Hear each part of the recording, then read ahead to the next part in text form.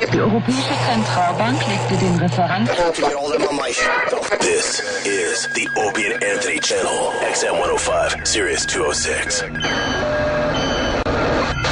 And now, a show the likes of which America's never seen. So appalling, so offensive, yet so entertaining. It's not your normal show. Beamed from satellites in space down to you every single day. What planet are we living on? It's the Opie and Anthony show with Opie. We're experts, and we already know this is going to be great radio, so shut the fuck up. And Anthony. I live in a big house, I make a lot of money, and I fuck attractive girls. And little Jimmy. I don't even like in our opening. It sounds like a little... You dang open hand and don't listen to dang open hand.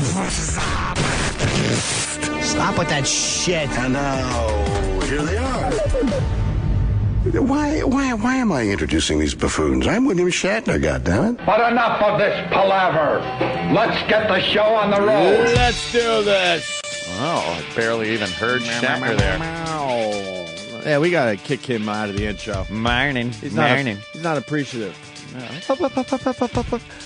We gave him a great honor, and he's shitting all over it.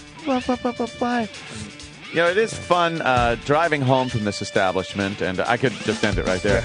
Driving home from this establishment, I'm already in the car driving, and I hear what is the Opie and Anthony show still on without me. It was great. What happened? Fucking Florentine was still here, Jimmy, you. It was great. I'm just driving down the road, like feeling like I left the show or something. But it was the shit show. These assholes tricked us into doing more radio. I know. I heard that. Somebody say, "Hey, I think it was Jimmy." So, what are you doing? Tricking us into Yeah, I knew what talking he was on this shit show? Lonely Sam. Yep. No. He didn't want to be lonely for his... Lonely Sam. He didn't want to be lonely. But it's so weird. I'm listening. I'm like all of a sudden I'm a listener. I'm like, oh, I'm a listener of the Opie and Anthony show. And The best is to do radio on the way home. yes, Where I Kenny like just that. puts us on speakerphone and we just it's chill the best. out and talk. I'm Makes like, the drive go faster. I didn't think the job could get easier. Yeah, that's a piece of cake. Now You I'm don't- sitting in a heated seat on the way home, still doing radio. Yeah, and you listen, less Sam, more Gooder. Well, that's what a lot of people are saying. I'm unfollowing Kevin from Connecticut officially. 'Cause Oh no! he had the nerve to DM me about Sam. Really? Uh-oh. Really? Oh, What did he boy. say? What? He goes, please, Opie, less Sam. Oh. So there you go. You get unfollowed. I don't fucking. Wow. Oh, that's sweet. I'm not on Twitter for you to tell me what we need to do with the radio show. I'm on there to enjoy myself. Take your suggestions. No, but I will say this is why I would unfollow him, because he didn't say, please, no more Sam at all. Right. That is what was the right Less thing. Sam is the Less Sam that's implies offensive. that some Sam is appropriate. And I don't feel any Sam is appropriate. Very good. Some is fine. I feel less Sam. Less Sam. Less oxygen for Sam. Sam should do less breathing. Less Sam on Earth. Sam added his 10th radio show, so congratulations. Yes, exactly. You're up to 10 radio shows now, right? I don't know if it's quite 10 yet. What are you doing? Give us the list really fast, including the podcast. All right, well, I'm on this show, obviously too much according to Kevin. There's the after show. That's 2. Hits 1. That's 3. Regularly featured on Who Kid. That's 4. Regularly featured on Raw Dog. 5. Sam Roberts Show online on iTunes. 6.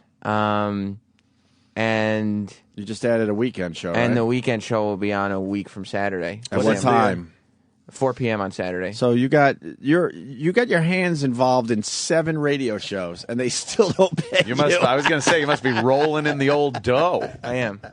Seven shows. I set you up just to fucking take a shot at those guys. Have you figured out how much per show you're getting? That's a great idea. Take what you get and divide it by 7. It's got to be atrocious.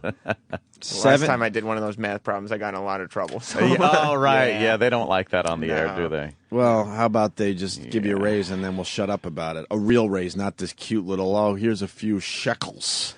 You don't like a few shekels? Here's a little pocket money. It's all about the experience. You're helping out 7 radio shows, and they just ignore what's going on. Well, helping out. Yeah, is that might be a strong word. That might be a stretch. You're summarily I said helping destroying, out. destroying 7 radio shows. I didn't say he's carrying. I was picking my words carefully. I didn't say carry. Maybe they want to redistribute some of the listenership, so they They put Sam where it could drive away some listeners to go to another station. You're like the mush at a card table. Hey, Dr. Robin was surprised to see me again yesterday from Hoarders. Oh, my God. When she did Who Kid Show. And Oh, embarrassing. It's like, wait a minute, you're the guy? Yeah. How come Who Kid hasn't invited me on his show? Oh, He doesn't boy. like me. You want to do Who Kid Show? It's racial. He likes you. I get you on. He likes us all. It's racial. Who Kid's, he's fun. man. Ratio. And it gets you into those communities that we normally aren't heard in, so that's good, too. And he loves that white audience, too. Yeah, Does he? Oh, well, he's yeah. smart. Eats that shit up, right? Oh, He's yeah. smart. He knows they spend money. They're the ones Yes. with the cash. Well, you always want to broaden yourself, too, as a performer, you know? Yeah. I like Yeah. when black people like Opie and Anthony. When black people come up to me, I'm like, really? Yeah, huh? Patrice brought a lot of black people to our show. He did. Oh, yes. Yeah. Drove away all the women, would make room for the black people. There you go. Hey, You think we'll get that with Michael Clark Duncan today? Yeah, I think so. He's coming in really soon, actually. John Coffey? Like the drink. Like to drink, only spelled different. He gives $5 to people in the street if they know his whole name, which I think is pretty funny. Oh, really? Yeah, 'cause Really? people probably just know everybody knows him, Yeah. Green Mile or Armageddon, but you don't know. Yeah. Well, after Armageddon, he did that movie. He's very big. He's kind of big, isn't he? He's very big. No, I'm just trying to prepare for the interview. Actually, so after Armageddon, there was that that time you. Jesus. Green Mile, let though, me he stood on a see, box or something. Yeah. Yeah, he's not that tall, obviously. We should bring up the time we sat right next to him at WrestleMania. That was WrestleMania, and And he where got the fuck were we? Sacramento? I think we were in Anaheim. Oh, Anaheim, right. And he got into some little smack there Yeah. with, who was it? I don't know. Sam should know. I have Pull no out one of your idea. fucking DVDs, you freak. But the best part about that was the time I realized, holy shit, he's not as tall as he was in Green Mile. He was Yeah, standing on some yeah. kind of box. And then I guess it came out that they redesigned the hallway, so he was a lot higher when he was walking down the hallway and stuff. Yeah, they did some of that movie magic. A lot of movie magic to make him look really, really tall and Yeah. big. He was also in Tim Burton's version of Planet of the Apes. Oh, right, He was he in played, Daredevil, Sin City. general. I just saw Sin City for the first time. I forgot he was in that. That's pretty good. Yeah, Yeah, I like it's a that weird movie. Yeah. Talladega Nights. He's done a lot of movies, actually. Talladega Nights. That was a cameo. Oh, okay. No, I'm just saying, because I don't remember him in Talladega Nights. All right, Did you like Talladega Nights? I had some laughs. There are some laughs. I I had guess some you're right. chuckles. He's done Take a it for what shitload it's of worth. movies. Is Scott Greenstein in today? Wow. There's I'm sure he will be, yeah. I want to bring to his attention that there's a couple stall doors in the bathroom that aren't locking properly. You have Oh, to the put little your latch. finger in. Yeah, you got to put your pinky Yeah. in there and put it in the little screw hole, So- not the glory hole, the screw hole, and then slide it over. Yeah, That's who I should be talking to, right? Probably don't know. facilities would be Facilities? maintenance, maybe. Well, what does- Mars. What does Scott do then? I thought I go to him. He's more. I sat down on side. I sat down on the bowl and the door keeps swinging open. I like that stall because lazy people won't use it, so it's a little cleaner than the rest. Yeah, but then You you got to get- stick your pinky in there and whoosh, slide it over. Then you get a guy. He pushes your door open because it's open askew, and Oh, then lucky devil. But then you're sitting in there, and then you're thinking, this guy thinks I'm looking for some action or something. Yeah. No, I'm not. The latch is tapping your broken, foot? you asshole. Yeah. Is that what they're tapping your calling it now? Pushing the door open? He really pushed my door open and closed yeah. it. So I gotta talk to Greenstein and tell him he's got to fix the fucking latches in the bathroom. Yeah. I'm sure he needs something to do today. But that really would be funny if you went in there and you were just kind of tear-stricken. Yeah. Yeah. And you just kept talking about the humiliation of the door opening. Yeah. Your big hard cock being seen. And you said it just like that. He saw my big hard My cock. big, hard, turgid cock. By the way, you're listening to Dopey and Agony. Ah, yes. You know, all these years, I mean, the Dopey's the easy one. Opie and Anthony. Right. They've gone with Dopey and Ain't Funny over the years. Dopey Anus and Anthony. Anus and Anthony. What else? Opie and Dopey. Dopey and Oh, yeah, Anthony. Opie. Yeah, Opie and Dopey. I've never heard Dopey and Agony. Dopey and Ain't Funny. Have you ever heard Yeah, of I did that. Opie and Anthony? Opie Never and heard of that Anthony. one. Opie and Anthony. Well, a guy online's calling us Dopey and Agony. I like that one. That's a new one. And there was no doubt in my mind I had to tweet these two videos late last night because Usually I blow off like haters like this. Yeah. But this guy, I'm convinced, has no idea who the fuck we are.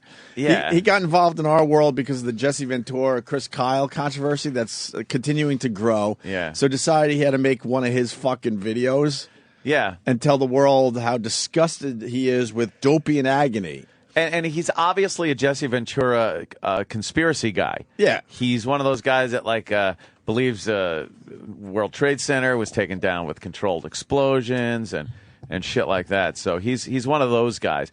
The news, some of the stories that were out, of course, Chris Kyle, the sniper, saying he punched Jesse Ventura in the face at a seal bar for some shit that Jesse said. That got out. Of course, we take Chris Kyle's side. It gets out there. And this guy saw that, and all of a sudden, we're assholes. Yeah, exactly. And where we're at with that whole thing, then Alex Jones got Jesse Ventura on his show. Jesse said it never fucking happened. Yeah. So then we said, all right, let's get Chris Kyle back on the phone, which we did yesterday. He said it absolutely happened. And The Blaze, Stunt Brain is working for The Blaze. Yeah. He put the whole audio up on The Blaze, and he wrote me late last night saying, holy fuck, this thing is doing really well. And this thing is not going away. Because now we got Chris Kyle saying he absolutely punched Jesse. Jesse saying it absolutely didn't happen. So that's where we're at today. And this a quandary. And now, this lunatic, where I don't know where he's from because his accent is it's half retard, half somewhere. Well, one guy said, I'm not sure if he's Irish or from Minnesota. That made me laugh all fucking night. The people commenting on these videos have been just fucking great. Oh, yeah. One guy congratulated us because, we're part of the military... we're agents for the military-industrial complex. Yeah, so one guy tweeted me and said, congratulations on your promotion. Yeah, I'm pretty excited about that. An agent. He goes into some of the World Trade Center stuff. Sure. It's just ridiculous. And this morning, I woke up a little early this morning. And I couldn't get back to sleep, so I was watching the Smithsonian Channel. I think it was that. And, or maybe Nat Geo. They had demolition teams. And I watched like 2 shows of how they were taking down certain buildings and structures at Cape Kennedy. And it's really an amazing thing to watch them take these buildings down when there's other shit around it, and they got to make sure it falls in the proper place. And when you watch those shows and see the weeks of work that goes into the preparation of setting up a building to be imploded, actually, and fall in a certain spot, for anybody to say that was done at the Trade Center is fucking moronic. The way they have to cut the beams. There was something like 600 beams in this smaller building, obviously a lot smaller than the Trade Center. 600 beams had to be what they call box cut with oxyacetylene torches, cutting slots in every single beam to put shape charges on the I-beams so it comes down in a certain way. And the cables, the fucking primer cord, the shit that's running through this, it's an amazing display of engineering. It's frustrating. You got to live in the same world as these dummies. You don't do it in a day where they said they told employees not to show up on a certain day where they could do all this. Oh, really? You know, all the secretaries and people working in the Trade Center and the maintenance crews and everything took a day off so they could do a month's worth of work in one day or even a week, whatever it was. It's just so as ludicrous. time goes by, you got more and more people jumping on this bandwagon. Oh, I know. Believing it. Yeah. Exactly. That's how these conspiracies grow. It's so retarded. And get more popular. You need time to go by. I'm saying don't even look at the World Trade Center version of it. Look at any version of what it takes to implode a vacant, abandoned building. Right. And you tell me how that is done in a building, one of the biggest buildings in the world, where people are working. Right. The best way to do it, though, is to get a bunch of people to karate kick it on one side at the same time. Well, that I haven't checked into, but I'm sure it could be done. Buckles. Yeah, well, it buckles. Let's get into this guy's videos because we're busy. We got Michael Clark Duncan coming in a mere half hour. Yes. So I want to try to squeeze this in. This is the first video the guy made. It's entitled Navy SEAL Sharpshooter Chris Kyle Punched Jesse Ventura Claims on Opie and Anthony. Okay, and what's this guy's name? Do we even know? His YouTube name. I called him Aging Agent Smith. He looks like, Mr. Anderson. Or he looks a little like Kiefer Sutherland. Right. in the future. And people were asking me, why are you giving a guy like this attention? The guy made me howl. Yeah. It's So just because he's funny. So I figured our listeners would love to check this out. Sure. And then I'm thinking, yeah, we'll play it on the air as well. Give him all the attention he wants. Yes. He's a nut job. And his You're YouTube about to name hear is a nut job. Beautiful Girl by Dana. Ew. What's Is that his about? name? I hate. Very strange. Ew. Wonder what he's up to I when almost he's said not making his little YouTube videos. I almost said I hate my name Dana. And realized it was a friend of mine Uh-oh. whose organization I enjoy. So I shouldn't say that. Dana. Here we go. So the Opie and Anthony show, this is, I didn't know how to classify these guys.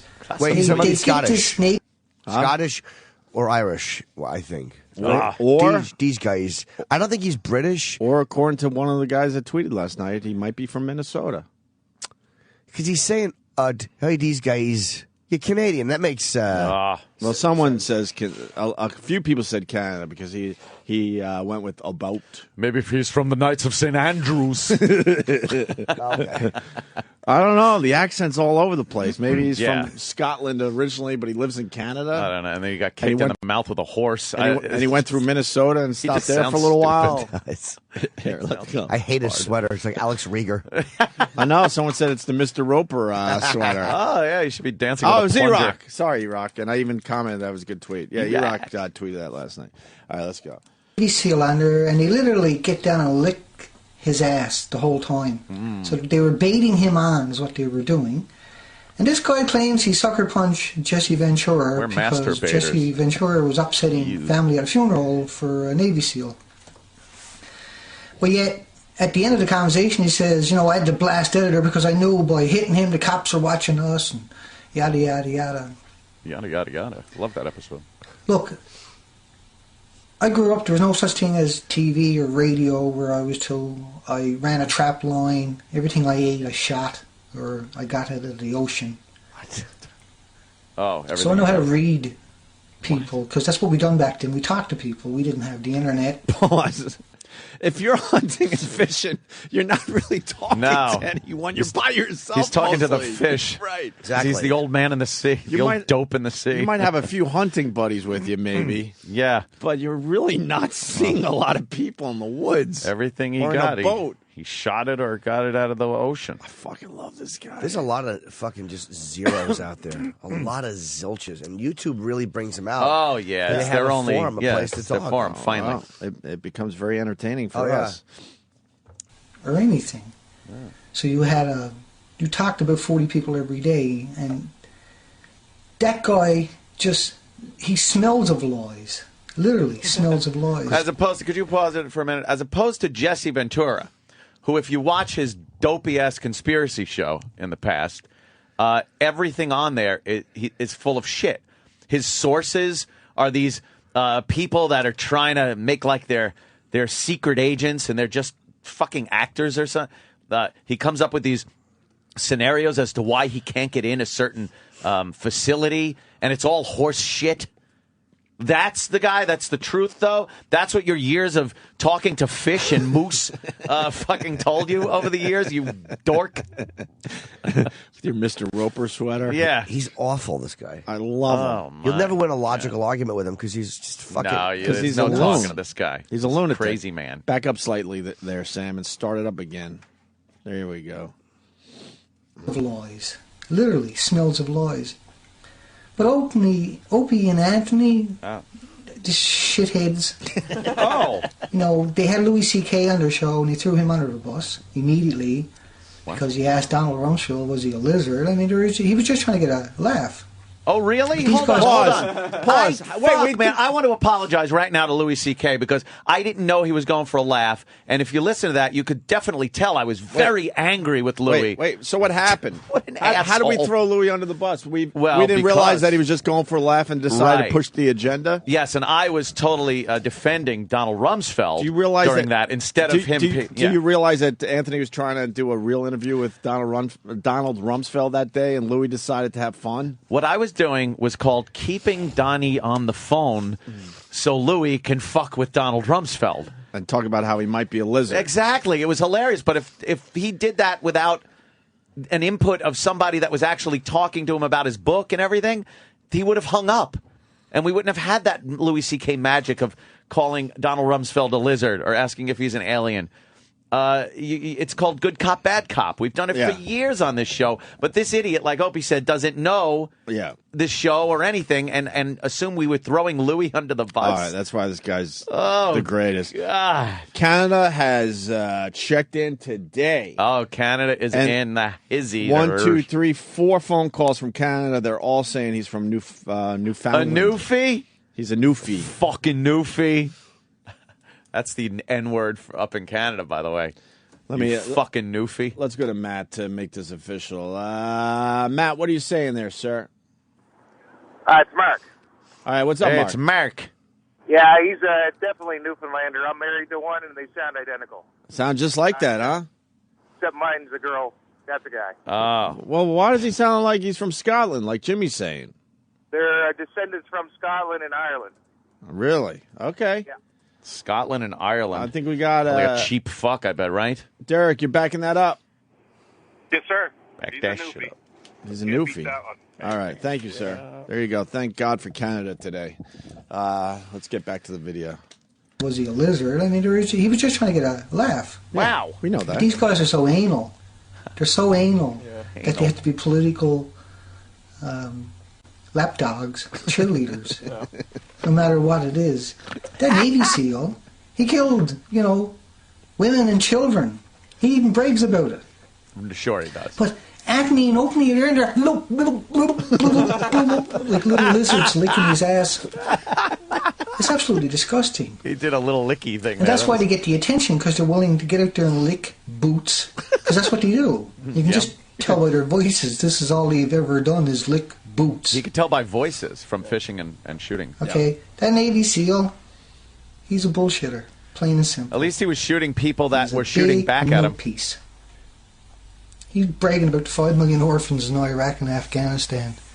He's bragging about the 4.5 million dead, how he had participated in this. If it wasn't for the fucking American military, you fucking asshole Newfie shithead, your country would have been overrun by the communists back during the Cold War. You do-nothing fucker. Shut up, Canada. Lick our ass. Lick America's ass, Canada. You stupid mounted police. What are they going to do when MiGs are bombing your whole fucking shit country? Who's bombing them? The commies. Back in the old days. The MiGs. No, the MiGs. Wait, but with your fucking, a quarter of your country is even usable. The rest is an ice maker. They got a giant ice cube maker. What are you doing, man? Canada loves us. Fuck this guy. I'm basing my entire opinion of Canada on this nut. Let's keep it to Newfoundland. Is that how you say it? Newfies. Just say Newfies. Yeah, Newfies. Go after the Newfies. All right. Leave the rest of Canada alone. Oh, Canada. All right, let's go. 19,000 rapes in the military, 18 soldiers committing suicides in the streets every day, good with the bad. blasting depleted uranium all over that country. It's the most toxic wasteland on the planet right now. Except for Newfoundland. Fucking Anthony and Opie, degenerates, man. Yeah. Truly degenerates. Thank you. And that should be our intro. That should be the last thing in our intro instead of Shatner. Fuck Opie and Anthony, degenerates. Truly degenerates. Yeah, let's work that audio That's funny. into the open. That's hilarious. Congratulations to this guy. You made our open. Yeah, I like it. It's an honor.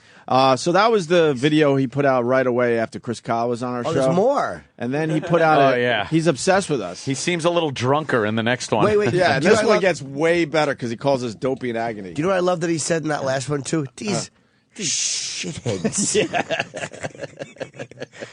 Opie and Anthony, these shitheads. It was that deliciousness of that word in his mouth. It's not the reaction I guess he was going for because I'm howling. Yeah, I understand hating this guy, but yeah, he's I don't such hate a, him. and I'm saying to Anthony, he's I such know. a dude. He's such a Mr. Drummond looking bag of shit. Oh, he is. Yes, Mr. Drummond. Should be adopting two little poor black children. Go ahead. It's terrible. The new video, which he put up, I guess, 2 days ago, the Opie and Anthony show breeds violent, dangerous extremism. As opposed to Jesse Ventura. Yeah, exactly. This guy's a goose. Hit it. Being Agony show, their followers. Oh, and look at all the, well, you can't see it out there in Radio Land, but look at all the fucking edits. Yeah, this guy was at edited. this for a while, man. Yeah, he cut this up. Yeah. He must have said some stupid things. Yeah, or something that made sense. Yeah, maybe that's You know, it. really, Jesse Ventura is a shithead who likes to hear himself talk. I better cut that out. I better not leave that in. I think his accent makes this so Yeah. much fun to it's listen to. That's Great, my yeah. favorite part. Opie and Anthony, these shitheads. Shitheads. All right, let's go. The second video. The Dopey and Agony show, their followers are violent extremists. That's what these people are. I done a quick video about Dopey and Agony show having Chris Kyle on there claiming he punched out Jesse Ventura. Now that was thoroughly debunked. Of course, if you look at it 5 years ago and it's still never come out until you get on the show. Pause that real quick. You know what I love? If you look in the background, of course, this chair next to him is empty. Of course it is. Yeah. But it's against the fucking curtain to keep the light out. Yeah. Yeah, it looks like a towel just hanging on the Oh, is fucking... that a towel? It's either a towel or a drape. He's got it. This pressed. guy doesn't like Yeah. daylight. No, not at all. No. Oh, right. The chair is pressed against there to keep the light from coming Keep the in. light from coming in. And so it won't- washing his camera it out. won't ruin his production. Oh, good point. Yeah. All right. All right. Years ago and it's still never come out until you get on the show and have to drag it out of a guy who won't look him in the eyes or look at the camera. It was pretty obvious what was going on. But now that it's been thoroughly debunked, like you say, Jesse Ventura come out, thoroughly debunked it, and is going to have this guy charged with slander. And is going to try to go after the Dopey and Agony show. This is kind of what that video is about. The Dopey and Agony show, their mentality. It's only on their videos where you find, like on my video, you'll find people saying they want to smash your teeth out, keep calling you the C word. They use every derogatory Canadian? term on the planet, but they can't argue or debate. They're violent. Dopey and Agony breeds violence, and you see this consistently with anybody who disagrees with the Dopey and Agony show at all. Agony. But dangerous, mindless zombies. They're probably using a PR firm on top of that. But it's most likely these guys themselves. PR firm. I know. What does he think? That this show is organized? Yeah, really, a PR firm. They We probably wish. have after-show meetings and do show prep. He does not know what the fuck he's talking But they about. have a marketing department Yeah. That was the for only the show. That was the only part of the video that made me sad. Yeah. Oh, PR department. That would Yeah. be nice. These guys Damn. probably have a good relationship with management. Yeah. And Our PR department is me in this case, fucking writing stunt brain and going, "Hey, I might have something for you." 'Cause these dopes down the hall they haven't done anything with this story. This fucking thing is growing, and I guess we have a PR department at the company, and they haven't done shit. yeah, What are they doing? nothing. Stunt Brain said, "Holy shit, get me the audio. That was amazing radio yesterday." And then wrote me last night and said, 8 hours later, it's the #1 story on the Blaze still. And these idiots down the hall don't get that. The Blaze. Oh, the Blaze. Bunch of lies. They like fire. Fucking lies. The Blaze. It's a good jacket with an R on it. Right? You got Violence. you got the secretaries Gary and Rob. They had no idea that this might be good radio, so they had no idea to pass it on to PR. Then you got Blatter, who oversees Gary and Rob. He didn't do Blubber. anything. And then Blubber. Greenstein, who we haven't seen in over a month, and I got to talk to him about the latches in the bathroom. That's where we're at today. Who green mean? I was going to make up names for everybody like this guy. Yeah. Gary and Bob. Yeah. Just unfunny names that kind of sound like it. Mary and Rob, is he marrying himself? This guy rules. I love him. Steve Bader. See, because he's worse. Yeah, he looks like Jughead. He always shakes his head. Jughead. Sometimes he closes his mouth and he squints his eyes and shakes his head disapprovingly. And you see Gary coming down the hall like an apparition. He looks like a screensaver with his little glasses just floating down the hall. What a bunch of fucking wankers. Yeah, it's a big giant jar of incompetence around here. We don't know what's going on. Club Soda Kenny's over there with his Miss Meanie glasses looking at the computer. He's violent. He's a big violent guy with $6.71 suits. The suits cost less than $7. And Sam over here, he's been on so many shows, we don't know if he's black or white. We just know he's got no talent. And he's violent. He's very violent. Yeah. Hey. Very violent. And his mother loves him too much. Is PR working this story at all? Nothing, right? Ask Yeah, nothing. them. Of course not. We gave it to him. I know Jimmy was all about that a couple days ago, and they've done nothing, right? Yeah, I said, Jimmy said that we should get it to Breitbart, another lapdog in his entire organization of lapdogs, bootlicking Breitbart. Bootlicking military industrial complex. Yeah. Fucking puppets. What? What's that in there? Looks like an e-boulder. That's the only thing I like about Opie and Agony. They make fun of the fat kid behind the glass. Just sits there all day, does nothing. Does even less than this empty chair next to me. His shits are violent. They really are. They actually start coming out while he's mumbling down the hallway. And he has to sit on the toilet and he just pulls down his pants and they shoot into the toilet. Very violently. Much like the planes into the buildings, which would fill with dynamite. Thermite paint comes rocketing out his arse. Yeah. Brown thermite paint. All right, let's go back to the video. Zombies. They're probably using a PR firm on top of that. I wish. But it's most likely these guys themselves with YouTube accounts putting these threats out there because they're so small-minded. You can tell that by watching their show, and they haven't come out with a retraction about what they said about Jesse Ventura and apologized to Jesse Ventura. Waddle doodle. And they won't because they're intimidated by Jesse Ventura and they hate him. Oh yeah, they're intimidated. You're half right. They can't debate. So all they can do is have anger. Yep. And that's what they're teaching people that fall for their gig. Yep. The Opie and Anthony show is a smut machine. You can't debate We're just a smut machine. Like, you know, they come to my site and they start yelling about how they smack down the truthers. The top 15 stories of the Twin Towers can only crush 15 stories below it. That's the laws of physics, okay? Oh, yeah, you're telling me the laws of bodies, physics. No wings, tails, engines. Yes, there was. Yes, there was. Black boxes, no nothing. Yeah, there was all kinds of fun plane shit. Worldwide in the media, except for a couple of debunking sites. It wasn't reported in the media, none of that. Could you pause that? I'm making arguments that I heard in 2002 on some video done by a college guy who's been proven to be an asshole. Yeah, an arse. He's an arse. He's a complete arse.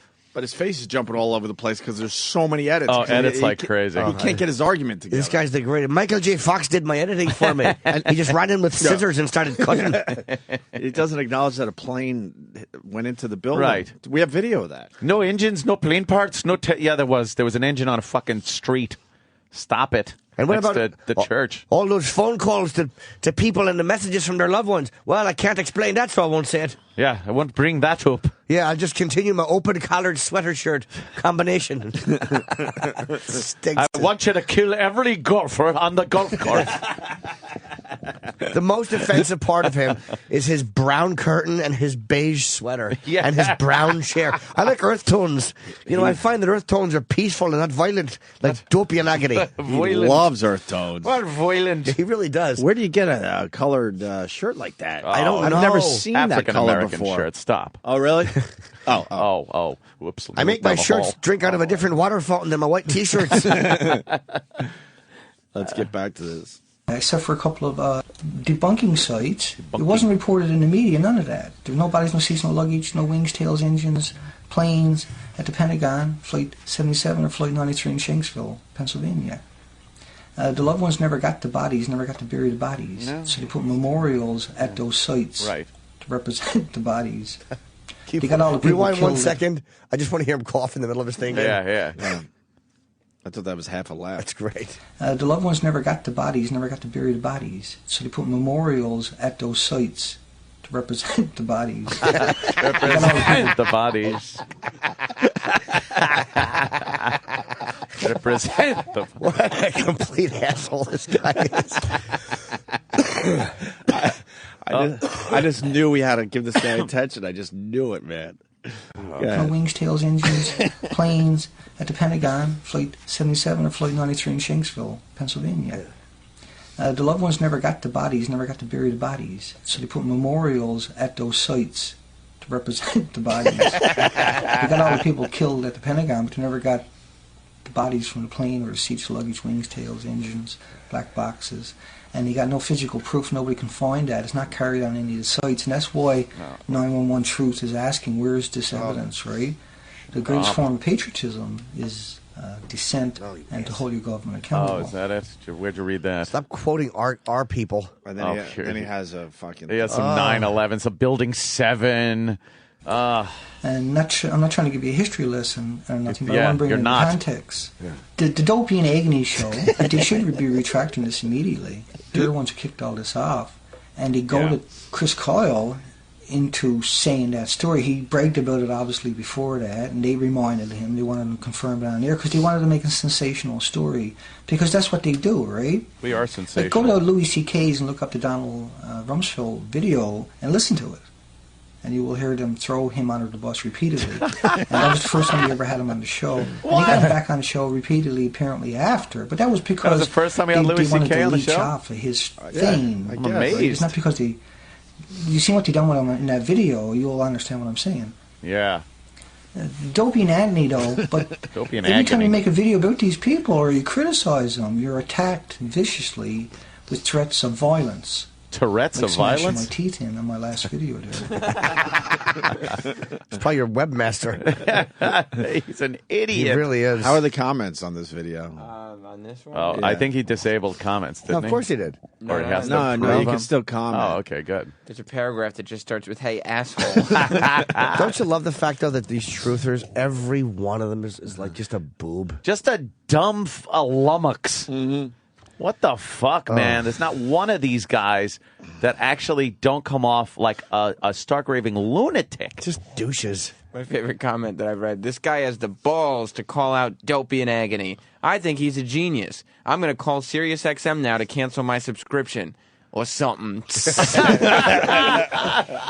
Hey, tags it with a little chip. Yeah, if you guys are going to make comments on this guy's videos, don't make them all idiotic chip remarks, because he's not going to know what that means. And what do you like, Browns or something? Yeah. You look like you're wearing duty. Right. He wouldn't even know what that meant. No, he'd probably go there and putting TSS sounds like dynamite. That's the sound a fuse makes when you light it. They put some funny, he probably liked chip. Some of the comments with the assumptions are really funny and well thought out. But aside from that, it's really a bunch of drick. That guy's hilarious.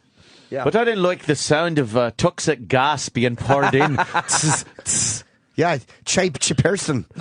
I don't like him. He's Chaip Chiperson. Yes, I think he's a Swedish diplomat. Chaip Chiperson. He's a big spy. He was in Tinker Tinker Run, soldier, hat wearer, spy, store owner, shopkeeper. Longest title in movie history. Tinker, soldier, dancer, tap dancer, hugger, spy. Spy. All right, let's continue. And constantly going after me in a derogatory term. How could you keep a secret like that? A bar brawl where he got knocked out. There's no police reports or anything like that. Can you pause whatsoever. that? Apparently, I think that the entire U.S. government can keep the bringing down of the tower as a secret, and but I don't think that Jesse Ventura getting punched in his riffraff face can be kept under wraps by 10 Navy SEALs. I'm an inconsistent dumb cunt. That's right. Apparently, I think that the entire military can conspire to knock down the buildings and to cover it up and to hide all the bodies and to give false information to the families. But I don't think that Jesse Ventura getting socked in his big, fat, larger-than-life head can be kept a secret by guys in the military whose whole thing is to keep secrets. God, I'm a cunt. I'm such a cunt.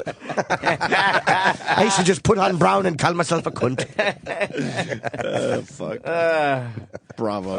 And Jesse is going after that guy now, and is going to expose all of this. So that's going to come out soon. Yep.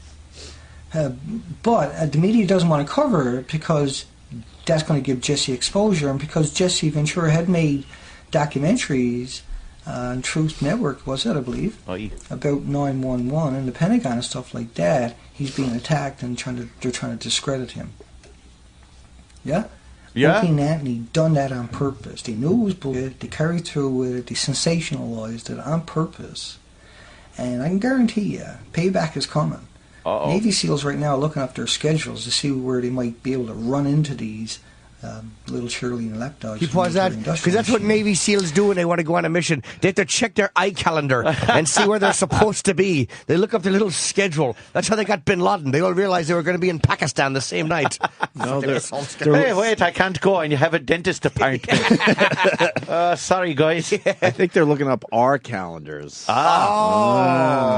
where we're going to be. Yeah, we all know Jim Norton's going to be at Tempe at the Improv 27th and 28th. And he'll be doing the Antisocial Network. I'm sure you're hoping the Navy SEAls come out to your show. I'd love that. Of course. Some kind of violence. Let's try to get through this video because a threat? Michael Clark Duncan is here.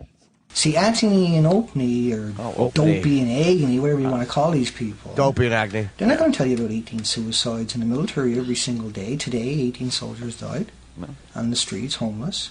What? But they all sensationalized that one guy who claims he killed women and children. Because they were Al-Qaeda in his eyes, basically. They loved that. They were like little lizards licking at their butts. That's what they done. Please do it again. They wanted that story out there desperately. Please do the lizard. They despised Jesse Ventura because they didn't have the brains to argue with. I use the same reptilian analogy for everything I'm talking about. Yes. When my last girlfriend left me, of course she did. I said, what are you slinking out of here like a lizard or something? Hey, what are you, some kind of a gecko? Yeah, just because I ejaculate very quickly like a lizard tail. I come so fast I'm like a lizard tongue. That's all he does. Lizard analogies. Yeah, my banker's like some kind of iguana. Yeah, it's green with envy like a lizard and chip. With him and debate him like a normal radio host would do. Wow. Right? So he turned on Jesse during a live interview, just turned on him. Yep. And turned into a... The next several days they raged on him, but they weren't able to debate what he said. Yep. And like you say, top 15 stories of the Twin Towers can only crush 15 stories below it, and it runs out of energy. Oh. That's the laws of physics. You can't suspend that. What? But Opie and Dopey and Agony, Three of us now. their followers are violent extremists. That's what these people Violent are. extremists. The Dopey and Agony show, they breed violent extremists to attack people that want to question questionable stories. Questionable cost questions. Millions to their lives. And sensationalize. Think about a dress. Going in somewhere where there's 19,000 rapes a year, 18 suicides. That's all well documented. There's going to be more suicides. People watching this. But they want to come in and smash my teeth because I dare question. No one wants to smash your story. teeth, sir. How dare you question the Dopey and Agony show? How dare you? Get used to it, man. I'm not going away, and there's a lot of people that are just Please don't go away. Yeah. are not going to be marginalized by cheerleading lapdogs for military industrial machine. Yes. Soon. His little Back cough. up a little bit, a quarter of an inch. I got to hear it again. Yeah. Oh, boy. I love when he coughs through it. Oh, boy. I was just a creep. What do you think that cough's about? I don't know. No. I hope it's tuberculosis. Maybe it's the AIDS. Yeah, I shouldn't have been laying there just. All right, good. Lapdogs for military industrial machine. Any day soon. I can Take care. Take care. Yeah. Aye. I got a cough and the hiccups at the same time. I can't control myself on video. It's easy to reach out on YouTube and Love them. throw your barbs. We should take a quick break and get Michael Clark Duncan. in Michael here. Clark Duncan's All right? coming in. I got to take a leak, so let's do this. We can talk Aye. about that guy a little later. Aye. We'll get back to him because a lot of people want to comment. take a second. Quick. Opie and Anthony. This is the Opie and Anthony Show. Sirius XM. And now, the Opie and Anthony Show. Yeah, let's do this. Michael Clark Duncan has entered the studio. Opie, Anthony. How you What's up, doing, buddy? sir? We Man, you a big guy. Jesus Christ. yeah, he is. We briefly met many years ago at WrestleMania. Oh man, that's right. Back in Anaheim years Love ago. WrestleMania. Oh, a long Vince time ago. man. McMahon used to take care of us. He gave us Okay. the nice VIP treatment to Yeah. WrestleMania, and where was it again? At Anaheim. Anaheim. And you were pretty much sitting in the same area as we were, but you got involved with the action. Yeah. A little bit, yeah, just a little bit. And we're trying to remember who you were involved with. What was the storyline? Was it Undertaker? Was it Undertaker? No, they just told me they were going to give me some shit when they came out. Yeah, there. so they kind of, some guy got in your Yeah, face and you got in my stood face, up and and everybody went crazy. Yeah, and yeah, everything, like, there's going to be some shit going Yeah. on. Yeah. That was it. That's good that was the extent of your Oh, wrestling yeah, thing. I Because, don't want to do that. Those guys are good. God damn that voice. Way more athletic. That's a nice Yeah, voice. you do a lot of voiceover work? A lot. You have, right? But you know what? I went to school at the Academy of Radio Broadcasting in Los Angeles, and I was doing this. Really? And an audition for Armageddon came up, and Got to I left. take that one. Yeah, I took that Man. one, but this was my first love. That little movie. That just one little Yeah. audition. You know? We're just the opposite. We do this because we failed at everything else. And you're forced to do Yeah, it. forced to. Gotta pay rent. Now, you guys look relaxed up here. Yeah, New you know. Yorkers have a different attitude. Yeah. It's more of a real attitude. You know, I was in the the store last night. A dude just walked past me, just said respect. And I was like, Dad, that's cool. That's not like in L.A., man. You know, nobody says just respect. Right. And you know what he meant. And it's just a different mentality up here with New York. Yeah. Because, see, I'm cold. You guys aren't cold. I'm freezing. Oh, yeah? I have the You're big cold. coat. Yeah. This is easy. This winter's easy. Are you serious? It hasn't been that bad. Yeah. We're lucky so far. Really? What is it, 40 degrees out maybe? Yeah, it's nothing. That's easy. Oh, I don't like man. it at all. I don't like the cold at all. I don't either. Yeah. Now, how do you guys make it through every winter? The bad ones, it's just you just got to suck it up and go outside, and it's So you miserable. you know what you have to do, and you just You just huddle deal. over your steering wheel while you drive. Yes. For some reason, when your nose is against the windshield, that's supposed to keep you warmer when you're driving until you heat up. But you know how you deal with it? I lived in Buffalo for 3 years. Oh, well, that So was worse. so you go and live somewhere else where it's worse, and then you come back to this, and now it's It's easy. easy. We used to have I'm single digits from up there. Chicago, but Oh, so you know. What are you talking about? You I've been know. in LA for 15 years. Oh, okay. It's a big difference. But now. you have to remember those Chicago winters. Chicago's do. got to be way worse than Terrible. even Buffalo. You know what the thing was? When I was trying to decide what kind of career I wanted, I said it's only two places to go, New York and L.A. And 15 years ago, I was homeless, and I said, well, I'm not going to no place cold anymore. And I went to the West Coast, man. Good choice, Yeah, man. well, for me it was. Wait, did you say choice. homeless in there? Yeah, I used to be homeless, man. I was homeless twice in my life. December 24th, 1996, I was on the lakefront, on 47th Street in the lakefront. Homeless, I had 4 White Castle, 2 large fries, an apple pie, and an orange drink. I remember it because I thought that was going to be my last meal. That was it. And it was really a trying time, and I was in this 67 Buick. I had 3 garbage bags full of clothes, and I said, well, this is it for you. This is what it's come to. Everything that you've done in life has got you right here. Now, what are you going to do? I said, first of all, stop crying. Yeah. Too big to be crying. Nobody's around. What are you crying for? But can I ask how it got to the point you got homeless?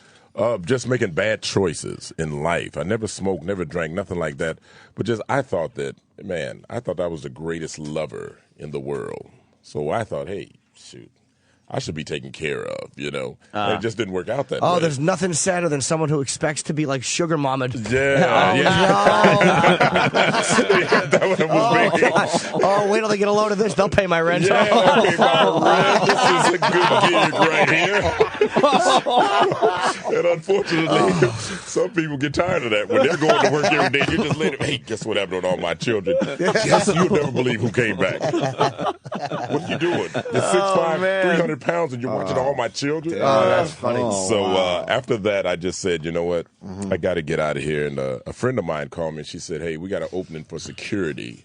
She said, but you got to travel. And I'm like, I'm good. I'm good to travel. She said, but we leave next week, and the owner would like to see you.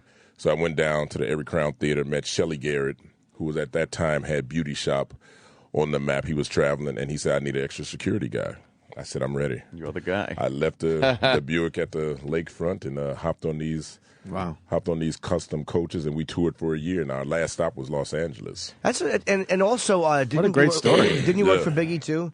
Yeah, I was supposed to work for Biggie Smalls the night that that happened. Wow. And a friend of mine called me and said, hey, you want to switch? I said, well, who you got? He said, I got Babyface. I said, oh, well, that's cool. I said, yeah, let's switch. So we just switched information.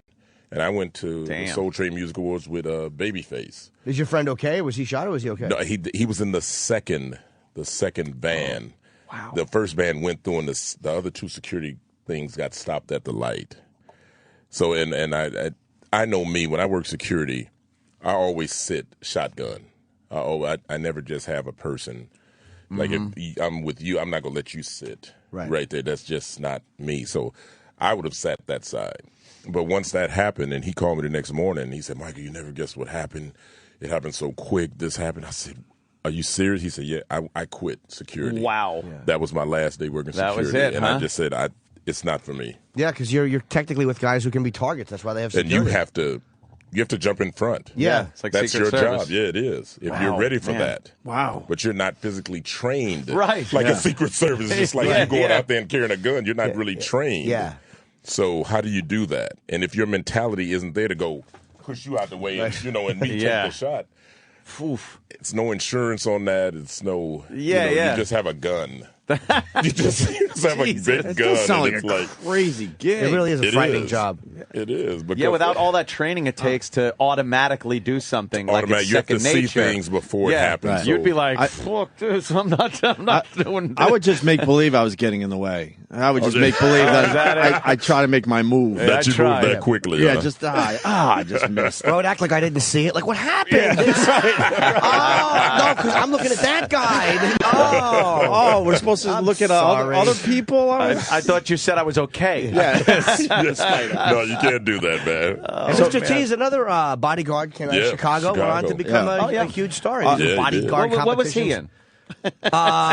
Everything. Wait, was it Citizen Kane? No. Rocky 3. Did you look at him and think, wow, that's kind of a cool everybody career did, because move? with you know? Mr. T, he set the standard for bodyguards. Uh-huh. He set the standard for bouncers. Remember they used to have the old bouncer competitions where they had to throw a midget and break through the door. And they only had it one time, hilarious. but Yeah, that was yeah. the first reality thing. It was like on the Wide World of Sports Yeah, or it something. was. And Mr. T came out with the tuxedo, but he had the arms cut out. Yeah. We were like, I forgot that. He's You're got a right. tuxedo with the arms are cut out. Nobody thought of that. And for him to be with on the there with the mohawk. mohawk Yeah. and the jewelry. Badass. He worked at Dingbats on the north side, and everybody went up there to Dingbats just to look at Mr. T. Really? Just to look at this unusual character. 'Cause Right. We did bodyguard work, but nobody thought to cut the sleeves off and wear a ton of jewelry. Guy was an innovator. Yeah, we were all looked the same. We were cookie cutters, but Mr. T was this damn. big mansion, and next thing you know, he's gone to Hollywood. We're like, that's T, that's T. So it was. Oh, man. It was a big thing. He went to Dunbar High School. He went to school actually with my sister. Yeah? Yeah, and she used to talk about that he was one of the best football players to come out of Dunbar High School in Chicago. So Is he a big guy like you? I've never seen him he's in not as person. tall as me, but he's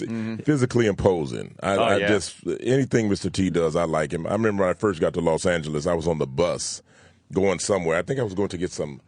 I had the nerve to go get aid.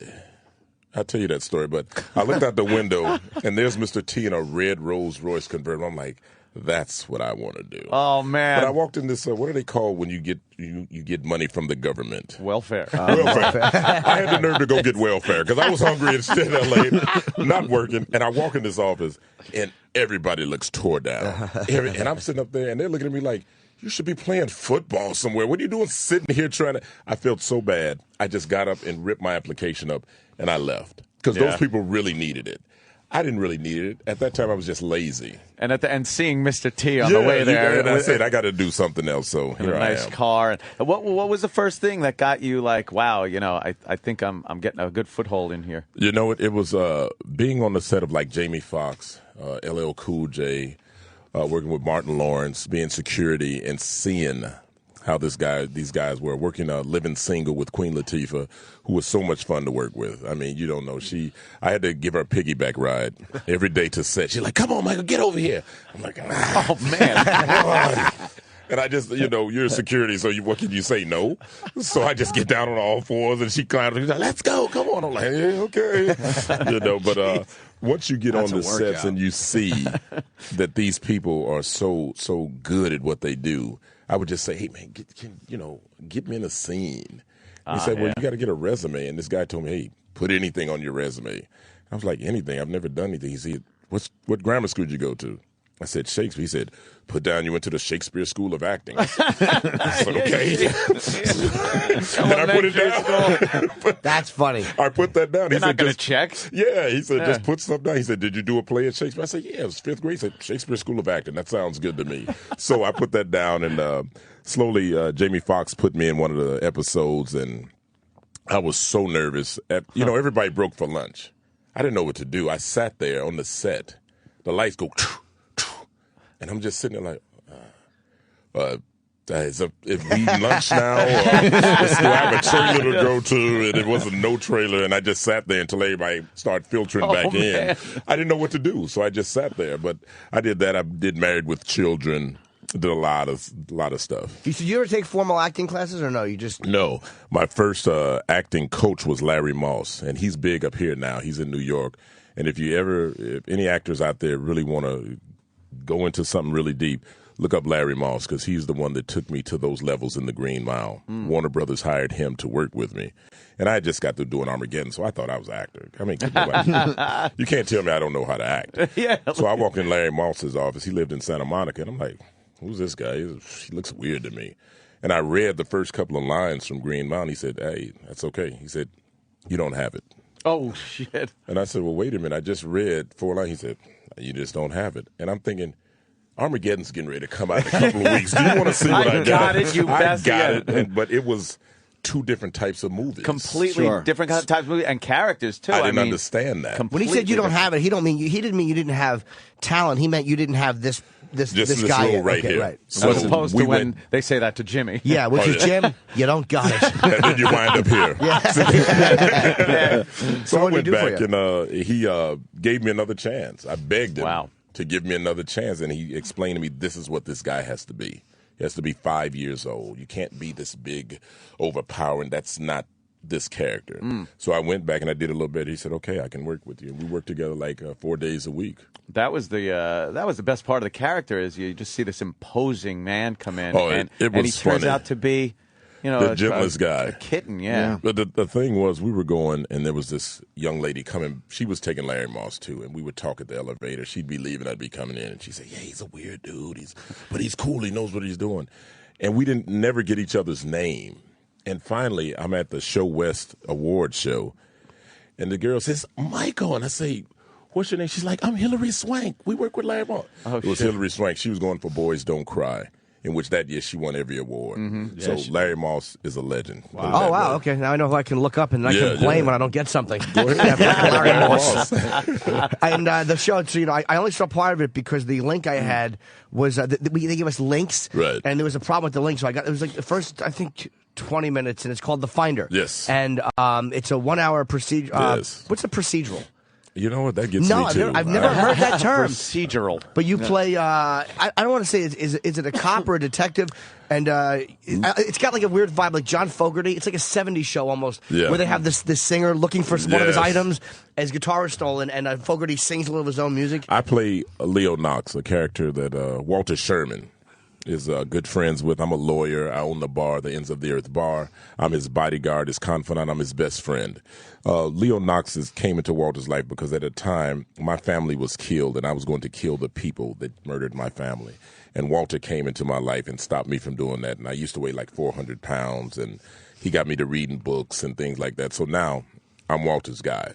So no matter what he does, I understand him. He has this weird gift that he can find anything.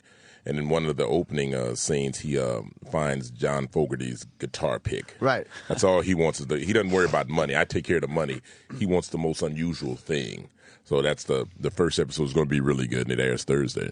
Now, when you do something like this, I mean, do you start worrying about reviews, or do you or a movie or anything, or do you not even care? No, I let it go. You have to let it go because if you start worrying about that, you're going to drive yourself crazy. And I have a saying that the world is won by those who let it go. If you don't even think about it, you can't worry because it doesn't change anything. Right. What's going to happen Thursday and then week after that and week after that is going to happen. I let it go right after I bitch at the guy. Yeah. Really? You let it go up here, too. Yeah, exactly. Hey, before I let it go, you son of a bitch. Yeah, you just let it go. Yeah, right after I mail a Unabomber package to him, I let it go. And it's just to promote when it's on, too. It's called The Finder, and it's on tomorrow night, which is Thursday night, 9 o'clock on Fox. Yes. And that's a great time slot to have. I'm annoyed that I couldn't see the entire Jeff Stoltz thing. is the Finder, and somebody, we were doing press the other day, and somebody made the mistake of saying he looked like Tom Brady. And I had to hear that. And I had to hear that. And he texted me, he said, just remember, I look like Tom Brady. I'm like, don't look like Tom Brady. You just don't to me. But some woman said, oh, he's cute. He looks like Tom Brady. And I'm like, just say that. Did you shoot this in Miami? It looked like Miami. A lot of Miami, a lot of L.A. Oh, okay, a little bit of both places. That's a great life to have. You're in like two phenomenally warm places in the middle of the winter. Miami was just the greatest place to film. It was really nice. How many episodes did you guys do? We're on episode. I'm still working. Oh, you are? Okay. Yeah, we're on episode 11 of 13. By the way, was that not a question of somebody who just doesn't do a lot of acting work? Oh, you mean they don't shoot it in real time? I'm an absolute idiot. No, man, you guys are good, man. How are you liking TV? I love TV. Movies, yeah? I love TV. It's a lot faster, though. Yeah. It's like a blitz, and you're a rookie quarterback, and the starter got hurt. And everybody comes up to the line barking and says, I'm going to get you, I'm going to mess you up. And I didn't understand it. The first episode, I was always like writing stuff down to try to keep up with my lines, but you have to study differently. You have to allot yourself time. Over the holidays, about 4 days into the holidays, they sent me the new script 11. So I started breaking my script down, and I studied over the holidays because I take it seriously, and I think that's what you have to do. What do you do when you look at a script or you look at a character like your Leo in this? Do you say, okay, this is who this guy is, and kind of build a backstory, or do you just kind of do it as yourself? Or how They are you do the comfortable? backstory, but I will take the character like Leo in the first episode, the backdoor pilot, as we called it, to Bones. I didn't like the way my character looked. I didn't like the way I looked, but I was I said, I'm gonna change everything about this character. This character is going to be a no nonsense type of guy. In the backdoor pilot, he was kind of goofy, and he, to me, I didn't like the way it was going. And I told Hart Hansen, who created Bones and who created this show, I said, I'm gonna take this guy in another direction. I want him to be a badass, really. Yeah. He doesn't smile a lot. He has his own way of doing things. He's very serious. So I took it in a whole nother direction. But I think you guys will like the direction that I took Leo Knox in. So had you started shooting yet, or you just from reading the script and doing the read throughs? You're like, no, I had done the backdoor pilot with Bones, and actually David Boreanaz and Emily Deschanel are wonderful over there at Bones. Oh man, I call them varsity. We go on a lot. We look at their trailers. Ooh, look at their trailers. So it's a big deal because they've been on 7-8 years and they've been number one in their time slot. And their trailers are just like humongous. Yeah. And then we go to our trailer and you're just like, oh wow. Yeah. Something to work for. There's nothing worse than watching somebody peel off to a better trailer and you're in a honey wagon. We go over there and rub it. We rub the trailer. Ooh, you have to step up One to day. One day. You ever had the ones where you got to pee in the sink? I've had quite a few of those. I just don't feel like I had them in my early days. Yeah, I don't feel like going up the steps. I to do the that next at one. home after some nights, a little. Well, I wish you a lot of luck with it too, because I know it's Thank always you. scary when a series starts. You want, are people going to watch it? Are people going to like it? And Yeah. the networks nowadays don't give it. Like years ago, MASH was not doing well. Seinfeld, like a lot of these shows Cheers, that turned out to be these amazing Yeah, shows. they did. judge shows a little bit too quickly now. They do, because there's so many out there, and there's so many things that have been written that are just waiting to take your place. It's Right, like, right. You guys could be on the hot seat. Somebody's out there waiting to, come Yeah. in. You just got to stay on top. You know what I like about TV shows, though, especially ones that go a few seasons, is the character development that you don't get with a movie, because the movie is pretty much not done chronologically. Right. Sometimes a character in the first season will be completely different From the second season, third second, season. third. Yeah, they kind of grow with the show, and that's I've always liked that, as opposed to movies where you get the character at the beginning of the movie is the same as at the end. I think because when I looked at it, I wanted to do like 24. You guys remember 24? Sure, yeah. I wanted to shoot people in the head. And they were like, Hart was like, nah, it's not that type of show. I said, well, just let me, just shoot one somebody, person, get damn some it. information out of them, and just, do that. That's what I wanted to do. And they said, nah, it's really not that type of show. I said, but can I just have a gun? Can I just point and say, give me that information? I just want to do that one time. That's all I wanted to do. Just want to be cool. I just want to be cool like Jack Bauer was. And I told somebody, I said, well, I went to meet the directors and the producers over at 24. They were thinking about casting me. So I said, okay, be cool. Don't get excited, because I can get amped up. So I'm over there and they're showing me CTU, and I'm like, oh, man, this is cool. And on this is where so-and-so got killed. This way they let the anthrax go. And I'm like, this is really cool. And so we're getting ready to leave, and a van pulls up, and out jumps Keith or Sutherland. Well, I'm seeing Jack Bauer. And I'm thinking, that's the white van. That's how they always come out. And I rush up to him like, hey, how you doing? My name is Michael Clark Duncan. Hey, you remember when you shot Roger Cross? Roger Cross is a friend of mine. For 30 seconds on the inside, I'm like, Michael, dial it down. I couldn't. I went through every episode, every scene. Man. Do you remember when the president got shot? I thought that was the best. I thought you were going to kill that guy. And I'm going, and he's like, okay. He must have been to get security.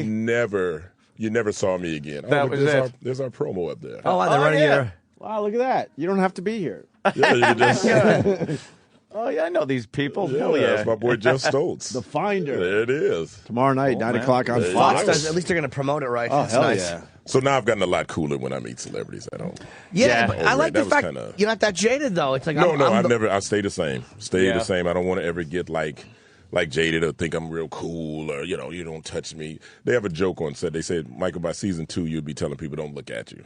And that's why I tell people, did you eyeball me? Out of here. I want him out. He just looked at me. So that's my joke on set. I've heard guys are like that, too. There are some guys they don't want you looking at them. They don't want you speaking to them. Yeah. They don't want the background people. I go and speak to all the background players because they help me. I did background once. Do you think the humble beginnings and going through a point in life where you were homeless, that stays with you, doesn't it? Yeah, it stays with you. And you never take it to where you don't think it can't happen again. Right. You got that constant little thing over your head going in the like, back of your mind. everything. You could lose everything in an instant. Yeah. So you should be kind to people regardless. No, but it's nice to remember where you came from. And, It and is. you come yeah. from Yeah. it's almost like, hey, if life was fair, would I be doing this? Right. I don't need to philosophize for you. So that was my Right. acting. I'm pretending I'm him. This is what I would say. You guys are nice. You guys are cool. Yeah, we try to be. We've been run through the mill. That's why. We remember. I got to ask something. Yeah, go ahead. Are we allowed to mention? Oh, my baby back there? Omarosa? Oh, man, that's my girl. Are you guys? That's my girl, man. That's my Omarosa girl. from The Apprentice. Yeah. She's the new... I'm a big fucking fan. She's the new editor of she- the West Coast magazine Reality TV. Really? So she has a man. lot of meetings up here, and actually she came in a couple of days earlier Right. to do her press. But yeah, she takes care of me, man. We knew she was going to be here. We'd have rigged the ceiling tile to fall or something. Okay, watch it. Do not do that. That's my baby. That's my hilarious. girlfriend. I hear you, but damn, that was hilarious. Do you know how great it would be if he just picked you up and threw you through the window? Right through the window. I just keep staring at Omarosa. No, she's beautiful, She's man. beautiful. She is gorgeous. Beautiful and- on TV, but I gotta say, even more beautiful in real and life. We got up this morning. She met me here, and it's Just a rolled joy. out of bed, right? It's a joy to have That's how you somebody look when you roll out of bed. to have somebody that understands what you do. Yeah. And people get the misconception that and I told her, I said, babe, you built up a certain image that people can't forget easily. It's just like nobody forgets the Green Mile. That's what I'll always be known for. It doesn't make a difference what else I do. Nothing wrong with that, right? There's nothing wrong with that.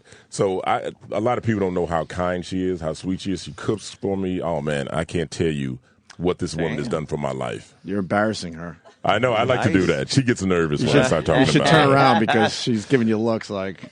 It's my baby, man. I didn't see the show. Did you come off How'd kind you of? not see You that didn't show? see Omarosa? That was like the time when it was Those kind of the clips were- biggest. yeah. That was the biggest season I think ever. I'm very wrapped up in my own loneliness. I just didn't see it. Okay. She didn't take anyone's shit. Oh, you were harsh. Oh, yeah. Okay. Oh, yeah, she was. No, she is. She can be that way, but she's very sweet. But very sweet. What season was that? God damn, it was early on. It was, Oh, right? you were on the Yeah, first yeah. season? I wasn't First sure if it season. was first or second. Yeah. Did you first like? season. I'll just ask you in general. Were you happy with the way they edited it as a reality? Because you hear so many people when they do something like that, they come back and they go, they didn't portray me right. They edited it wrong, or they totally changed the picture. I'd have been happier if I won. Oh, okay. Millions of dollars. It would have been a lot better at it. Did it help you though? Right? It helped you a lot. Oh, absolutely. Oh, yeah. But you turned out all right, baby. You still turned out all right. Did all right. Look at this power couple. Yeah. God damn. Yeah, they are. She does. But to date a woman who's got fame and who's beautiful, you have to kind of be on Michael's level. You can't just, a guy Can't like be me. you. Yeah, I didn't want to say it like that. Don't do it Don't like worry, that. I man. will. You can't be me in a stupid T-shirt with my fat stomach. We're getting the wrap up, unfortunately. Well, I have one question that Yeah, go ahead. was coming in Anything. here. Go ahead. Big fan wants to know in Talladega Nights. Yes. When you guys are doing the scene, don't you put that evil on me, Yes. Ricky Bobby? How many takes? Because it's obvious you were laughing so damn hard during that. Ad-libbed. Really? Ad-libbed. I mean, when you work with Will Ferrell, they go off on. I'm at home in my hotel room. I'm studying. Okay, he says this. I come in, I say this. I'm thinking it's going to be like that. They get out there, and it's just whatever. It's just whoever says this, you just got to know when to come in. And I'm looking at Will, and I'm like, he didn't say that. Wait a minute. And the rest like, go ahead, go, get in there, say something. And I'm like, hey, don't you put that evil up. The first time I said, don't put that evil on me, Ricky Bobby. And the rest of cut, he said, Michael, he said, come here. He said, go in on him. He said, I want you freaking mad. You go in on him. You are not up. I say, go in on him.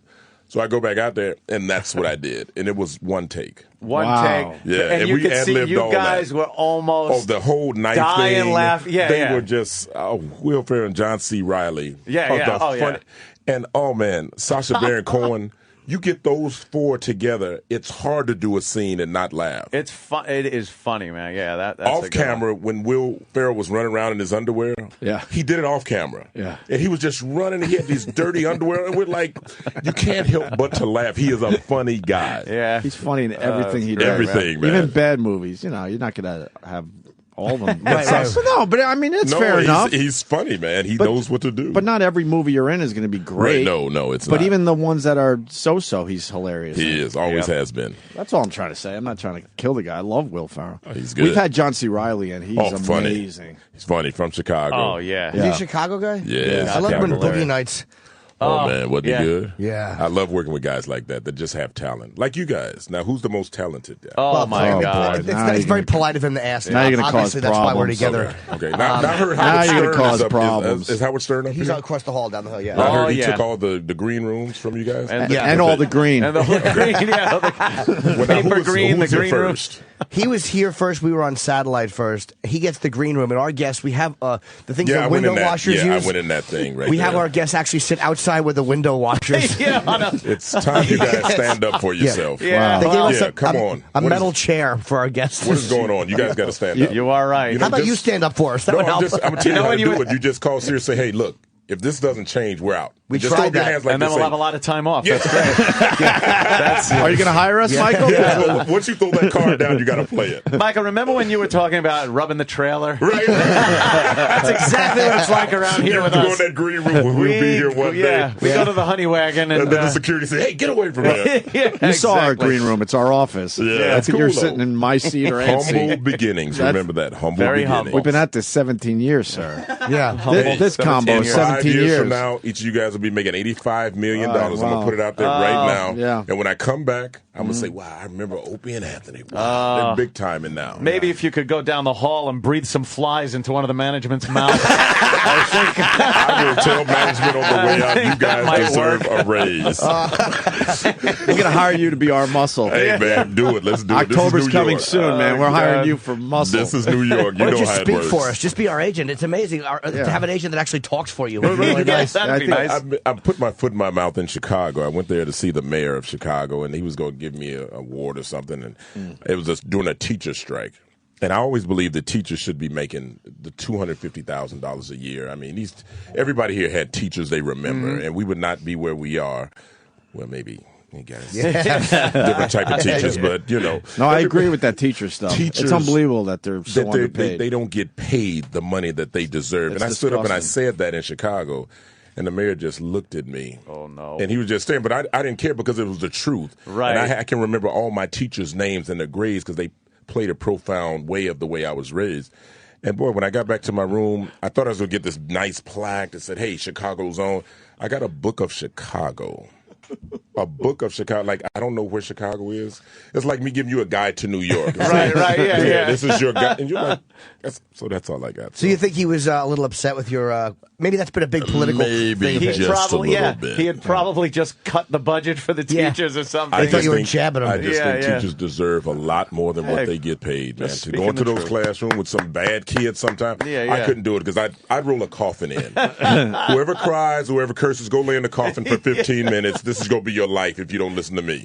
That's the way I do it. Bravo. With that, we got to get you out of Yeah, here. right. The You gotta go Finder busy is man today. tomorrow night at 9 o'clock on Fox. Watch it. Yeah, we're going to check it Absolutely. out. I liked what I saw of it. I just need a better link, which Yeah, we- Come on, man. Step up. Step and we up, like this baby. Michael Clark Duncan. You got to come back and Yeah. see us. Anytime for you guys. And Thank you, Omarosa, man. what do we got? Twitter or you something? promoting anything? Yeah, Michael's on Twitter, official MCD. Ooh, He's listen tweeting. to that voice, man.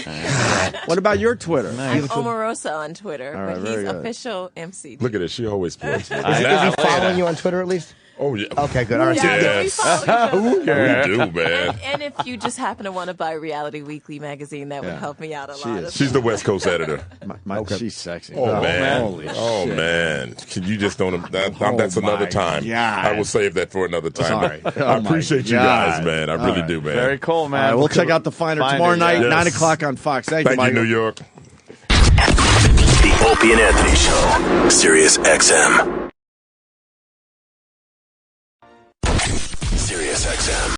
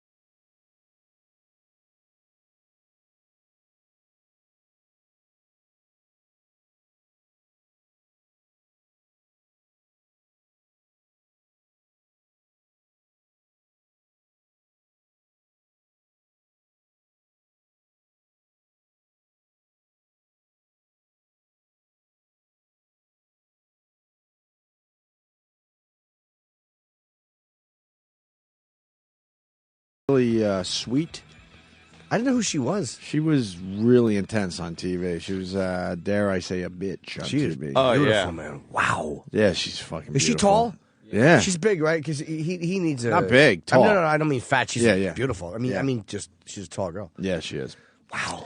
What a... I thought I didn't recognize her. I thought she was a publicist. I'm like, what a knockout. No, then she was on Get Me the Hell Out of Here, right? Or one of those other ones. One of the spin... What? Yeah, she was on... She's been on a few. She was on The Apprentice. And she was also on Celebrity Apprentice. Because then she was a celebrity. Right. And then... But wasn't she on, like... I'm a Celebrity Get Me the Hell Out of Here or something like that? Yeah, one of those something. shows. Yeah. Yeah, she's been around, man. I think she was on one of those VH1 shows, the Surreal Life shows. Oh, maybe that's what it was. Oh, Yeah, right. okay. She was on one of those. Okay, yeah. So she knows a little bit about reality shows. Look at the boobies in that Holy picture. shit. Oh, my What's going on there? Look at the boobies. Looks like an ass on her chest. Wow. She's beautiful. Yeah. Pretty smile. But you got to be a guy like him, like a big, secure guy to handle a hot, tall chick like that. You have to. Yeah. Yeah, I would get ruined and humiliated. Gotta have that voice. Yeah. Got that Thank you, deep voice. Was he taller than you, Kenny? Yeah, he was. I didn't notice. Why didn't you notice? I was busy doing my security duties. What's wrong But with he might have been the threat. That's not nice to say. What is he doing? I think he is bigger than Kenny, though. You think he's taller? Yeah, I think he was like 6'5". Kenny's about 6'5". Kenny is 6'1" if he's pushing. I'm 5'11". I'm almost as tall as Kenny. Hey, we missed a story yesterday. Corey Feldman. Remember Corey? Is he still hurting? No, Hurting. There was a lot of hurting going on after Michael Jackson died. Yeah. He's going to write a book, and he's teasing it already by saying that in the book he's going to name 2 celebrities that molested him.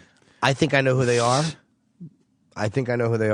The odds-on favorite has to be Michael Jackson. No, that's the big surprise. He's denied that in the past, so It's not but Michael maybe Jackson. it's time to admit it. Nope. It's it was Rock Hudson and Magic Johnson. Ow. Yeah. Write out your will. I will say Chunk from Goonies. What? They're the same age. What? Weren't they the same age at the time? You're thinking of Sloth. No, I'm thinking of little fat kid. Oh, then they're the same Oh, age. E-Rock. So? He didn't say an age. You can't be molested if the person's the same age as you. Sure you can. I don't think so. That's the rules. Let's see. Who else could it be? Was it the guy that owned Gizmo? Very good. I'm just trying to think of any movie Corey Feldman was in. Whatever. Kiefer.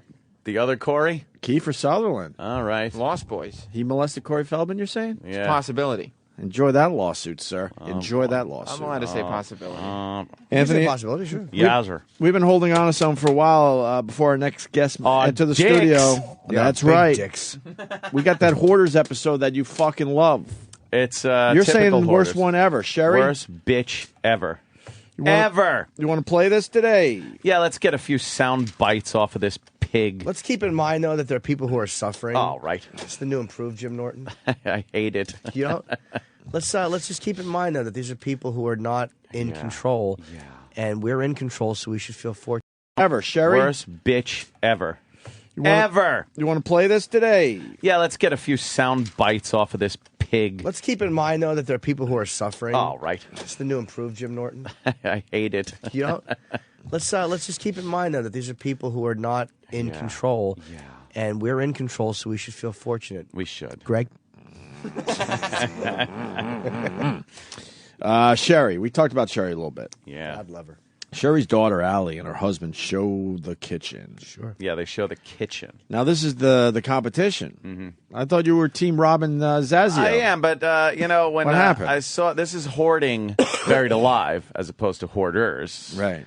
But when I saw the trailer for this one, I was like, I got to see it. It was disgusting. And this woman is so despicable, could be the most hateable hoarder ever put on television. Really? Yeah. They've had some. They've had some. Oh, I know. That just goes to show you how hateable Okay.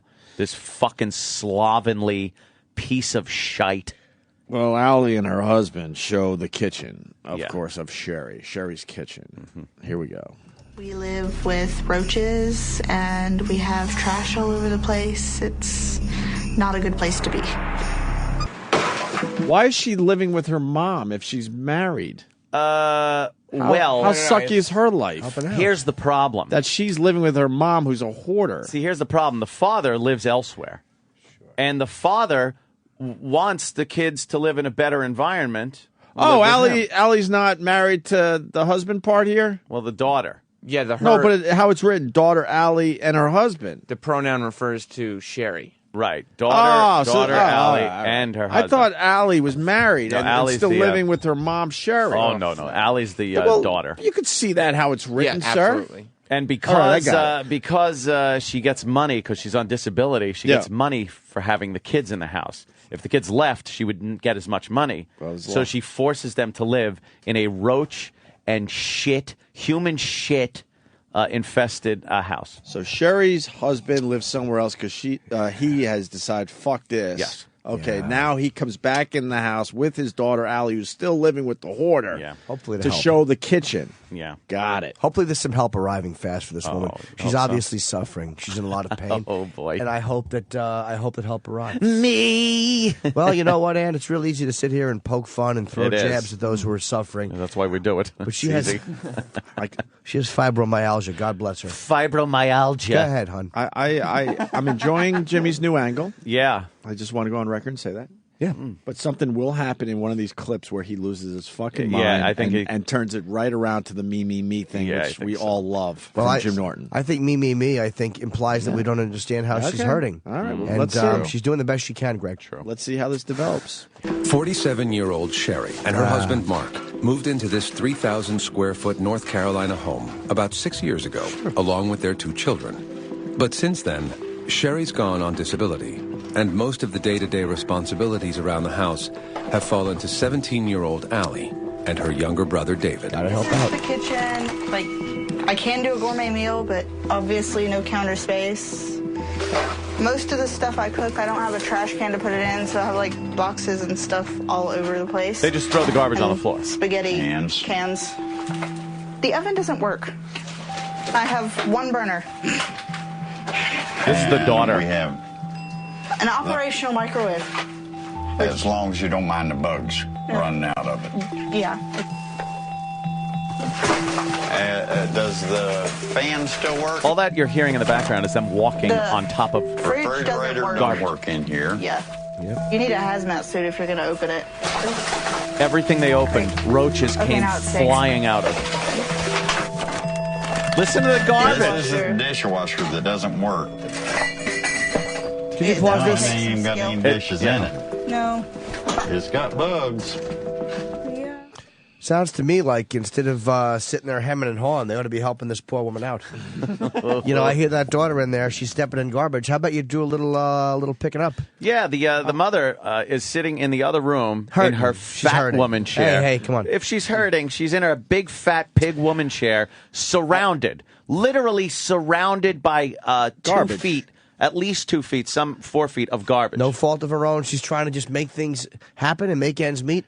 And this lazy daughter's not helping out. Well, the daughter's very busy cooking in a kitchen that is completely unusable. Can I have a little bit of an observation. Sure. Once again, enjoying Jimmy's take on this whole thing. Absolutely. But when that clip was playing, he started biting his own teeth. It is. Unfortunately, you can't see that. Well, I was upset that daughter's not helping that poor woman out. She's sitting there with her fibromyalgia, very real condition. And the God look on love your her. face said differently, sir. Yeah. Just awful. Nah, she's just sitting there waiting for her food, and I can't wait for Jimmy to snap. This daughter's just lackadaisically right. That was stepping on garbage. Lackadaisically. She had no choice. That was the setup clip. We find out when Sherry's house started to go to shit. Once her childhood home, Sherry moved back in with her family to help care for her aging mother. But soon after, her mother fell drastically ill. Why does a sick mom make you lose your mind? Oh, what a dear. It happens all the time. Why? See, that's what happens when a daughter cares. She moves in to help mother. I don't know what happened with Miss Step on the Garbage, but apparently she doesn't she doesn't come from the same school. And 2 days after us moving in and spending the first night there, My mom collapsed and hit the floor. When my grandmother passed away, my mom just sort of went into her room and hid Too under the soon, covers pretty Greg. much for a year and a half. And during that time, things started to accumulate.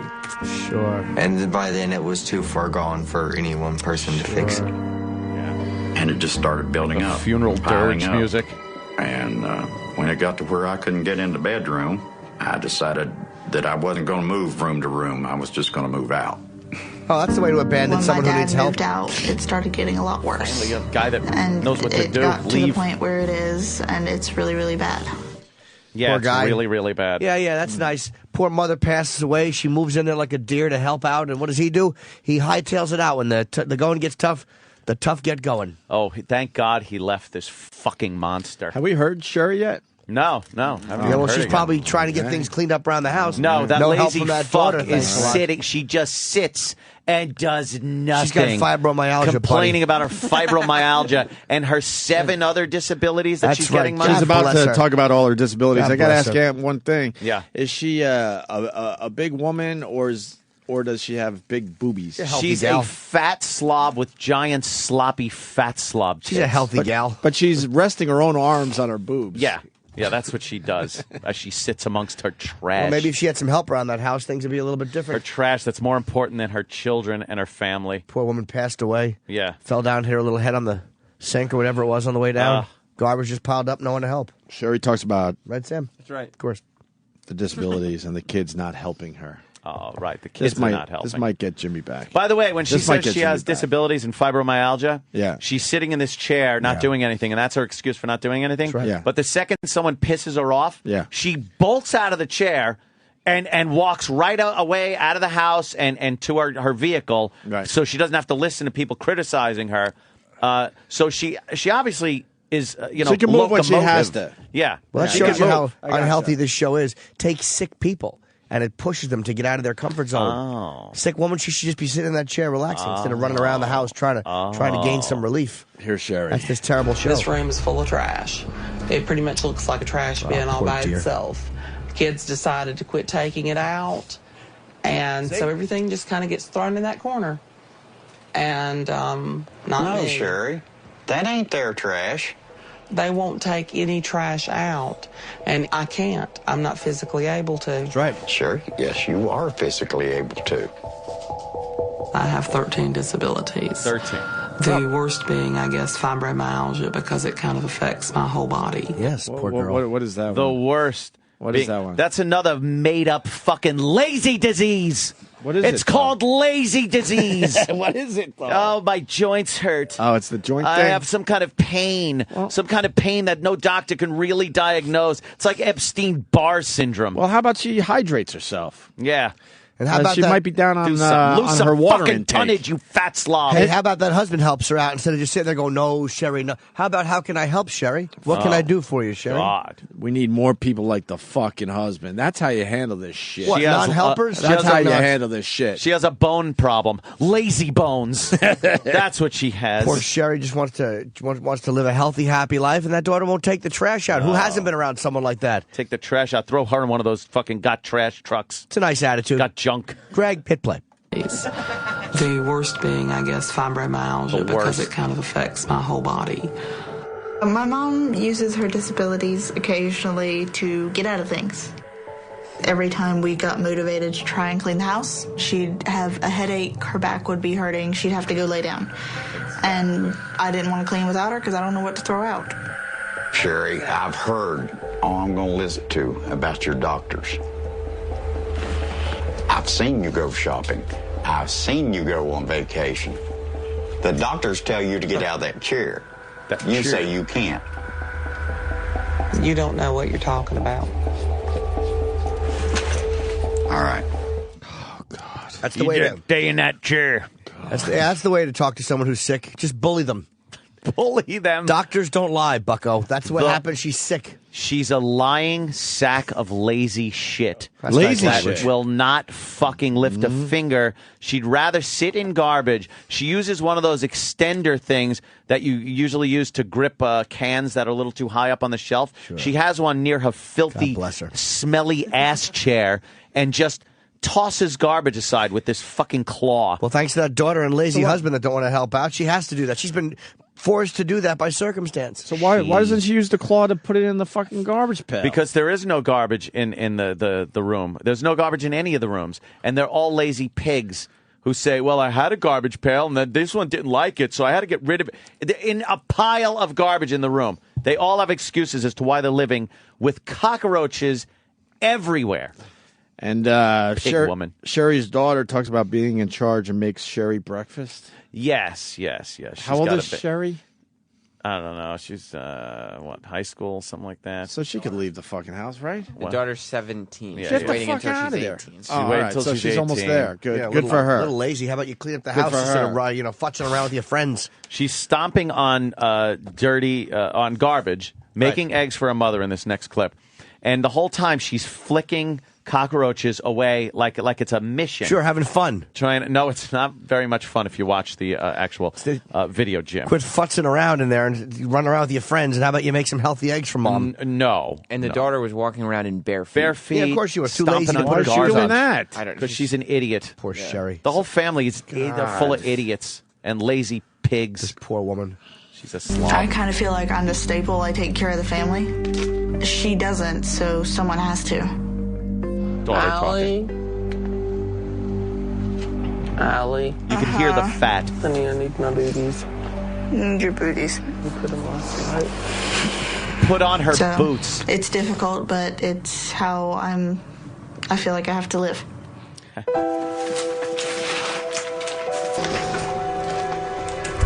What's that noise? Right now, Allie cooks because I can't get in the kitchen. Oh, poor dear. Do we still have grits, or are you going to make me egg sandwiches for breakfast? We're gonna have leftovers for breakfast. No. Yes. I need either grits or egg sandwich. Oh, my God. Do you see right there? Oh, my God. He's gritting Oh, his teeth. I feel the my same God. way. The nerve of her to want to give leftovers to that woman with fibromyalgia. Oh, my God. How dare her? Oh, he's gritting his Leftovers. teeth. That's what this mother gets after all of her hard work? Nothing is good enough, right? This pig. Nothing's Nothing. good enough, right? And she Right? has never done one wrong thing in her entire life. Attaboy. The situation this woman is in is directly caused by everyone else. Yes. Not one thing she fucking did put her in this position. That's the first thing you've said right, pal. This poor woman Christ. is just trying to come home and take care of her mother, and this daughter's futzing around with her friends. Oh, good. I think Knuckles Stump from Twitter Oh. speaks for a lot of people today. Goodwill Jimmy needs to be buried in a pile of hoarder excrement. Goodwill Jimmy. Goodwill Jimmy. Hey, you know what? You can keep running around with all that the laugh tracks and the negativity, but I think this poor woman, her joints are aching. What is she supposed Yes, to they do? Run are. around with So- sore joints while that Achy. lazy daughter, So- gallivants? So the daughter's flicking cockroaches so she can play make games. breakfast for her fucking lazy piece of shit mother, and the food she's cooking isn't good enough. Yeah, She it's not decided good to go enough. with the fucking leftovers. She don't want leftovers. She wants grits or an egg sandwich, right? Yeah. What do you got? You got the grits? You got the egg sandwich? I don't know what.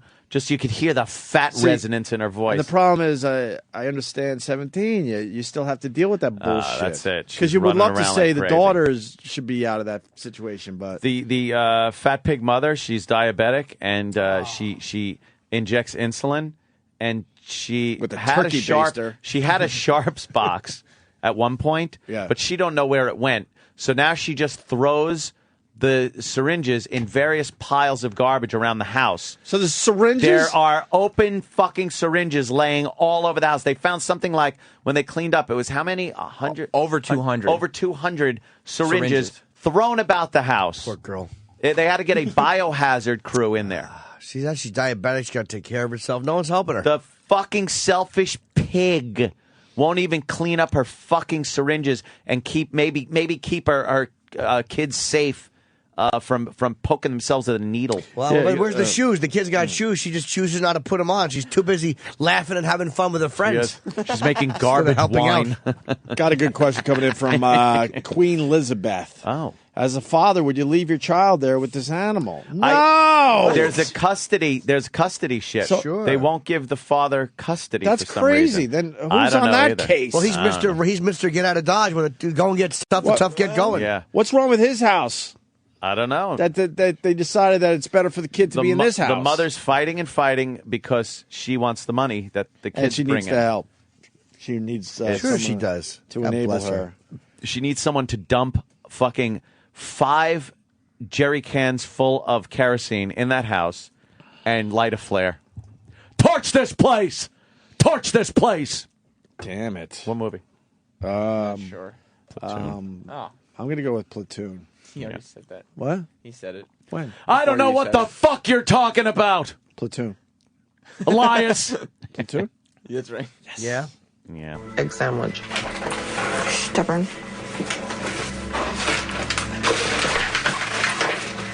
Oh, just trotting on How many garbage. eggs do you want, Mom?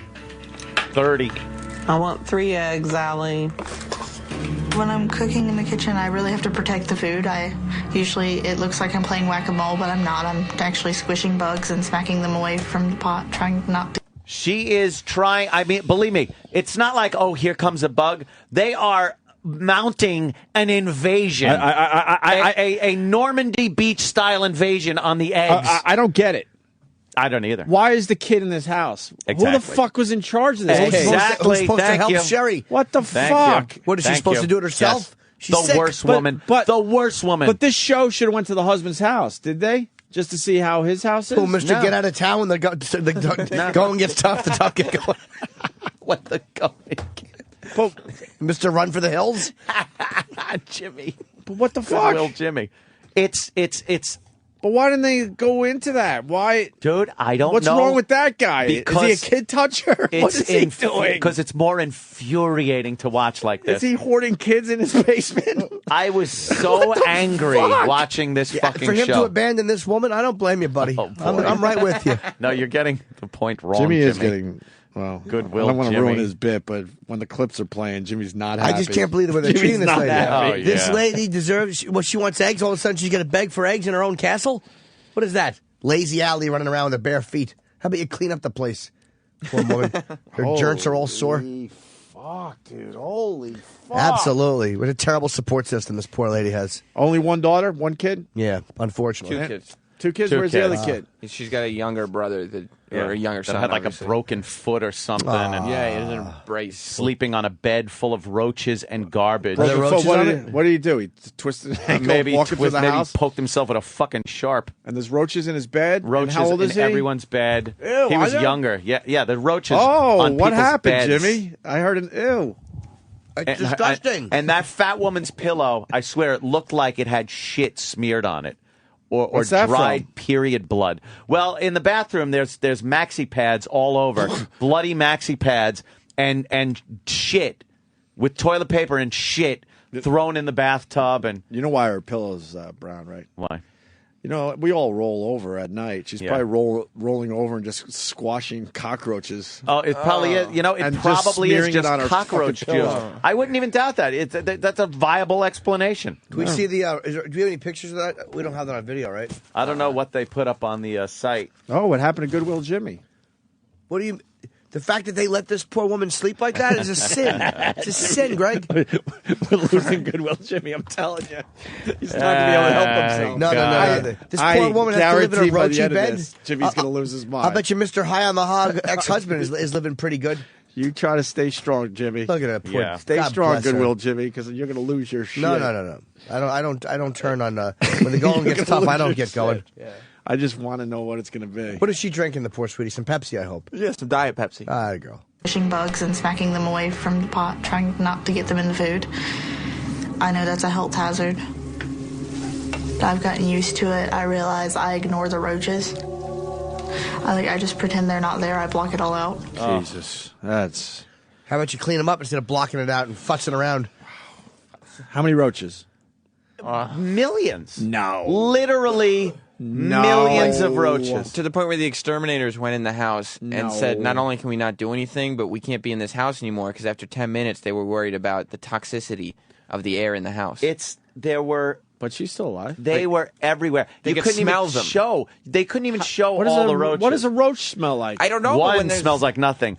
The amount in this house, there was roach shit everywhere. You could see piles of roach shit. But what does it smell like? I guess that you know roach shit. roaches are in there. Like some if you type didn't see of, them, obviously. Like just I guess some type of weird insect organism smell. breaking down.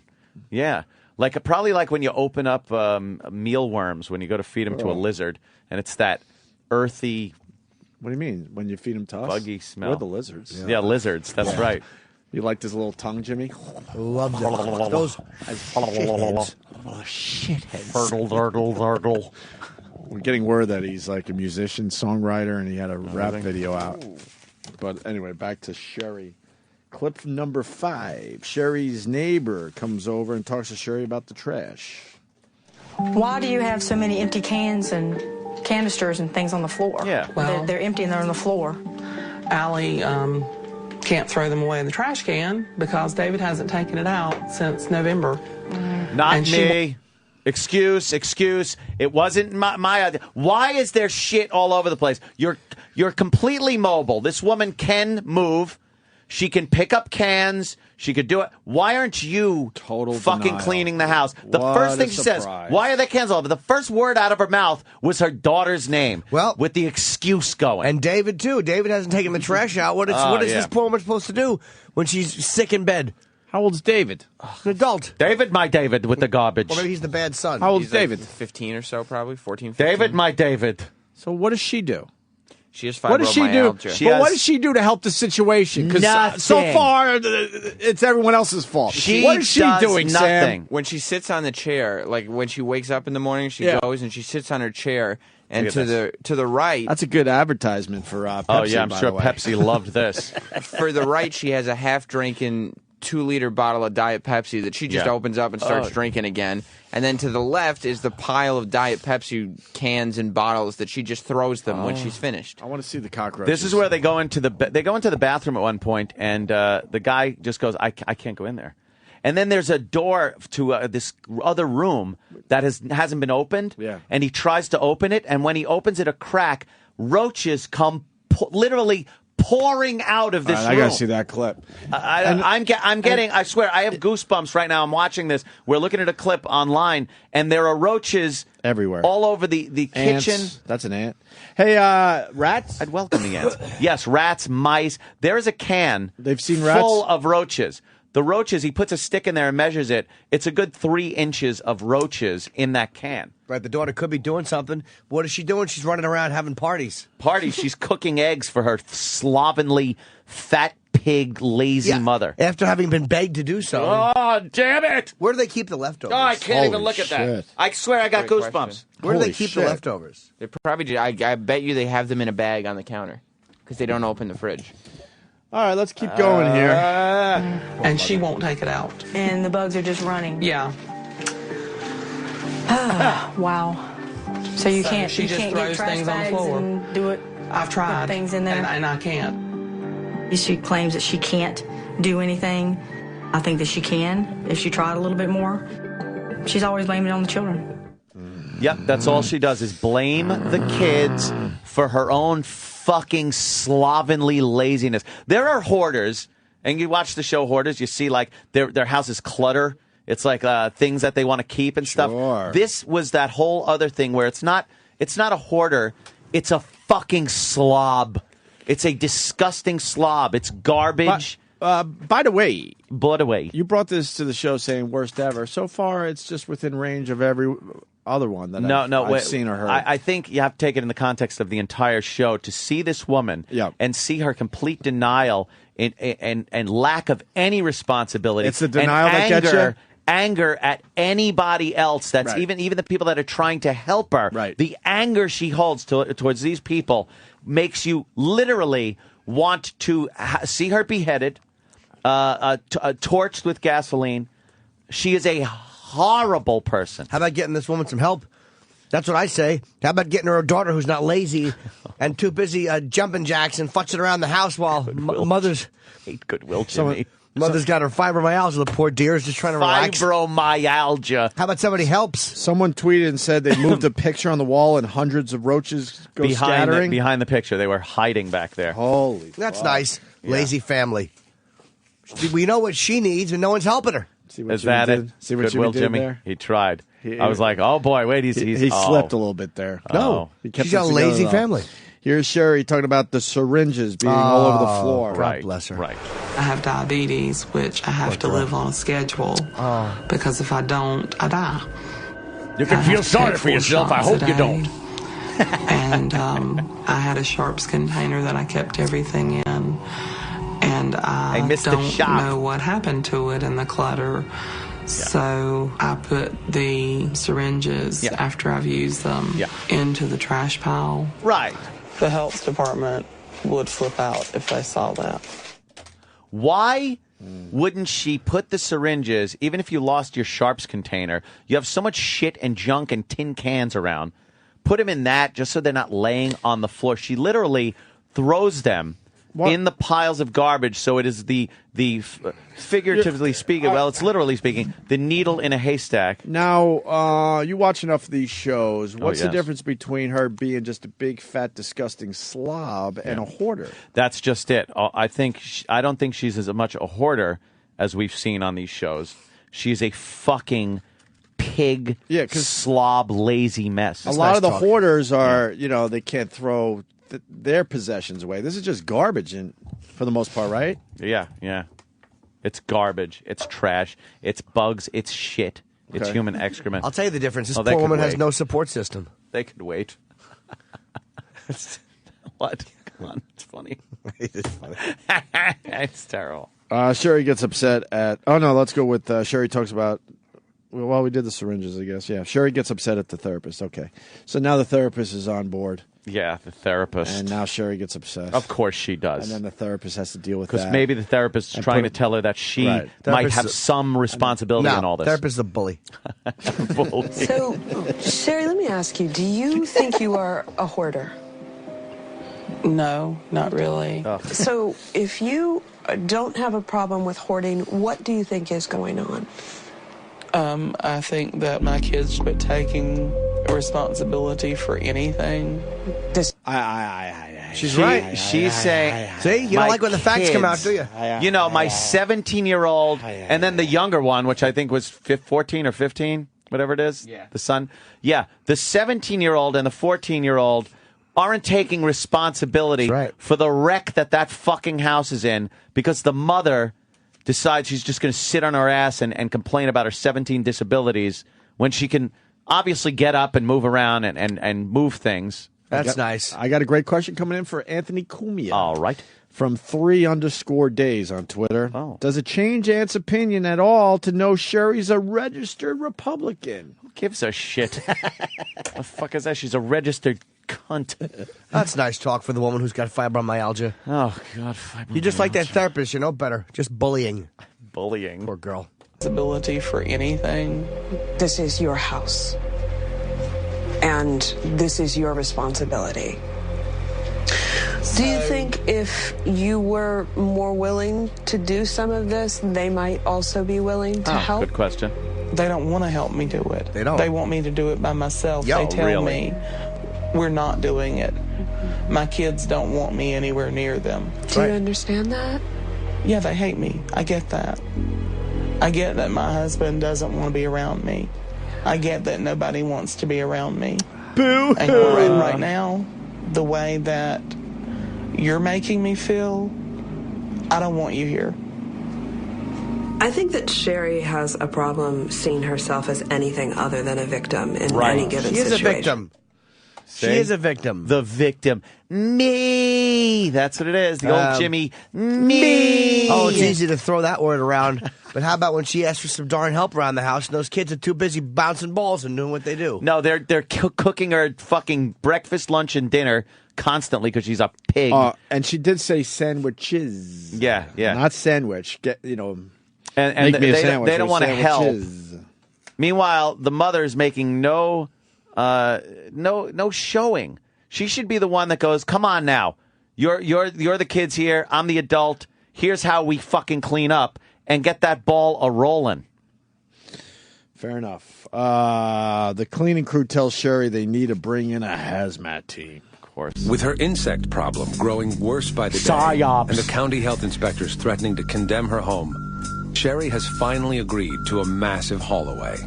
Professional organizer Marcia Stayer is on hand to help the family. But the moment she sees what's on the floor, the plans change. I have a little bit of concern with the sanitary napkins and the needles and the feces. It's real important that my team doesn't get stuck by one of the needles. Right. So I may have to have a hazmat team come in. Your safety is really important to me too, and so is your children. But I have to look out for the team too. I just don't like how they talk to these people. You It's harsh. You hear that list of things she said? Like, it was just normal. Like, we're a little concerned about the syringes, the bloody dirty needles, the dirty shit. tampons, and your shit that's Right. How about laying around in your house? Right. Yeah. How about a little compassion? How about talking to a person who's been mistreated properly? Oh, please, They're talking Jimmy. they're talking to her too harshly. Holy shit! How does she take it? She should get up and walk away. By the way, why the kid gloves? Again, she gives a kid gloves, and this woman just takes it and walks away. Oh, I know. She gets mad. Why can't you say the same thing horrified? Like, holy shit. Do you understand what you've put in your house? Right.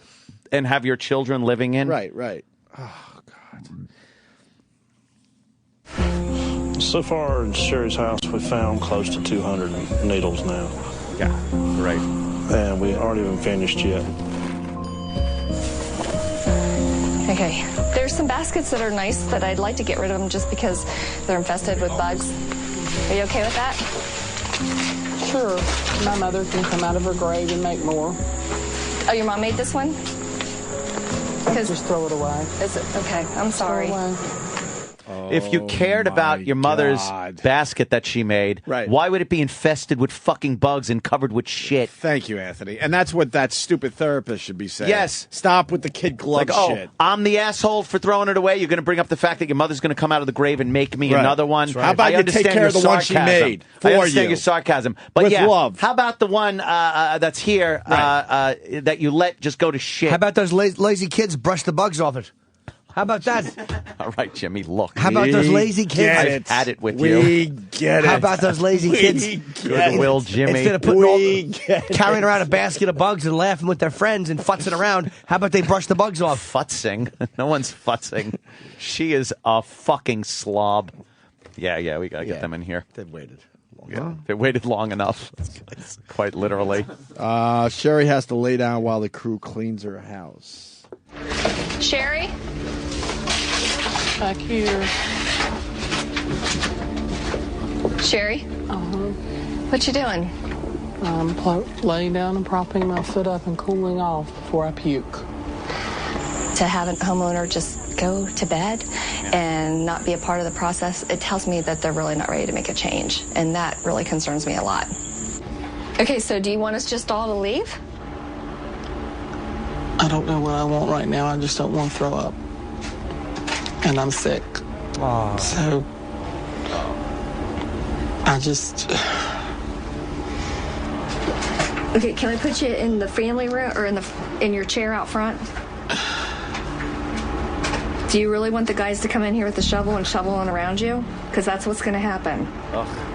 If I don't have a choice, then I don't have a choice. So if they have to work around me, then that's fine. They got to shovel around her? Because she had to lay down in her bedroom. She's feeling sick. What is she supposed to do? Run around and tap dance for your amusement? How about she lays down and gets some support finally? Look, to enough me, of this one. We really got to bring in let's bring these guys. They can't wait. What happened? Well, they've waited long enough. What happened? We could always get back to this fucking shit. What happened? We got to get to these guys. What happened? Paradise Lost. Definitely. They officially haven't waited. The best documentary I've seen in years. They've been waiting. Where are they? It's fantastic. Well, bring them down the hall. Where are they? Huh? Are they all here or only 2 or 3 of them here? One of the guys, and then one of the directors. Okay. So there's 2 people. Oh, okay. Are both directors coming or no? No, just one director. Oh, I thought we were waiting for someone. All right, bring them in. Where are they? They're in the office. And the final clip basically is just the house is clean and she's happy, I guess. Oh, yeah. And by clean, it's still, I wouldn't go near this place. I have to pee. They try to make it look like it's clean. You want to take a quick break? Can we take a single? Yes, absolutely. Let's take a single, 2-minute single. Yeah, they're not late yet. They're scheduled for 8:30. Everything's good. So that's where we're at with the hoarder? Yeah. So they clean up. Don't clean up. They get the shit out, but there's still shit smeared on the walls. Jesus. It's disgusting. And they're all happy because the daughter is now cooking in the kitchen, right? And she can stand next to the stove, and she's not walking over. And she's sort of happy. Garbage. Well, they think they are. They think they are. Okay. But not quite. All right, we need an ending to that whole thing. Yeah, we spent 40 minutes on it. It's disgusting. All right, very good. All right, we're going to take a quick break, and then, Yes. The director of Paradise Lost 3, Purgatory, which is an HBO documentary, and actually one of the West Memphis 3 victims. Damn it. And they are victims. Holy mackerel. We'll do that next. Stay there. This is the Opie and Anthony Show. Opie and Anthony, Sirius XM. Sirius XM. This is the Opie and Anthony Show. We have returned. Bring those guys in. Hi, everybody. Opie went to the toilet. The turlet. And we have Joe Berlinger, who is one of the directors of Paradise Lost 3, Purgatory. And we have Jason Baldwin, who is one of the West Memphis 3. Jason, right there. You guys are victims, man. You're victims of a horrible, horrible miscarriage. I feel like I know you. It's so weird because the documentary, over the 3 documentaries, you absolutely went from us seeing you as a child, pretty much, and now as a grown man, and we know pretty much everything that's gone on in that interim. So it's kind of weird to have you sitting here. It's like, oh, I know this guy. Right. Yeah. Do you find that odd when people kind of we know? didn't get Sirius Radio back there where I was at. No, huh? Yeah, I wouldn't think so. Do you find that odd? Do a lot of people kind of feel like they know a lot about you because, and honestly, they do? Yeah, it's definitely odd, but it's very cool. People just pop up out of the scene, just wherever I'm at any given time, and it's like, hey, I just wanted to say, I prayed for you, or I was pushing for you, or pulling for you, whatever the case may be during this time, and just glad to see you out. And to me, that's just awesome, And if we can let people know, most people know this case, this documentary, and all the ones you've done are enraging. It makes you so angry watching these things. Do you want to, in a nutshell, just let people know? I'm sure most people know, but anyone who might not know exactly what happened to you or what you were accused of. Right. Well, shoot, it was I was 16. I was on my last day of school for the 10th grade when the police just come and snatched me out of my friend's house, snatched my friend up, snatched another guy up, and just railroaded us for this crime we didn't do. They refused to listen to reason. I had family, friends, everybody that was, willing to state where I was at the time of the crime. And so you did have alibis? It just fell on deaf ears. Yeah, I had alibis, And it was the murder of 3 local boys. 3 8-year-old boys. Were found in a wooded area. And, you guys got scooped up, and they pretty much said, that's it. We got our guys, and pretty much made it fit instead of trying to find out who really did it. And the boys they thought were killed as part of a satanic ritual because there were scrape marks which appeared to be knife wounds on them. One of the boys was castrated. So it looked like this brutal satanic ritual crime. And I remember watching the first documentary and just being horrified to think of having been in the woods, because I thought you guys were guilty the first time, at least the first part of the first documentary. Didn't you think that when you first began making the first movie of Joe Berlinger too? Yes. Yeah, that's the amazing thing about this, 3-film, 2-decade journey is that when we first went down, all the press reports were incredibly one-sided. We didn't know it was one-sided at the time. We just read these press reports about a open and shut case, overwhelming evidence, confession. We went down to Arkansas, sent by HBO, thinking we were going to make a film about disaffected youth. How could 3 teenagers be so rotten that they could do such a horrible thing? And the first couple of months, we had no reason to think otherwise because we were primarily spending time with the victims' families. But the first time I met Jason and the other guys, they were all in county lockup awaiting trial. And, it took us a couple of months to negotiate access. And once we did the interviews with these guys, we were like, wait a second, something's not right here. I mean, Jason was incredibly he just drips with credibility. He does now. He did then. He just was incredibly believable. All the guys, we just totally believed that. I mean, it's not like we said, oh, my God, they're innocent, because that would be journalistically a little quick to judgment. But something didn't feel right after we did those interviews. Then we got to know the attorneys. Then we started digging into the evidence. and we realized the evidence was incredibly weak, incredibly circumstantial, no physical evidence linking these guys to the crime. And we were naive enough to think that, well, this will all work itself out at the trial, because we actually arrived, days after the arrest. We embedded ourselves in that community for about 8 months before the trials began. Oh, wow. So we really were there. We really dug in. And by the time the trials began, we were convinced of their innocence, but I guess naive enough to think that, the justice system will work and they'll present their case and they'll be acquitted. And we then sat through a 2-week trial for Jesse Miskelly, followed by a 3-week trial for Eccles and Baldwin. And our mouth, was just jaw-dropping. I mean, our tongue was on the floor half the time of this trial because, again, no real physical evidence. And rumor, innuendo, ghost stories were being told. Can I ask you a question, Joe? Yeah. Sorry to interrupt you, but I think Jason Miskelly, his name is? Jesse Oh, I'm Miskelly. sorry, Jesse. There was a false confession, which I think is really hard to get around for defense lawyers, even if it was coerced, which I'm sure it was coerced, or he wasn't the brightest guy. He was he 72 IQ, yes, and not the brightest guy. And when you give a confession where you're going, well, we did do this and we did do that, it's hard for a jury to wrap their head around the fact that, like, this is not true. Because anybody would say, look, I would never say I did something if I didn't do it. So it does hold a lot of weight with the jury, yeah. Well, false confessions are a very common phenomenon. People under pressure, under police interrogation, will say things just to get out of that immediate situation. The less intelligence you have, the more you're not thinking long term. You're just thinking, I got to get out of these 5 cops breathing down my neck for 12 hours.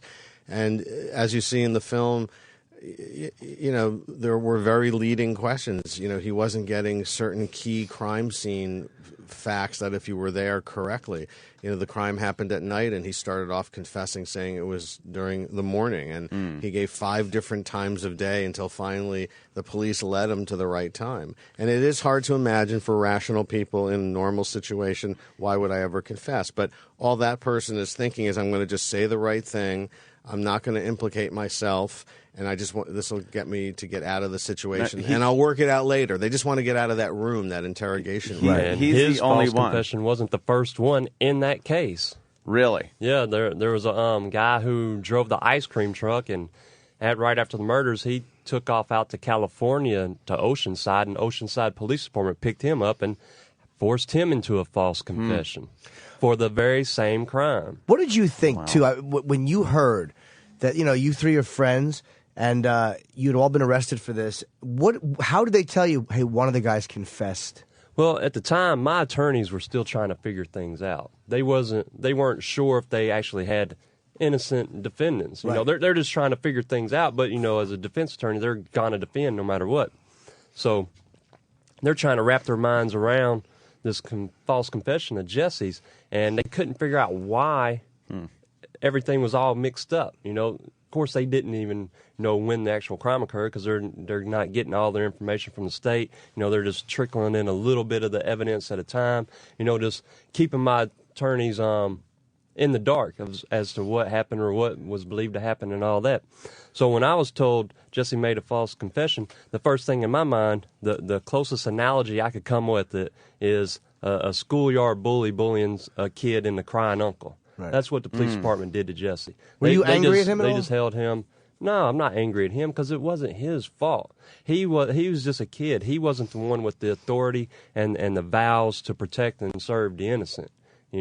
Those were the West Memphis Police Department's vows. They're the ones that were supposed to protect Jesse, supposed to protect us. They're the ones that were supposed to protect the community. They're the ones that got out of line when they made his kid confess to a crime he didn't do. And when you look back on this and from the process, do you think the main culprit, because of the 3 guys, you seem to be the one who is the most vocal about being angry, and which I can certainly imagine I would be too. I can never understand how people aren't angry when they come out of these situations after having been so fucked by so many people, and how they can go, I'm not angry. Like, how could they not be? At least you seem to be able to not hide the fact that you're angry, which is a relief to say that. Right. I would feel the same way. Yeah. That's well, the thing about that is you don't want to let righteous anger turn into bitterness and things like that, to where your whole existence is clouded by just that. Because I'm free now, and the circumstances aren't correct. There are things being done to make it correct, but at the same time, I still got to enjoy my life, right? Because today is today, and once it's gone, it's over with. What was the first thing you did when you walked out? The very first thing, I went and got an ID so I can get on a plane and get out of the Mid-South. You wanted to leave for good? Well, yeah. When you're a kid growing up, even without all of this baggage, that all this bad stuff that happened, you always dream of what's over the horizon. You always want to go check out what's in the next state, what's in the next country, what's out there. So having spent 18 years in lockup, when the farthest north I'd ever been was a Craighead County Jail, the farthest west I'd ever been was a Pine Bluff unit and diagnostic unit in Pine Bluff. Farthest south was the Varner unit in Grady. I definitely wanted to get somewhere to see some things, to get out of there. And I had all these great letters coming from people all over the country, all over the world, saying, we believe in you 100%. When you get out, drop by and say, hey, So wow. I definitely wanted to check that out. That just, it seemed, watching the documentary, so futile to try anything. It had to be so hard through all those years to think that you were ever going to really get out. It just seemed like everything that came up was against you. I wasn't hopeless, but I felt helpless. For one, everybody I came in contact with, from Joe to different officers, Miss Curitan at the county jail, lockup, all the way into prison, after spending time with me and talking to me, and stopping to actually question what was going on, they would be like, you know what, I believe you, and I hope you're freed, but they just couldn't do no one could do anything about it. They didn't have the keys. And whereas Judge Burnett, the prosecutor, Fogelman, Brent Davis, whereas they had the keys, but they refused to listen. They refused to reason. I found them to be repulsive. I tell them I'm innocent. I tell them where I was at that day, and it did not matter. They did not care. They did not consider anything. They were unreasonable. What an abuse of power, It really made me hate the state, not Arkansas or Tennessee or New Jersey, but the idea of the power that they can wield over you. I mean, this is the classic example to just show you just how that power is abused. There was a DNA statute passed in Arkansas in 2001, which ultimately was the key to why they finally got out. That statute was passed in 2001. The state and the defendants argued for several years whether or not they could actually do the testing. Why would you not allow somebody who's claiming innocence to have any? Yeah. So they argued for several years about whether they can do the testing. Then they argued how the testing was going to get done. Then they argued who's going to do the testing. Finally, the test results after 6 years come out in 2007. Very compelling DNA evidence that's quite exculpatory for these guys. Comes out in 2007. It takes a year for Judge Burnett to then deny that they deserve a new trial based on that DNA evidence. He says the DNA evidence is not compelling. Then it takes 2 years to go to the Arkansas Supreme Court, and thank God the Arkansas Supreme Court in November of 2010 says, you know what, these guys do deserve an evidentiary hearing based on this DNA evidence, and set that date for December of 2011. That means 10 years have gone by to argue about and to get DNA evidence in front of a judge. As soon as that date was set for the 2011 evidentiary hearing, that scared the shit out of the state. Yep. And the state in 10 days makes this Alford plea deal. On August 9th, 2011, because they fear this evidentiary hearing. They could have done that 10 years prior. August 9th of 2011, they start talking about an Alford plea. August 19th, 10 days later, they're out of prison, whereas 10 years had gone by where they tried to stop this DNA evidence. Because some scumbag judge and some scumbag prosecutor doesn't want to admit that they did something wrong, and they're worried about their own record. Absolutely. And the state's liability, I'm sure, for financial. You see it in the movie. The new prosecutor, Scott Ellington, who had nothing to do with the original travesty of justice, but he says quite blankly in the film that we're doing this because we don't want to get sued. We don't want to get sued for millions of dollars. I can't imagine you're sitting in prison knowing, holy crap, I could be out like next week, and now you have to wait another 10 years. I can't even imagine what that would feel That's like. what happens when you're poor, and one of you guys said we were just poor white trash, or someone said that that's how they viewed you. You didn't have the money to get it's enraging. But what were you thinking, knowing in 2001, I could be out tomorrow. This is going to set me free, and then you have to wait a decade. Well, I knew what I was dealing with by that point. I knew no surprise. I knew that I would lose my mind. Fogelman, Brent Davis, and Judge Burnett, I knew that they didn't just make a mistake and pick up the wrong guys. They deliberately made people lie on us. They deliberately took career criminals and gave them a free get-out-of-jail pass if they would lie on us. They deliberately forced Jesse to admit to doing something he did not do. These are not mistakes. These were calculated things. These were an abuse of power, and they continued that abuse all throughout this by trying to fight us to get the DNA tested. So how did you deal with that in prison? From 2001 to 2011, how did you deal with that? In prison where I was at, it's a different place. They put you to work. You work every day, and you get a schedule, and you have to work, or you're going to be in the hole. So you have all this stuff going on, and then you have working, doing day-to-day life stuff, trying to keep your mind right. Not just for you, but your family. I got a mom. I got two brothers.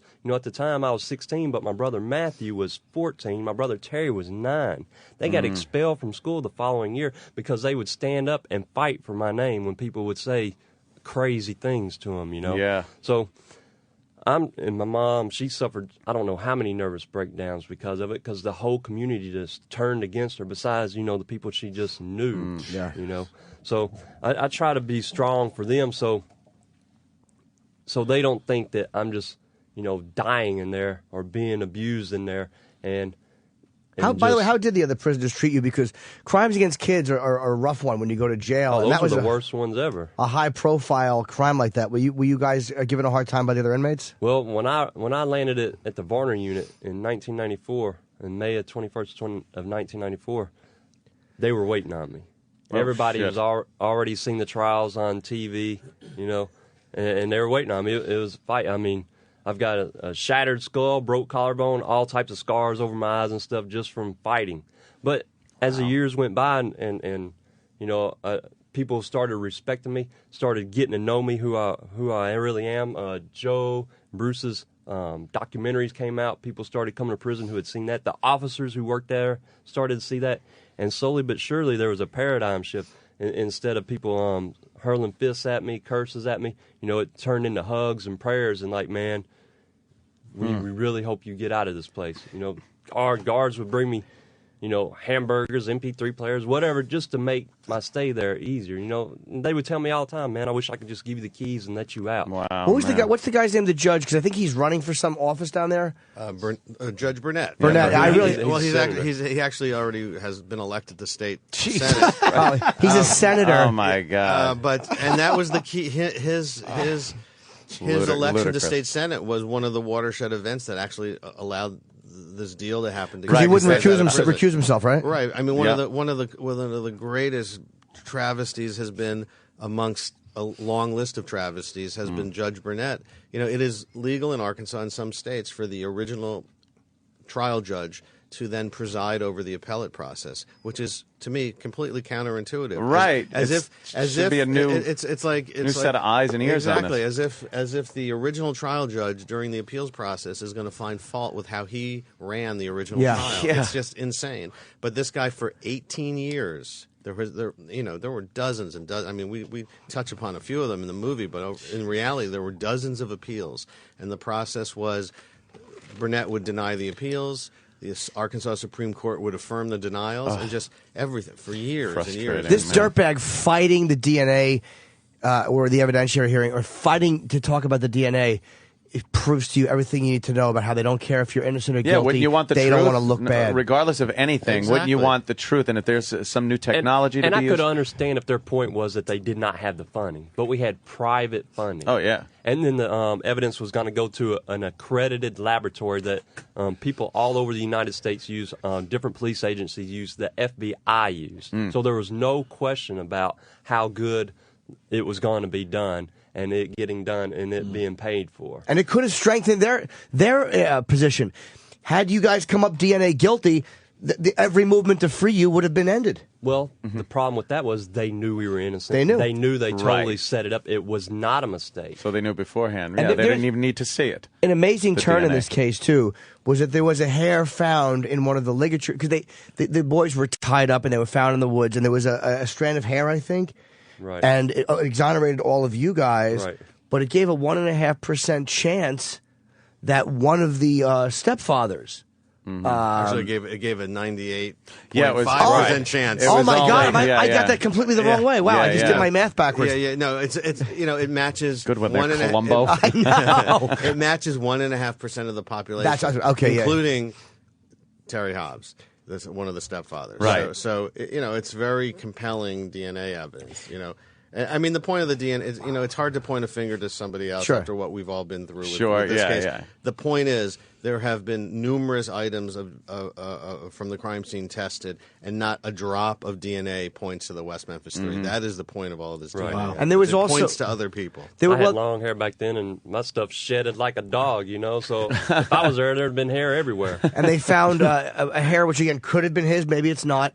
And there was apparently they asked him. There was witnesses that saw him talking to the three boys Right. the night they disappeared. Where And his he alibi, said he hadn't seen him. he said he didn't see them. Yeah. Someone else said that she saw him talking. And they go over all this in All of it. This- Paradise Lost 3. The documentary on yeah, DVD, Purgatory. and it's on HBO. I don't know if you can get it on HBO right now. I have the DVD. It's Yeah, but it's on HBO. It premieres Thursday, this Thursday, January 12th, on HBO. I felt so special when I got the disc early to see it. I don't even went have one home, of those. put it right in. You don't even That's, have one that's geez, give him one for Christ's sake. Give him yours, Jimmy. No, but I've seen it. Something other than just the trial itself and how you guys were railroaded. You get out. You're not really used to this limelight thing. All of a sudden, you pretty much considered a celebrity at this point. How are you reacting to that?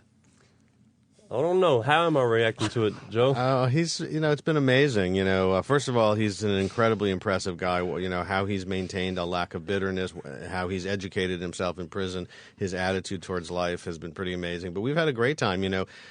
Within a couple of, I have some great memories since over the last couple of months.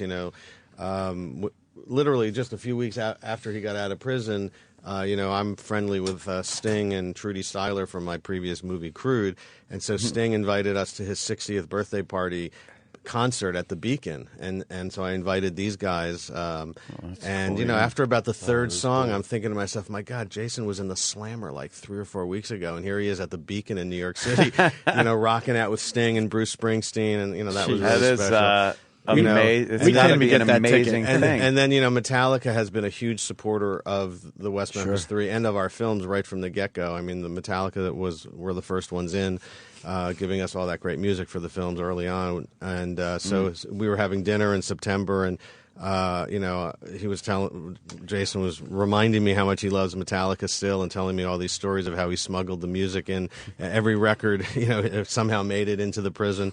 And so I said, I got to tell Lars this. So I texted Lars, and I said, hey, man, I'm with Jason Baldwin. He's telling me some great stories. And so Lars called me back, and they got on the phone, and they had this beautiful half-hour chat. And then I get the phone back. This is Lars Ulrich from Metallica, says to me, "Oh my God, that was so amazing, but I was so intimidated," which I thought was amazing. And then we the film premiered in Amsterdam. There's a really great documentary film festival in Amsterdam. It's kind of the big documentary event in Europe, and so I brought Jason, and we had this great time. We had Thanksgiving dinner, my family and Jason and his girlfriend Holly, and we had Thanksgiving dinner on a floating Chinese restaurant in the harbor in Amsterdam. So just being able to do these things with him for a guy who had his youth robbed from him has been really extraordinarily rewarding. Did you have any dreams or aspirations to do something at 16 that just obviously you never got a chance to do? That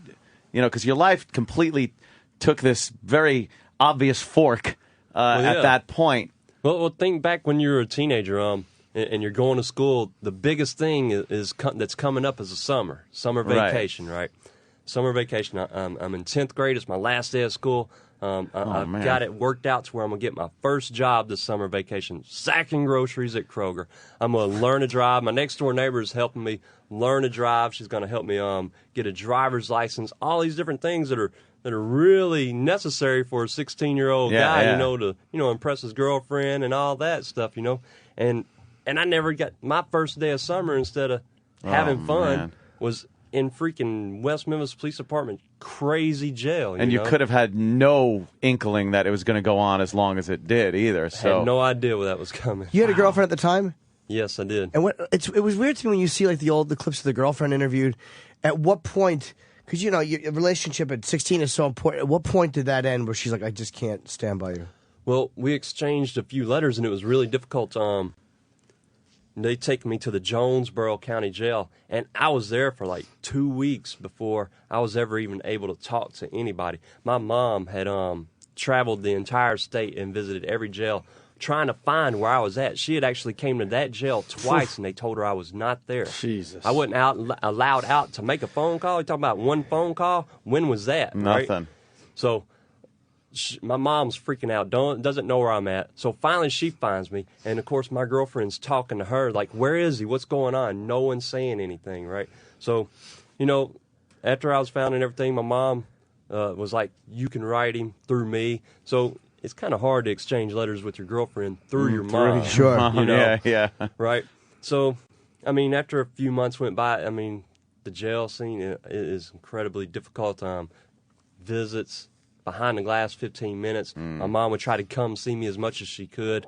Didn't get to see my girlfriend, and I just wrote her. I said, hey, this is some really crazy stuff going down right now. When I get out, we can see each other and try to pick up where we left off or whatever, but I don't want you, staying tied to me during all this madness. Whatever happened to her? She eventually grew up, apparently, got married. I think maybe had some kids and stuff, but, life goes on.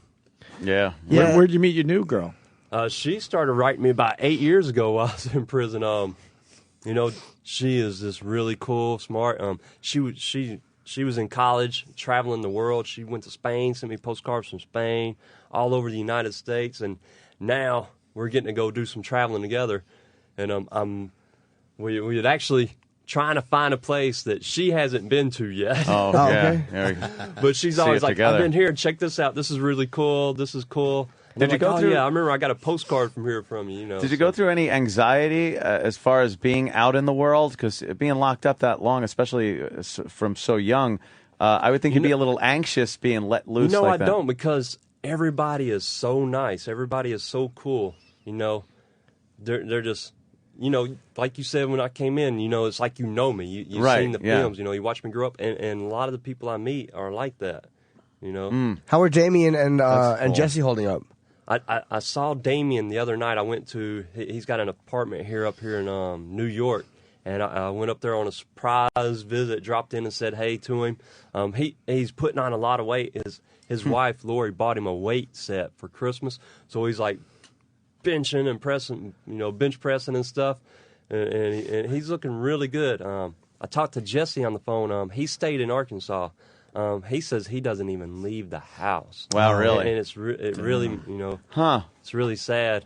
I asked him. I said, I know why he's there, to stay close to his dad, and he said he doesn't even hardly get to see his dad, and that's the reason for staying there. because his dad's health is failing and stuff. I said, well, where would you want to go, if you could just get up and go anywhere? He said, Spain or Alaska. So I was like, Buenos dias, amigo. He says, what? I said, well, that's what they speak in Spain. He goes, I'll stick with Alaska. What was the biggest surprise when he got out of jail about the world and how it changed? Right. Oh, well, there really is not a but was there surprise one thing because- where you went, "Oh my God, this is happening"? Internet porn. Yeah, something. Media makes a great effort in keeping you informed Sure. of what's going on. I mean, there was TV in prison. Yeah. No, I get all Paper that, and but I thing, mean, you can see the commercials of cell phones Yeah. and the internet and Yeah. all that. Yeah, so it wasn't like you stepped out into outer space. But or there had to something, be yeah. something where you went, But "Oh to my actually, God," actually have do a it or cell see phone it. and, Yeah. When I got locked up, I had a Super Nintendo. That was my thing, playing video games. And a couple of weeks ago, Call of Duty. Holly and I were house sitting for some friends, and they had an Xbox 360, and that thing was addictive. I was up till like 3 or 4 in the morning. Skyrim, There you go. Yeah, tell me about it. That's what I'm getting at. Okay, to actually, get to touch this stuff. Now, Right. are you guys allowed to, because you haven't been able to sue, which you should, and get millions, and hopefully if the governor, if there's a pardon or something is expunged or whatever it is they do, hopefully that can change because you deserve everything you get financially.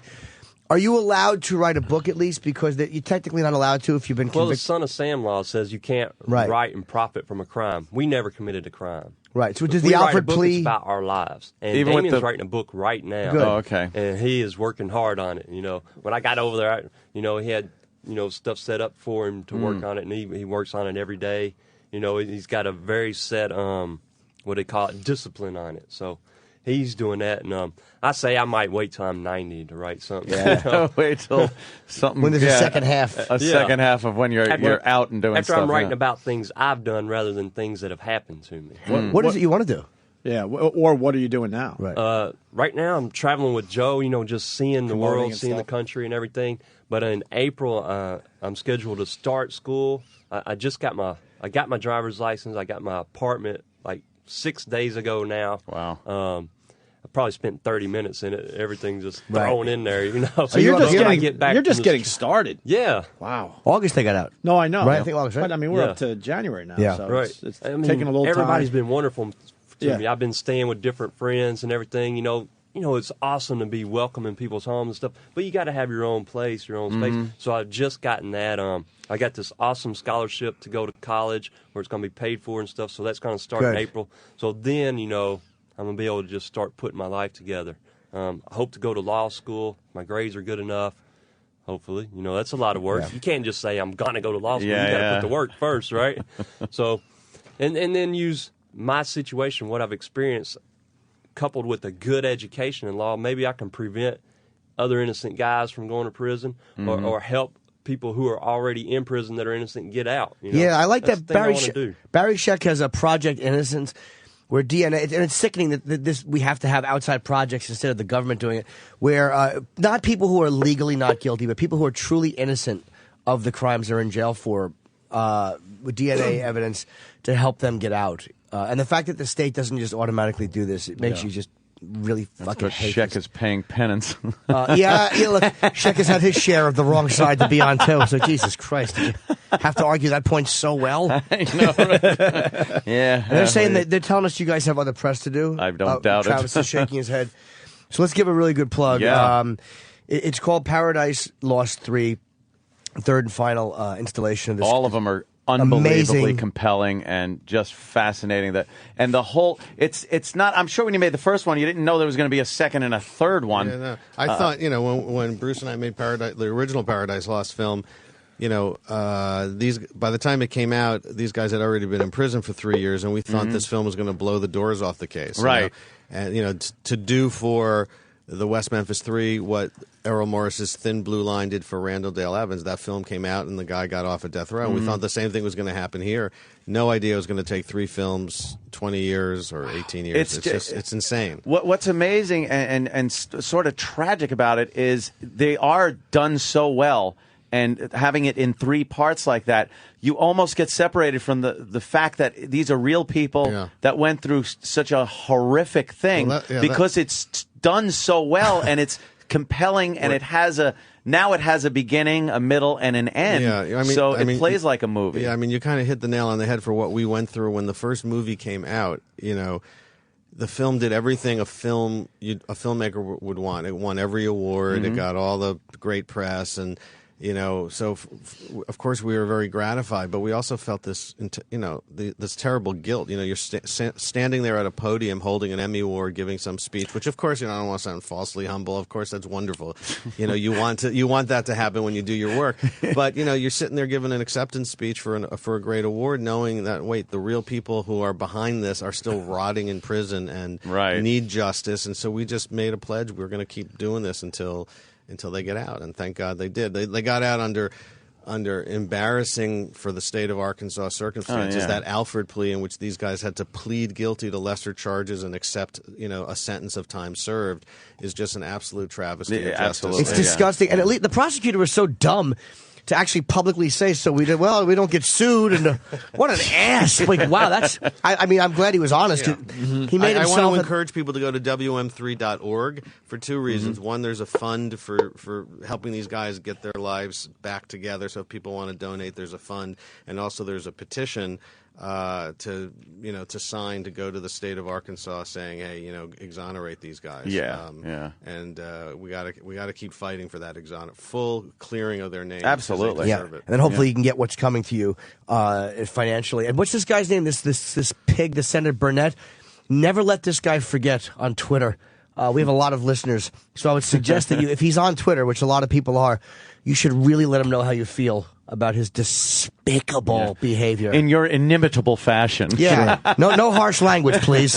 But just let him know how disgustingly he behaved. Yeah. And hopefully he will go the way of Nifong, the guy who tried to screw those guys at Duke. Well, the way American history is, he'll probably end up being the next president. I know. Yeah, exactly, right? I know. Oh, my God. Hey, thank you so much. I'm happy you came. Best of luck with the rest of your life. I mean, enjoy. Thank you. Have some fun. And we'll hopefully see you guys again.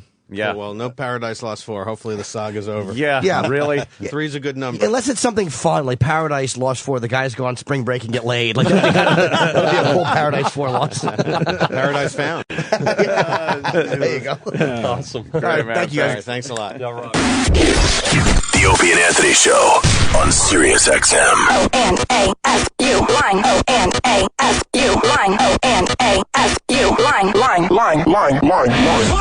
Fuck you goes out to my phone. Fuck you. What the hell? Fuck you. Fuck you, everyone. Fuck you. Go fuck your mother. Hey, fuck you, asshole. Fuck you. No! Fuck you. How's that, Grandy? And fuck you again. Leave your FU 866 FU line 1. 866 FU line 1. Fuck you. Goodbye. Great news! You've made it through another year. Welcome to 2012 on Sirius XM. I'm Mark Says Hi from Raw Dog Comedy Uncensored, where I host Comedy by Request. Weekdays at noon East, 9 a.m. West. Call in and tell me what you want to hear, and I'll do my best to play it for you. Plus, catch Saturday mornings with Mark Says Hi.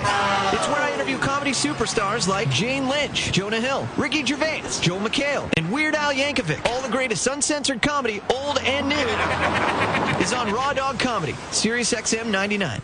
All investing involves risk, including possible loss of principal. If you want to make money trading stocks, then you must listen to this message. Jim Cramer, one of the leading stock trading authorities on the planet, is now making his personal portfolio available to you to try for free. I'm Cramer. I'm giving you 24/7 access to my own personal portfolio. I want you to profit in any kind of market. Down markets, up markets, doesn't matter. Going it alone against today's Wall Street is insane. You can get creamed. If you want to make money trading stocks, you need access to info, plain and simple. Now you can get that access with Jim Cramer. I do the legwork. I do the homework. And you get an email from me before I buy or sell any stock. Don't waste your hard-earned money making stock market trading mistakes. You deserve to make the money you've always wanted. And now you can trade with Cramer for free. Just go to getcramer.com right now and start trading with Jim Cramer for free. Go to getcramer.com today and get your free 14-day trial. That's getcramer.com. GETCRAMER.com. Getcramer.com. Attention, CPAs and tax preparers. Do you have clients who are business owners? Do your clients ask ask you every quarter if there's anything that can be done to reduce what they pay in taxes. For over 13 years, we've helped CPAs just like you help their clients legally cut their taxes in half while protecting their assets. CPAs enjoy working with us because we make your clients happier while making your job easier. And we make your clients bulletproof in the event of an audit. If you're ready to get serious about re-engineering how your clients pay taxes, call us at Pathfinder now at 800-780-3800. You can safely and legally reduce your clients' tax payments to half or even a third of what they are today. Skeptical? Not one deduction we've taught our clients and their CPAs has ever been denied by the IRS. So call now. 800-780-3800. Call us today. 800-780-3800.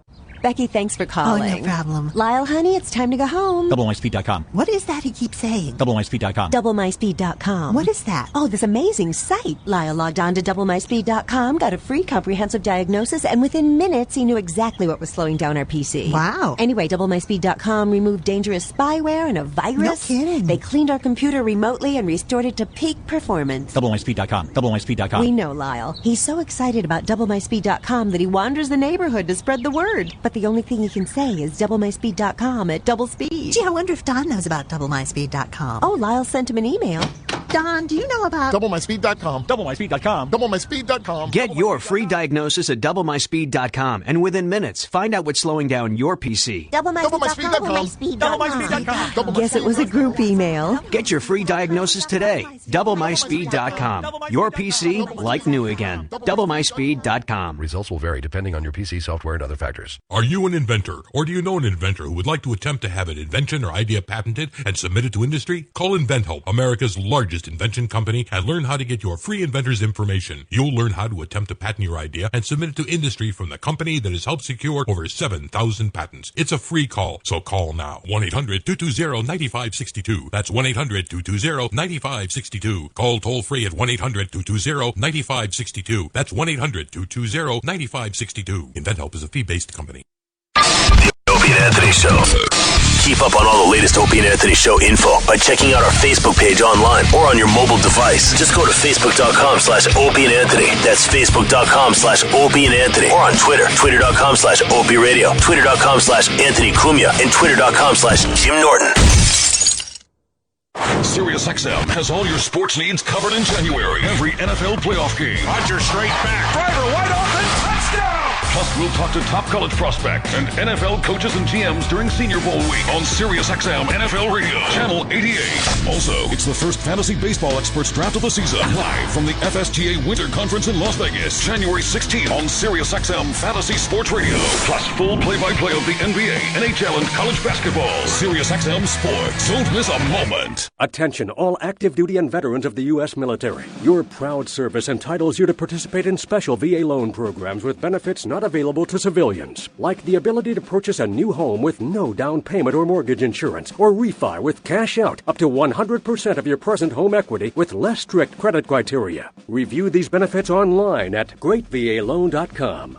This is Tim Lewis from iFreedom Direct and a veteran of Operation Iraqi Freedom. As a member or veteran of the U.S. military, you've earned special rights and privileges. On your feet!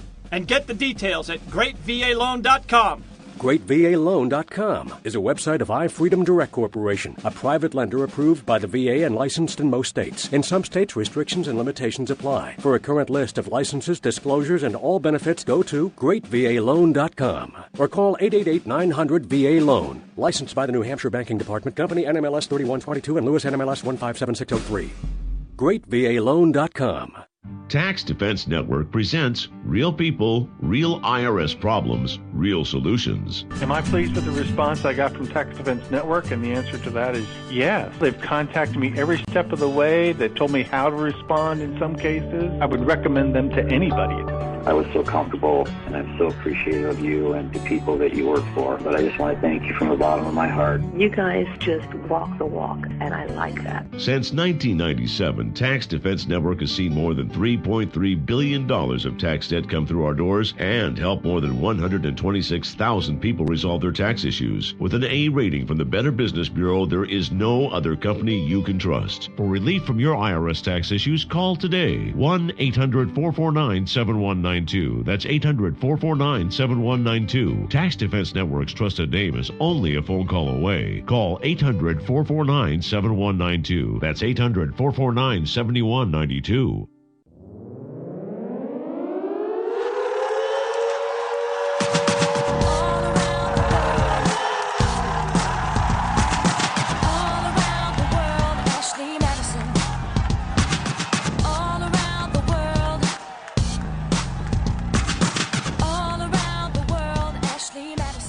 This year, Ashley Madison.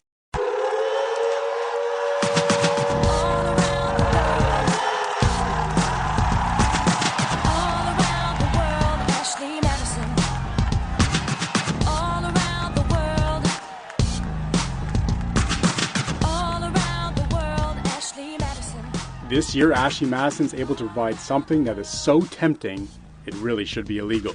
So what is it that has the web abuzz and our members smiling? Well, Ashley Madison has now made it so that your search for the perfect affair is truly global. You've heard me say that this service has been as successful in Rio de Janeiro as it has in Richmond, Virginia. Think about that. We're talking about finding the perfect lover anywhere in the world. AshleyMadison.com. Show me a beautiful wife, and I'll show you the man who's tired of being with her. All around the world, Ashley Madison.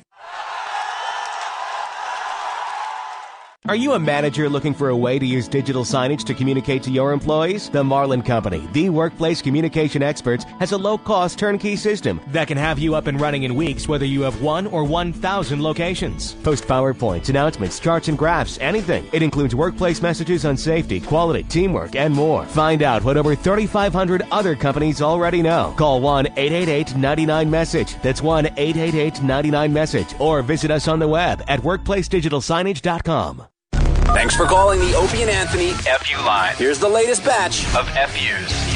Fuck you! I'd like to give a big fuck you to that cocksucker that come into my restaurant, took a big shit in my fucking toilet, clogged it, locked the fucking door, flooded the place. Fuck you, Tony the Dude! Fuck you! This fuck you goes out to all the UFC fighters who would dare lay a finger on my little Jimmy Norton. How dare you hurt my little Jimmy? Fuck you! Fuck you! Hey, this is Uncle Paul. I just want to say F you to whoever this Megan girl is. F you, Megan. Fuck you! I'd like to give a big F you to the little 7-year-old in my daughter's first grade class who had to tell everyone in the class that Santa Claus isn't real. Now, thanks for ruining Christmas, you little fucker. Fuck you! Fuck you, Mexican food. I've been sitting on the toilet for 3 days straight, shitting my brains out. Fuck you. Fuck you! This fuck you goes out to my stupid fucking coworker. A bottle of cologne is no substitute for a shower. Fuck you! You know what, dude? You got your fuck, you got your you got your coffee. Boom, fuck you. Fuck you! This FU goes out to the Cross Bronx for making me sit in motherfucking traffic for 2 hours. I'd also like to throw another fuck you over to the truck driver that's watching me take a piss in an empty Snapple bottle because I got nowhere to fucking go. Look the other way. Fuck you! This FU goes out to the 6 fucking puppies. Damn you, Chick Chipperson, and 6 fucking puppies.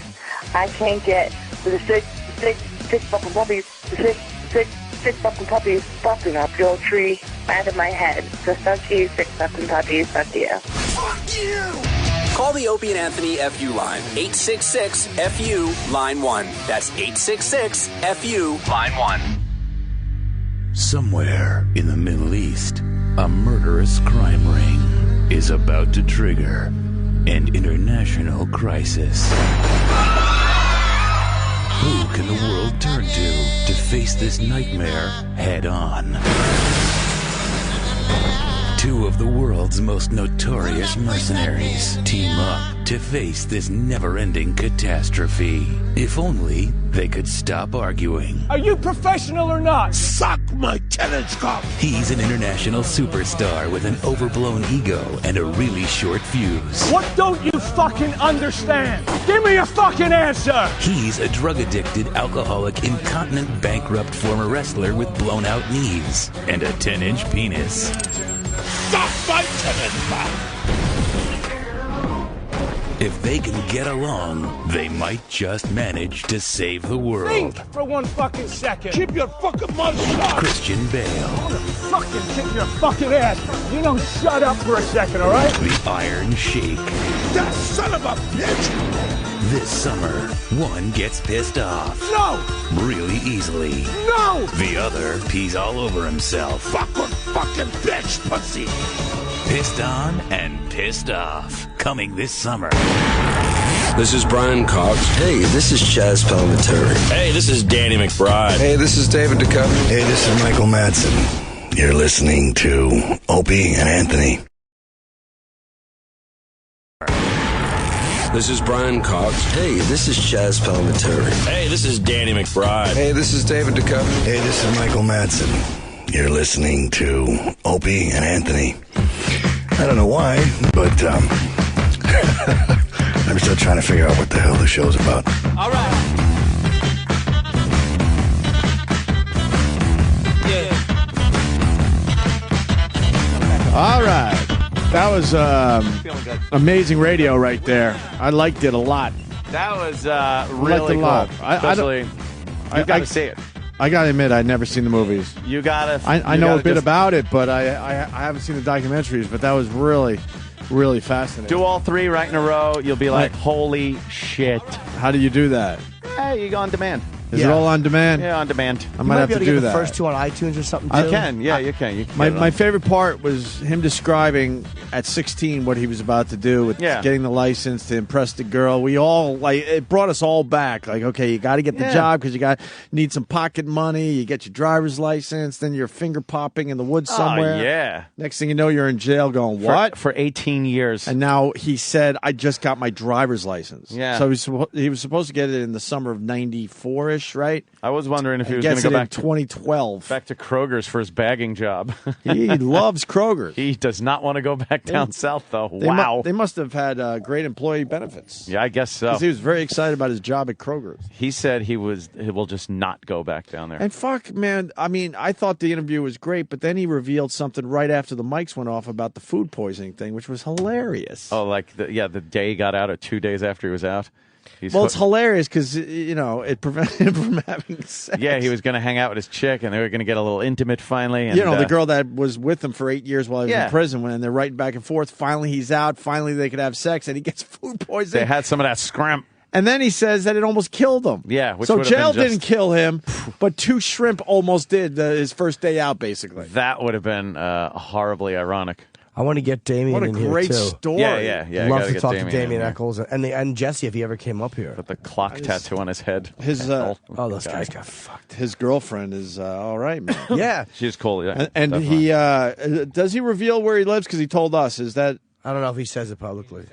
He didn't say it on the air. All right. Yeah. All right. Let's just say Pacific Northwest. That's all you need to know. Safe to say he decided to move as far away as possible and stay in the United States. Yeah. So that was cool, man. He was great, and what a nice guy. Yeah, I don't know why he hated Travis, but he did. Oh, yeah. Couldn't stand Travis. What do you know about this whole thing, Travis? Has been... I don't know much. Travis has been one of the celebrities that have been behind this cause. Yes, he was Eddie Vedder and Travis Teft. Yes. Travis Teft. Actually, he went under the name... will be in the same sentence. Dr. Gay. No. Dr. Gay had the cure for the West Memphis 3.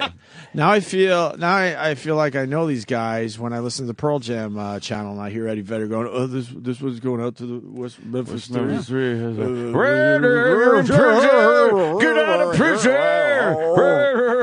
Get out of prison! Because I've heard him say West Memphis 3 a lot, introing songs. Now I can understand a little more. Yeah, a little bit more. Now you know what they're talking about. I was going to say Damien's doing his own documentary, so maybe we can get him in when that's out. I would love to, yeah. Oh. So Mitt Romney wins the New Hampshire thing. New Hampshire. I wouldn't be surprised if Ron Paul ran with him, because Ron Paul was defending Mitt Romney. What, as his VP? You know what? It's not that bad of an idea, because it was defending Mitt Romney's record on certain things. He was just saying that the Republicans are attacking him unfairly, because that's just not accurate. They don't understand the economy. He will never take Ron Paul as a VP. And, or would Ron Paul take him? Ron Paul's not going to get the nomination, unfortunately. Here's what it is. No matter how good Ron Paul is and his great ideas and the people that love him, he's put in this category of kooky guy. Yeah. Regardless, I'm not saying he's kooky guy. Relax, you they're fucking gonna attack maniacs. you now, man. But he comes off as kooky guy. Well, he's in that category, and that's why Mitt Romney would never pick him. Mitt Romney's going to pick someone that we're not seeing every day. Mitt's getting the nomination. Who's Mitt going to pick as VP? I don't. He's not going to pick any of those idiots on the stage with him. I don't think. Not that they're idiots. I kind of like Newt Gingrich being a pain in the ass. No, I don't think. I don't know, but he's. Who do you think, Ant? This is your thing. I don't fucking know. No one knows. Well, my thing, you could ask Hannity. He don't know. There's got to be some it's like really his I can't thing. ask Hannity. But if they canceled me tonight. Oh, why? Wow, what'd you do? Oh, Jimmy, what happened? I think the whole panel got canceled. They're probably doing a special. Oh, they're doing show. a special thing. But I bet you if we get Sean Hannity on the phone, he would at least give you a short list. And I he'd bet give you a short list. I bet you that short list has nothing to do with the guys that he's debating against right now. I think it's someone that's just kind of hanging out. Chris Christie. Chris Christie, who revealed to Oprah that he's very concerned about his weight. Well, he should be. And he's scared that he's going to die young. And he's fucking giant. Stop eating, you pig! And leave his family heartbroken. Fuck. It was in the paper today. Well, but you could do something about that, right? Yeah, yes. If you're that worried, then you got to do something about it. Go on. He should go on Biggest Loser. He's very outspoken. He's the right likes him, and he just needs to lose that. Fuck it. Look at the bunt on him. Wow. God damn it. That's Governor Christie. He's one of them guys that just doesn't see his dick. He's probably got one of those inverted penises from the big pubis fat. You think he's got from a lot his of pubis fat? You're looking at a VP candidate right there. I think Mitt Romney picking Christie isn't far-fetched. Yes. But he's got to get that weight down. He's got to go on Biggest Loser. He's got to cycle through that show first. Well, Taft was fat, and he was a president. And Taft is incompetent, and he's a producer. Incompetent producer. Ron Paul did make a good showing, though. Second place, 23% of the vote. Yeah. Was that supposed to happen? I don't know. No. He's one of those supposed to do that well. He wasn't supposed to do that well? No. Who was supposed to do that well and didn't? Fucking scumbag Santorum or cunt Newt. And Ron Paul is Santorum's fading fast. He stinks. And Ron Paul is doing better than anybody expected him to do. Of course, yeah. And Mitt's just a large-headed dullard. Mitt is a typical fucking politician. Yeah. He's everything we've ever had. He's everything we ever will have. Right. So fuck Mitt Romney. Yeah. I'm kind of with Jimmy. Sorry, Ant. No, you can we don't like the Mitt Romney. We don't like him. We don't like him. I'm just looking for the best person that can be put out there and beat Obama. That's all I want is someone that the whole everyone that's a registered Republican out there can get behind and vote for.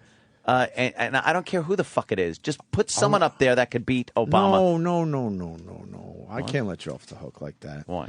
This is your thing. Do you want Romney as your guy? And if you do, who do you think he should pick? I think he should pick Christie. All right. And Romney's the best choice right now. Well, he's going to be the guy, nominee. Right? So yeah. Okay. I think. And you think he's got a good shot at Obama? I think Romney Christie would be a good ticket. I think a lot of people are very disillusioned with Obama. I don't think Obama's going to have that turnout that he had of minorities that wanted to see the first black president. Typically, it's very hard to get people out to vote that are minorities, the downtrodden. It's very hard to get them out to vote. They did it last election because it was a history-making thing to be involved in. A lot of those people now are disillusioned because they thought they were going to get this free ride. Is it safe to say he needs all those people to come back for this election? He doesn't. I don't think he's going to get that. All of them. So I think, regardless of what he did last election, I don't think he's going to get that turnout. And I think the Republicans will all rally around anybody that isn't Obama. It's scary. I don't know what's going on with Obama. I'm watching him on the news right now. It's a clip from yesterday. I know the old gag is that presidents age, but he looks like he has really aged in the last 2 or 3 months. Yeah. I think he might have stopped with the medicine in his hair because he was obviously coloring his hair. Do you think he was, or you think he just fucking went gray? No, maybe he was never because doing the medicine, but we talked about it on the show. Like all of a sudden he'd be sort of gray, and then the next time he wasn't gray anymore. Yeah. I'm convinced he was like trying to keep the color out of his hair, the gray color there. Yeah. The other thing, shit. Oh yeah, I got you to sort of admit something before the show. Homosexual. Well, yeah. It's always Besides that, isn't it, Jimmy? of course it is. Yeah. And I suck my dick. I want to get a montage of all these politicians doing their big speech. Romney solved America's problems yesterday in his speech after he won New Hampshire. Exactly. And that's the shit that drives me nuts because it's so easy to go, oh, Obama's doing this, I'm going to change that. He's doing this, I'm going to do this. It's not that easy. Well, you don't think Obama had a few change fucking things in his speech when he was elected? I go across party lines on this. I think they both do it. Absolutely. That's The why Whigs didn't. I want the Democrats, the Republicans. I want a whole montage of these guys just bullshitting to America, saying, "Hey, look, he's doing this wrong. I'm going to change that." And it's not that easy. No. I don't know how you're supposed to do that speech, I guess, because it's all just rah, rah, rah. I'm going to make everything better, blah, blah, You're just blah. trying to get the votes. Yeah. That's all you wanted, the votes. What do you think of Romney's firing people clip? A lot of people are focusing on that. That's what Ron Paul defended him on. Yeah. Oh, he did? Yes, he said that. Can we play the clip first before you say what you're going to say, Jimmy, Yes. just in case the people haven't heard? Yes. A lot of people talking about this right here. I want individuals to have their own insurance. That means the insurance company will have an incentive to keep you healthy. It also means that if you don't like what they do, you can fire them. I like being able to fire people who provide services to me. If someone doesn't give me the good service I need, I want to say, that I'm going to go get somebody else to provide that service to me. Man, and That's perfectly right. What's wrong with that? Perfectly okay. The left loves this clip. I mean, and they are playing it a lot. Good. And Ron Paul jumped on them and said he's defending like saying he wants to fire companies. We all know what he's trying to say. Yeah, they try to twist it like, look, he wants to fire people. He wants people out of work. He means healthcare providers or whatever companies are providing service. He likes to make choices. Yeah, anyone that isn't doing you good and you're paying them, you're their customer, you should have the right to be able to just say, no, leave. I'm getting someone else. But he did say he likes doing it. Good. Yeah. Well, who wouldn't like telling somebody that's giving you poor service, right, take a hike, I'm going somewhere else? We all love doing that. He likes the option of it. Yeah. Instead of futzing around like those lazy kids are doing while their mother suffers, we like to get up and fire people. Futzing around. Futzing. Poor woman. God bless her. God bless her heart. Fuck her in her ass. On to South Carolina. Newt Gingrich is staying in the race. So is Huntsman. On to South Carolina, and then New York, and then Texas, and then and then Arkansas, and then prison for 18 years. Oh, wait a minute. Oh, wow. Awkward. They're still here. Oh, boy. Hey, is he still here? No. Hey, do you like Huntsman? I kind of like Huntsman. Nah, he's not.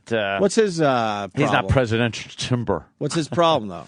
I don't know. I don't think people know him enough. Yeah. He hasn't been out there enough. Maybe next time? Yeah. Maybe next time this rolls around? I really do hate the fact that it really does take a lot of money to become the president, and that isn't what it was supposed to be about. I even, Obama doing all kinds of fundraising, and it's like, it's so blatant. It's not even... It's like, here, come to this dinner. Well, we're going to charge you $20,000, and it's so we can get this guy elected. But connect the dots, too. It takes a lot of money to be president, and guess where they're getting the money from? Do you get a picture with the president for 20 grand? No, because I already got a picture with the president. No, is that part of it? I'd go for that. Bill Clinton greater than LeBron James. Sure. Absolutely. One day you're going to beat me, though. Bill Clinton not better than all Black Sabbath together. Oh, Bill Clinton way better. Absolutely not. But in the overall scheme of things, you have to have a picture with the president. Absolutely not. If you're in your world. And I got that. Yeah. And it still bothers you. No, it doesn't. But I do believe you will beat me someday. Well, of course I will. How are you going to beat me, though? It has to be I'll a president. Get two together. Because we've already agreed it can't be a Beatle. I'll get both presidents together, or I'll get Ringo together. A Beatle. Or I'll get all four Stones together. or I'll get something that's. We got 2 of the Stones there, Jimmy. Yes, we do, my friend. Me and Jimmy right there in the turlet. That's close. That was a close one. And all 4 Stones together. But you needed Mick in that twosome. And Charlie. If you had Mick and Keith, I would. It's not better than Clinton. Mick and Keith would have been better than what we got. But we could have started debating. We did have a Keith. You don't have a picture yet that we could even start debating this. No, I would say a picture with all 4 Stones together would be, but it's not. What about Screech? I think Muhammad Ali would trump me. No. I think He's a Michael easier to get. Jordan would trump me. Nah, he's easier to get. You can see him in a restaurant. Those are massive fucking celebrities. They are, across but the world. they don't trump Bill Clinton. Bill Clinton's a fucking. There's no. And then it depends on what president you get, because I still could have the better picture. Like if you get Carter, I still win. Yes, you do. Why? Because then you got to decide which president's a bigger. Clinton's a better star. one. 8-year president. Hold the phone. You get a Jimmy Carter picture? Is bigger than my Bill Clinton picture? No. I think. Come on, Carter. First of all, isn't going to be around. Come on, be as honest. long as Clinton, if for the most, if things work out that way. Clinton hung with the Stones. Carter is a more. Who did Carter hang out with? Historic. I think he hangs out with regular people. The earlier and the hammers. president, the better. No. I think yes. No. Oh, by the way, did I tell you my dream that Gerald Ford turned me down for a picture? I dreamt recently that I forgot about this, that I was in an elevator, like we were getting ready to go onto an elevator. Yeah. And Gerald Ford was there, like hanging clothes on a rack. And a bunch of us were leaving, and he was well dressed. He goes, "Go ahead, look if you want to."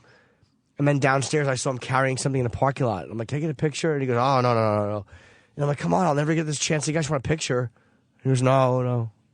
So what did you do? Never happened. I didn't get my picture with Gerald Ford. That it was my dream. Never happened. It was his dream. I thought that was real. No, life. dreams. No, he said it was a dream. I thought it was real. He said it was a dream. I thought it was for realsies. And then I wrote unicorns on a cloud. That was part of my dream. Jimmy Carter, I'm thinking about it, blows away fucking Bill Clinton. No. For picture. Monica Yes. Lewinsky, sorry. No. There was a whole scandal, pop culture thing. Oh, yeah. The Middle East fucking He's more than just a president, though. There was all sorts of shit going on Egypt, with him. Israel, fucking That never Sadat panned Begin. out. That never panned out. There's still problems over There's there. the fucking, what? There's problems over there. I know, but I don't know. He tried. I That's think a good. picture with Jimmy Carter is better than a picture with Bill Clinton. I think Carter's easier to get. What? I think he travels with less security. He was up here, Carter. Bush Clinton. Celebrity pictures. Fuck, it's hard. Bush better. Bush better. I Bush don't better know. than Clinton. You know what? Because he's Republican. Yeah, big wartime president. I don't know. What about Clinton? He's got the dress, the blue dress. Clinton was going to have a great legacy as a president. He's going to go down as one of the better presidents in a long, long, long time. Oh, yeah, he is. I like Bill Clinton. Oh, yeah, he is. But I think Clinton's out and about more. Bush is a better picture because Bush is harder to get because Clinton is out and about. He's popular with Hollywood. He does hang out with the Stones. He does a lot of... Bush doesn't do much. Bush is just kind of done.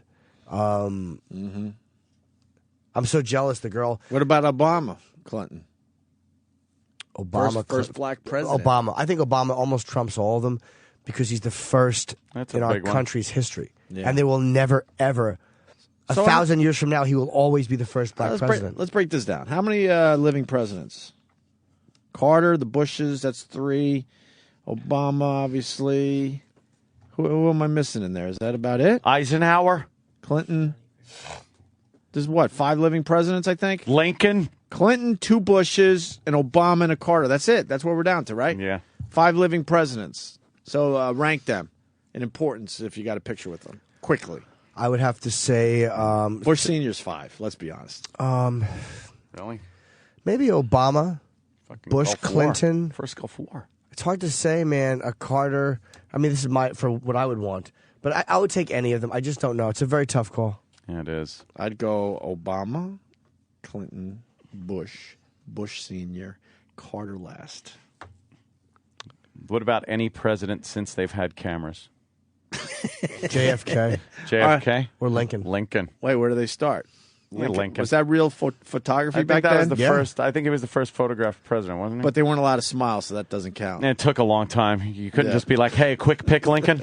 Can I get a quick pic?" Yeah, can I just it was bring you like to this room? Fucking set up. Back then, a celebrity picture took 8 hours. Yeah. Guy would be like, "Oh wait, I didn't put the gunpowder on the little platform to light." Jimmy would be all mad. Jimmy's great-great-grandfather's just like, come on, take the fucking picture. I know. Twitching. And The guy's Roland trying to light the gunpowder. Roland's bumbling around. God. Opie shows up behind him with a stovepipe hat, ruining his picture. Yeah. Roland with a powdered wig on. It's a powdered wig. It's Roland's ancestor. Yeah. 4 score. That's 4 score years ago. We're gonna have Lincoln's gonna be on the show. 4 what? 4 scores. Tomorrow after he's gonna see a play tonight, but he'll be there tomorrow. Yeah, you can book this on this. Book tomorrow morning. And then tomorrow when Clinton doesn't, when Lincoln doesn't show up, what happens? Oh, he had to take the red eye back to the coast because he was shooting. Shot in there. Some of us. He's shooting something. That's it for politics, I guess. Yeah. On to fucking South Carolina. Newt Gingrich being a pain in the ass. Newt Gingrich I guess he was stinks. supposed to drop out by now. A few of these guys were supposed to drop out by now. Right? He had his. Everyone had their ups and then their downs, and Mitt seems to have been just kind of hanging in there, and he's the one that seems to be floating to the top. Yeah, Mitt's fighting with his gloves on. Pope says gay marriage is a threat to humanity's future. Oh, did he say that in his red shoes? Pope wrote cunt, sir. Did he say that in his red shoes as he was watching shirtless men do acrobatics? That's good. Love to hear what he has to say. The Pope's an asshole. How are his red shoes? Is he still wearing his sparkly red shoes? Watching shirtless men? Love those red shoes. I cannot stomach. I think it's robes. Pope. I think a threat to humanity was all the priests doing what they were doing there. Yeah, gay marriage is a threat to humanity. Mr. Pope. Yeah, how about the Young Nazi Pope. organization? You creep. So how about that? He didn't see Hitler. Yeah, he didn't see that fucking Hitler was a threat to humanity. He didn't catch that. But 2 guys that want to fuck and then own a stove together. That's a problem. Shut your face. Look at those shoes. Yeah, look at him with his red shoes. Shouldn't they be sticking out from underneath the house? Yeah, they do look like. What a creep. Standing next to that fucking guy dressed like a candy cane. That's the world you live in? And you're talking about the way other people live their lives? It looks like a period film. That could Yeah, not it really be does. And more his shoes look like homoerotic. a period was Red shoes next to a man that looks like he's in a Christmas Story play. Yeah. And you're talking about what other people do? Mind your fucking business. Whoa, he's the Pope. I don't care. Mind his fucking business. Respect. I don't Enough think he already. Can, I don't think he can really judge what's happening in this world. No, he In can't. this day and age, I think he's a little, Yeah. not quite with this world. Really, you think, with those shoes? Out of touch And a his little voice? bit. Yeah. He sounds really wispy when he talks. Yes. There's something happening in Greece, and people are... There's a lot of butt fucking. Well, ready for this one? It's even better than that. Oh, no. They're all eating feta cheese and taking big solid It's shits. even better than that. Any joke you can make will be trumped by this fucking story. They're all green with envy. No.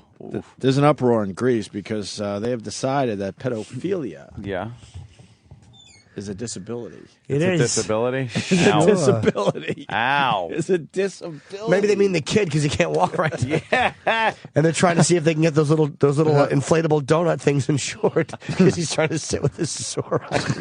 It's a disability. This sore little bung. Yeah.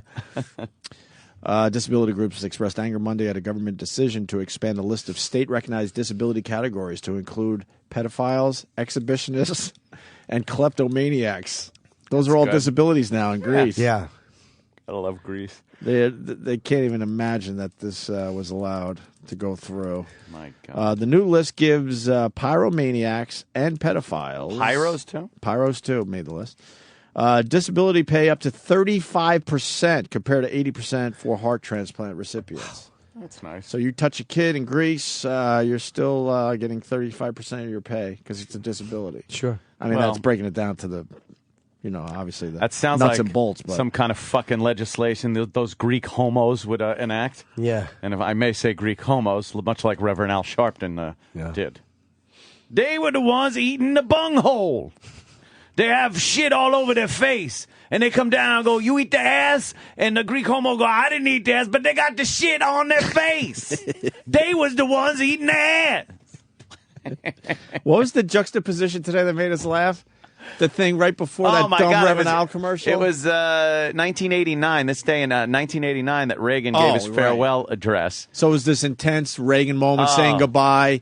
They do this. They day show in that history. clip on MSNBC. 1989. And me and Ann are like, wow, because I I didn't really Great know speech his maker, policy man. for the most part, but Fantastic. I loved him as president just because he was the great Yeah. communicator. And then right after that was stupid Reverend Allen, his dumb blueberry pie analogy. Yeah, it's something like, and we changed America, and I bid you all farewell. Right. And God bless you. And the pie! We were eating the pie. And it's like, fuck, Right man. afterwards. There's a leader, and so whether you liked him or not, goddamn, he knew how to lead and speak, the great communicator, they call him. And then you got this fucking Shrek This dope talking about fucking eating the pie. that couldn't handle his weight issues. Would and a how to music have cue the- have helped? And have What? Would a music cue have Well, helped? it might have. What? It's okay. Ropers? Oh, well, that was stuck in my head, by the way. Oh, the Reverend Allen music? Oh, yeah. Eat the pie. Is E-Rock working today? He's E-Rock beating the pie. You know, we were having that very serious conversation about the West Memphis 3 thing. Oh, no. And someone tweeted something that fucking I wanted to stop everything just to read. I guess Hostess is going bankrupt. Oh, they're bankrupt, And yes. someone Hostess. tweeted, you know, I guess it's because E-Rock's on a low-carb diet. Oh, boy. Oh, they just filed. They yeah. went right for you. Right for E-Rock. How do you make such tasty things and your company goes bankrupt? That's stupid. Everyone's getting healthy. Well, they're No, trying. they're not. That's what it is. Walk around. That's what it is. They're Everyone's getting not. There are a bunch of fatties around. It's like the OTB thing that you talk about. How do they not make money? And how is Hostess not making money? How do you mishandle that company where you have to go bankrupt? I think people are eating bad, but they're eating other bad stuff. Like Then fried Hostess? chicken and shit and like fast food kind of a thing. I don't think that you're going into a deli anymore and grabbing like Twinkies. What are we looking at with Hostess? What are some of their famous treats? Twinkies is the huge thing That's right number there. one, right? That's but it. you So no also one's got- eating also on Twinkies Wonder anymore? Bread. Cupcakes is the other thing. Cupcakes. The big chocolate cupcakes Hostess with the cupcakes. white swirl on top. Well, yeah. Magnolias and Crumb's Bakery and the rest of them. And, Yeah, but that's not in like. they're taking over the cupcake business. Yeah. Even Starbucks has cupcakes. Everyone has cupcakes. Yeah, that's true. You could get a better quality of cakey treat. At what year did we all decide as adults we need to start eating cupcakes again? Because I remember growing up, that was a thing where you just never touched cupcakes because it was for kids. No, that's true. And then all of a sudden, that Ring dings drastically and changed. Yodel. Those are Drakes. Don't mix up Drakes with Hostess things, my friend. What's wrong with you? I didn't. You did. Snowballs. Because there's snowballs are Drakes? Hostess. No, Drake's has Wait, the give me the Yodels list of and Ring Hostess. Dings. Let's look at this for a second. Hostess How are they products. bankrupt? How are they bankrupt? Hostess snack cakes. Donuts. Oh, look at that fat pig. Huh? Congratulations. Give me the let's list. see. What do we got? Yeah. What about donuts? Donuts. Those are little donuts. I was that never a come in fan those of- little bags. I like was never those. a fan of donuts. All right, we're looking at Twinkies. We're looking at the cupcakes. We're looking at Ho-Hos. Oh, I love How about your Ho-Hos. Suzy Q? How about not your so Ding much. Dong? You got Yes. your ding dongs, your kern flakes, your 20 legs of donuts, lamb. Your mini muffins, your Hostess fruit pies. You like we fruit got pies, Doc? Snowballs. Host Smart Bakes. What's your number one on that list? For me, I used to like the Hostess fruit pies. Nah, I'm with you, brother. But Which one? Lemon? No, lemon. Strawberry? Get the cherry or apple. I was allergic to cherries. Oh, I poor, couldn't partake. Poor kid, because those were great. I used to love them. I went apple and I went lemon. And let me tell you what else I liked on there. Suzy Q's. Whoa. You could taste the sugar crunching between your teeth. What does a They were Suzy so Q sweet. look like? I don't even know anymore. Two little fluffy cakey things with that shitty Hostess cream in the middle. Good Suzy Q. They were great. It was like a ripoff for Yodel. That is a I Yodel. mean, not a Yodel, a Yankee, not a Yankee Doodle. Fuck, a Devil Dog. I Devil Dog. fucking hate devil dogs. Those dry shit pieces. But the They were Suzy Q so cake, dry. the cake on the Suzy Q wasn't as dry. Devil dogs were so dry. You know what they are? They should have called that two fucking hunks of bread with a smidge of cream in them. You'd have to pull the bread off and just lick the cream and throw those two fucking rock hard Yes, you did, hoagie yeah. buns out. Yeah, they were horrible. They stunk, devil dogs. You would have to bite into it twice before you got any cream and that dryness of the outside. dryness. Devil dogs. Yes, I know we have done this break already. Yeah, we did. Sex You'd Man, feel really? that lump of dry cake in your throat. Yeah, Jim Oh, yeah. did a 15-minute rant on Devil Dogs back in May. Oh, And, sorry, don't say Ira. back in May. He probably does. It was May 17th at 8:15 a.m. to 8:51 It actually a.m. was He has May a 17th. photographic Good job. memory when it comes to snack cakes. E-Rock, iPod. what's your favorite Hostess? Well, Well, a lot of this stuff is chocolate, so I don't eat it. But the cherry fruit pie, Quick pony boy. and the blueberry mini muffins. Blueberry mini muffins. They're delicious. And plus, you can eat infinity of them because they're just so small. Infinity of them, yes. Yeah. Probably eats them like a Pac-Man eating dots. I would go. He actually goes waka waka waka as he's throwing them into his mouth. He makes the Pac-Man noise up and down the steps. His wife hides all the muffins for him. We get it, Jim. Yeah, you're right. I was just going to continue painting the picture. Ho-hos. Ho-hos are good. I go ho-hos and fruit pie. That's it. Don't underestimate a snowball. Nah. No, fucking coconut shit. Snowballs were for the young. I hate that. You think I your like the parents way ever the snowballed, Sam? That's not what we're talking about. I like the way the coconut marshmallowy shit came right off the top, just peeled off. And Well, then you then- could eat the cakey thing. Why don't you just get a cupcake with no frosting? Well, sometimes they weren't available. You can peel it off like skin. Yeah, you just pull it off and it would be all rubbery, like a fake tit. Well, Hostess Shove it down some singer's blouse.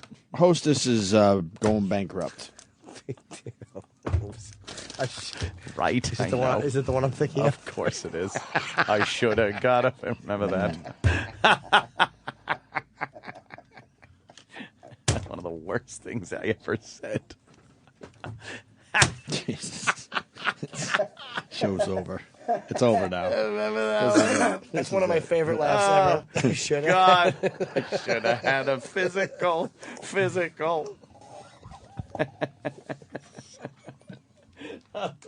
There's another episode of Chip TV online. What's that? Watch Chip TV. Chippison. Chippa TV. Yeah, That's, Chip TV. New York Comic Con 2011. Yeah. It's new. When'd you put it up? It's a new one. A week ago. Yeah. Who does Chip interview in this one? You should go to just the Comical Con one. Doesn't even answer the question at all. Should we play some of this? If you, yeah. Just play 30 seconds of This it. is Chippa TV, Chip yours. Chipperson at the New York Comic Con. Chippa TV presents. Wow, listen to this. This is rocking. Chip likes hardcore stuff. Oh, yeah. I'm gonna act like I just seen this thing, and I want you to shoot me like I just seen it, and I'm just improvising a little. Are you doing a little directing here? Hi, it's Chippa TV. We're here from Comic Con. Oh, what is that? What is that? Looks like a giant bedbug or something. Or look at that. He's got a big horseshoe on his nose. Come here, get this. This is good stuff. Looks like he's got a big horseshoe on his nose or something. Or it looks like one of the tickle bugs, like when your uncle would tickle you down by your private parts. It looks like a giant white-eyed monster or something. All right, that's good. All right, that's good. Wow. Oh. Oh, hello Did you there. get a shot of her asshole? Take a shot of her asshole. Oh, it's kind of a cute girl. Yeah, with her ass hanging out of her little leotard. Big Hi, breasts. how are you? Good. What's your name? Tiffany. Hi, Tiffany. What's your costume supposed to be? Tara. Sister who? Tara. Sister Tara from where? Her character's name is Just Tara. Tara from where? She's a DC character. DC Comics? Yeah. Oh, you're just staring at her tits. do? Holy shit. Has power. Oh, my God. That's uncomfortable. What does she make the rocks do? She picked up the paper that she bought to cover her chest Yeah. up because he's Them just life and staring at stuff? them. Not really life. She just moves rocks. She doesn't fight back. Oh, my God. She covered up her tits. What's this guy doing over here? Looks like he's got like a bunch of snow on his head or something. Film him. Look at him. Looks like he's got like a bunch of cotton candy on his head or something. Like, what was this guy? Did he fall into a cotton candy machine or something? All right. Look at all this luggage. What was this? I bet you that this is where people forgot their clothes and stuff. Surprised everybody's not naked. Wait, hold on. Let me do that again. But I'm going to say it like, look at all this luggage, like I just seen it. Hey, what's that guy got cotton candy on his head or something? He's Look at all back. this luggage. What do you think happened to the luggage? Looks like somebody forgot their luggage. See, something like that. Just cut that part out where I was asking you. We should just like I'm improvising it. Hi, what's your name? You should DJ pause it Lance now Rock. and let everybody go watch the rest of it if they want to watch the rest of it. Okay. Why are you uncomfortable, Jimmy? No, That no. is It's really working. funny, Thank man. you. That was New York Comical Con. I've got to see the rest of that. That's DJ Lance from Yeah. Yo Gabba Gabba. Chip TV show is the YouTube username. I think there's 4 parts from New York Comic Con. How many are up? Just one? Just one, and I could put up. I mean, they're all edited, so I could put them up today. Okay. Nice. Very good. That one came up pretty good. But you're not supposed to leave the part where Chip asks you to cut it because it just makes him look stupid. Yeah, that's true. You should have cut that out. Yeah. I'm not a strong. He does editor. look silly. I just love. Yeah, I told you to cut that stuff out. It's my mistake, Chip. Made me look bad. You're supposed to do editing and cutting and stuff. But at least because both takes were funny, so I figured you'd want people to see both. Yeah. Oh, okay. That's true. People probably won't even remember I said that. No, because they'll be laughing at the second one. They won't remember the first. They'll laugh right through it. Yeah. Yeah. That chick got good tits. I didn't even know you noticed. Yeah. To lick them. Were you happy with the shot I got of her asshole? Get a shot of her asshole. It's just silly. Of her asshole. Of her yeah. asshole. It was her ass hanging out, but it's like her asshole. It's almost time to go home. It's almost time to go home. It's almost time to go home. It's almost time to go home. It's almost time to go home. It's almost time to go home. It's almost time to go home. It's almost time to go home. It's almost time to go home.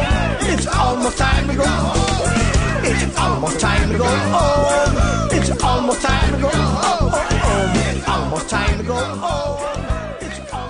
Oh, yeah. I like that. That song is Did we play Anthony from Long Island on Hoarders? No. What? We didn't? You didn't play this yesterday. On an all-new Hoarders, a Long Island mansion on the brink of quarantine, and one Italian millionaire who can't let go. I have 7 or 14 disabilities. Anthony used to have a life until hoarding took over his existence. This is my stuff. I'm a collector. I'm not a hoarder. What do you want me to do? You're saying that me? I am not a good parent? Dr. Robin tries to bring Anthony back and help him cope with the reality of the situation. Anthony, your gun closet. Do you see what's on your gun closet? There's roaches everywhere. This isn't good for you, Anthony. How do you even store food in this environment? The refrigerator has roaches all inside it. It doesn't work. These conditions, they're not livable. How could you have let it get this bad? I've Epstein-Barr. That young girlfriend of yours moved out. Danny doesn't even come over anymore. Oh, they didn't care.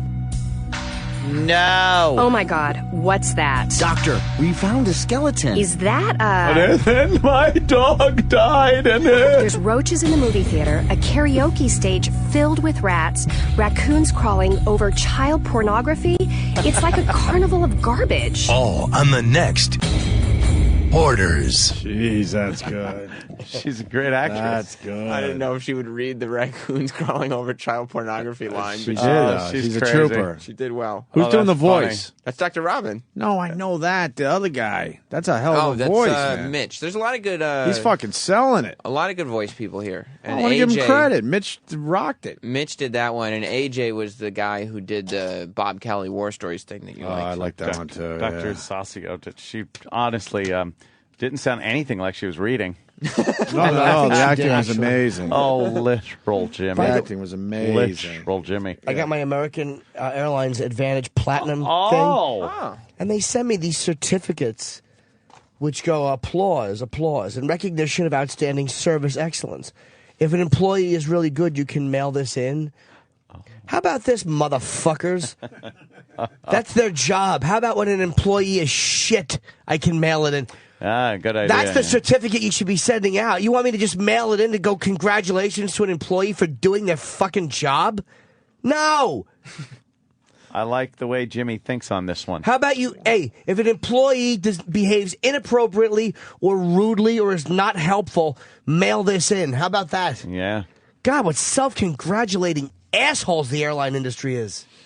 Look at this. There's 2, 4, 6, 8 certificates. What, do you get entered into a contest? No. Hey, that lady was really helpful because my seat was in the window and I wanted it in the aisle and she fixed it. Gives a fuck. Good for her. You get so annoyed. Because it is annoying. How about this? Hey, your flight attendant was a cunt. Her name was this. That's it. Hey, you know, I asked for a soda and the lady brought me a soda. Thanks a million. Thanks a million for the soda when I asked you. It's your fucking job. Fuck them. Where are you going to be, Jimmy? I know it's Tempe, Arizona, at the Improv. I'm gonna calm you down. You're gonna get to do some nice plugs now. Jan 2728, Tempe Improv, Arizona. Feb 3-4, Poughkeepsie, New York, Manus. Feb 16-18, Punchline, Atlanta. Feb 2325, Fort Lauderdale Improv. Mar 13, Roch, New York. Mar 810, Toledo, Ohio. That's good. Yeah, I know. You're hitting the road again. I'm shooting something. Oh, man. So I am putting my hour together. All right. And I'm doing a little Tonight Show next week. Yes. And a little Zach Wilde roast. Yeah. Very full. Yeah. Oh, I think I'm going to be working at the Melrose Improv, too, headlining one night on, I believe, Friday. Not this Friday, but next Friday. Good for you. Yeah, you're right. That is good. You want to come out and see me? We got some left coasters that listen to this thing, right? I hope so. I'm only doing one show, but I'm out there and I can't fly back on the red eye because I'm doing the roast. So instead of flying back Friday afternoon, I'd rather come back Saturday afternoon because there's nothing to come back for. I won't be able to make the show. I don't feel like we have a lot of people in L.A. that listen to our show. Troy says we do. How does he know? He totally said it in the meeting yesterday. But how does he know that? Well, we'll see. He said he got lots of people tweeting him and stuff when he said he was going to California on the Oh, after show. so we got 10 tweets, so he's thinking, wow, they must be listening? Well, if he got how do 10 we know tweets, they're listening? we could easily have over 30 people listening in L.A. I know New York we do very well, but L.A. I never felt like we have a huge audience. Cleveland? Well, Big audience. Of course. What else they got? I might shoot in Cleveland. Really? My special. Oh. I'm debating That Cleveland. would be cool. Yeah. They're good Because eggs. Boston had red tape that is probably insurmountable, so I'm thinking Cleveland. What's the red tape? It is. Well, it's got something to do with after the Great White Fire. Theaters of certain sizes, you need a smoke machine before the show because for lighting purposes, not during the show.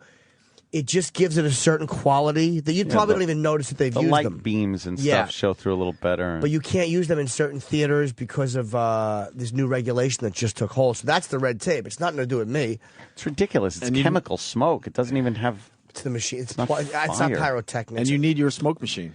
Yeah, I think some guys have shot without them, and they said they should have had them. The Really? directors have said they don't want to shoot without them again. That's ridiculous. Because it's before the show, but it just gives an atmosphere. Plus, I like to come out in a puff of smoke, and I do a lot of Doug Henning movements with my hands. Yeah. Like after a joke, I'll run in and I'll just go like this, like, whoosh, and my hands come out like I just done a magic trick. That's got to look good. It really is. You got to slide forward when you do that move, though. I've been The told hands. that I'm very, very, very showman-y. Showman-y? There's a lot of showmanship. So many. A lot of showman-y. That's the opposite of not many. So many. So many? Yeah. I apologize for getting the Roper song stuck in anyone's head. Show me the Roper door. song I'm is out of great. here. Show me the elevator. I'm out of here. Let's leave the people with Roper. What? See you tomorrow.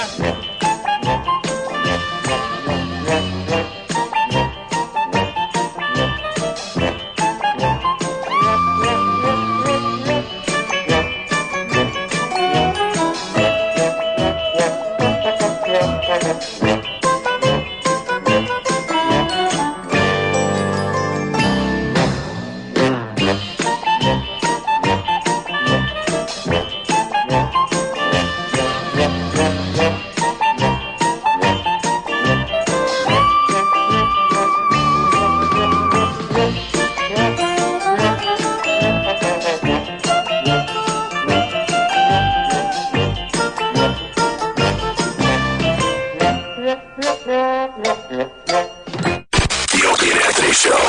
Opie and Anthony. On Sirius XM. Sirius XM. And now, the Opie and Anthony Show continues. This is After O&A Live.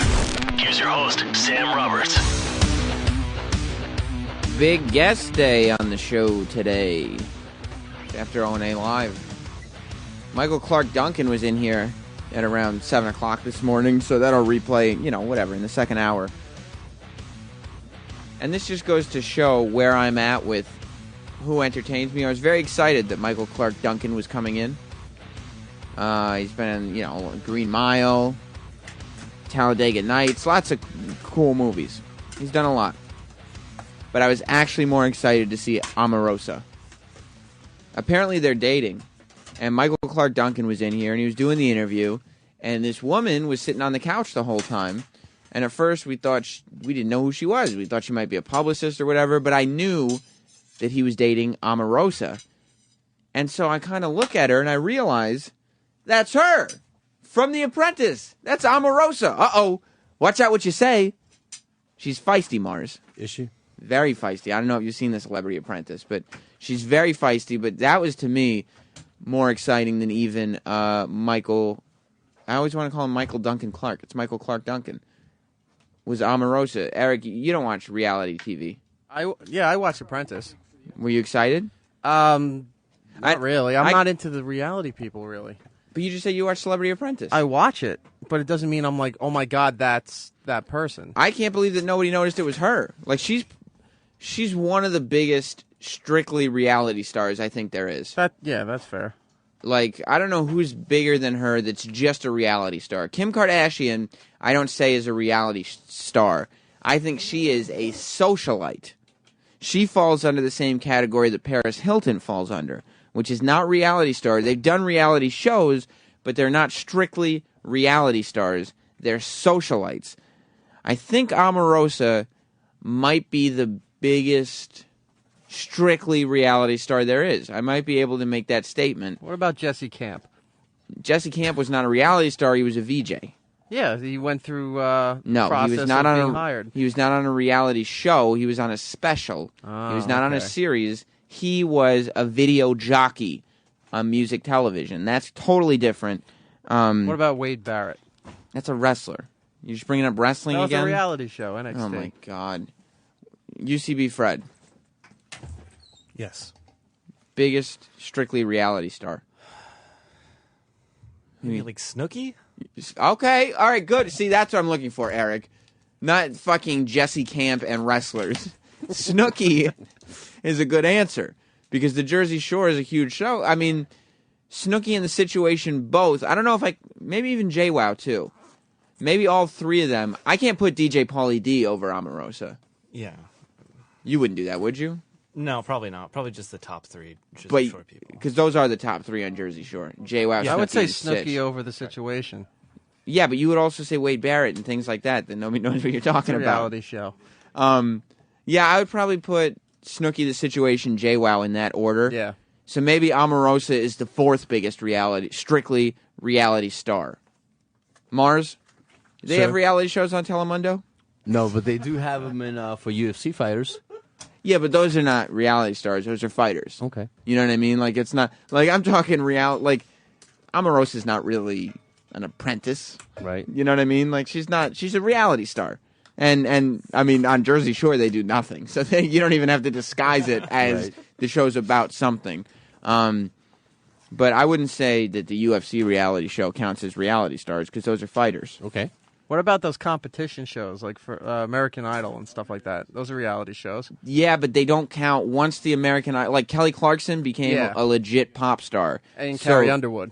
Yeah, she's a country star, so she doesn't count as strictly a reality star. I still would put Omarosa over both of them for reality show fame. Okay. Now, you're talking Survivor, that's a different story. Richard Hatch. Yeah, but Richard Hatch was big when the first season came out. They only bring him up when he's fucked up his taxes. Yeah, again. he's not big anymore. Like, and Johnny Fairplay is only big because I have his phone number in my cell phone. Other than that, there's nothing. Oh, as a matter of fact, Smith in Minnesota just wanted to suggest him on after Opie and Anthony Live. Smith, did you hear me? Yeah, I can hear you. No, did you hear? Ron and Fez 11-3. Johnny Fairplay, friend of the show. See ya. Yeah, I mean, again, I think Johnny Fairplay is only big because he talks to us and he's a friend of the show. I don't think outside of this universe, Johnny Fairplay is even close to as big as Omarosa. This is one. Rich and Young. I didn't know we were going to do this. We usually don't do phone topics here on After Opie and Anthony Live. We're trying to talk about the show, but you people are making me lose my focus, Rich and Yonkers. Just go with it, Sam. What's up, buddy? You got to go with Puck. Puck is bigger than Omarosa. Everyone knows Puck. Everyone has a Puck impression.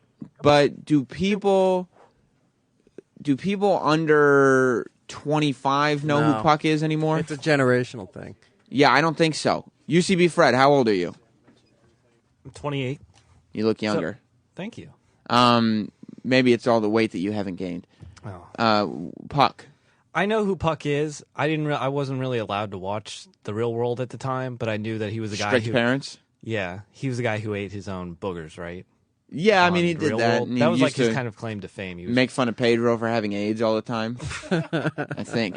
But yeah, I mean, he was big at the time, but I don't think, like, you know, we got a generation of UCB Freds who their parents didn't want them to see what it was like when people stopped being polite and started getting real. No, everything had to be polite all the time. Right, so you couldn't watch Real World in your house.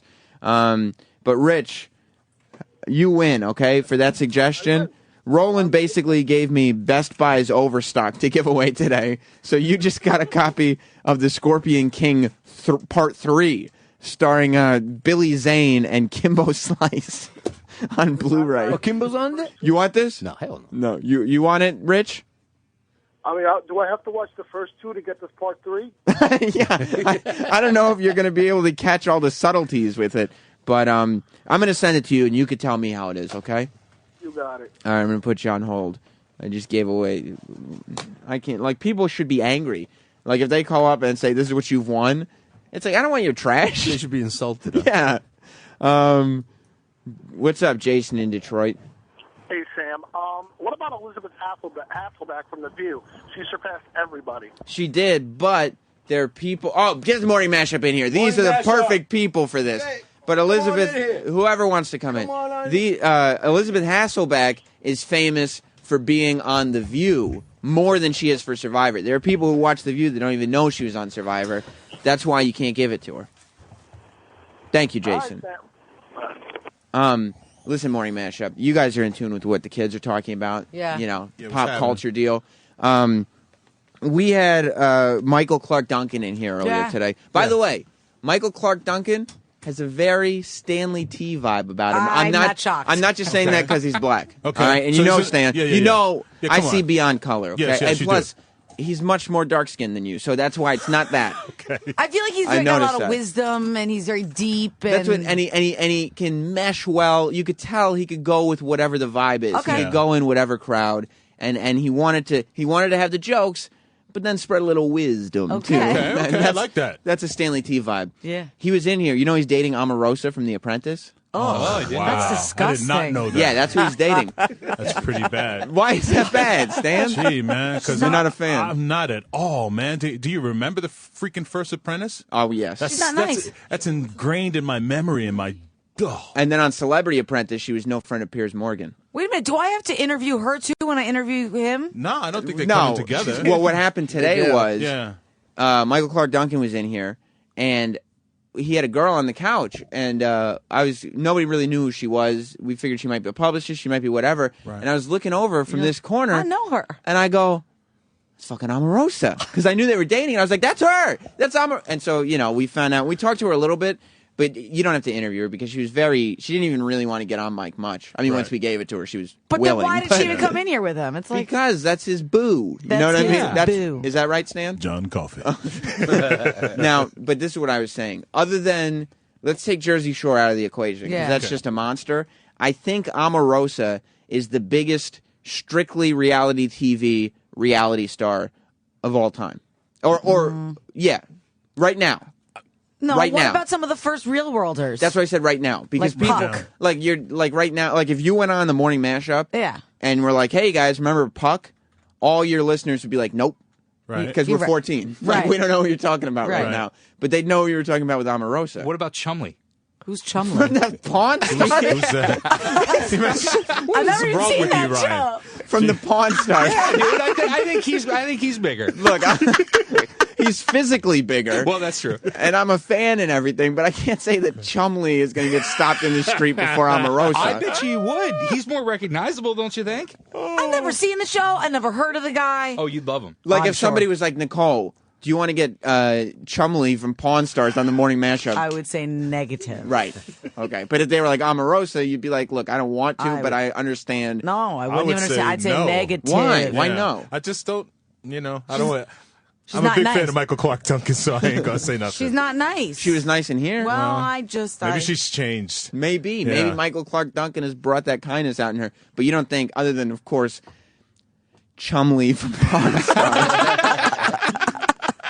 You don't think there's anyone bigger than Omarosa? Probably not. Name one.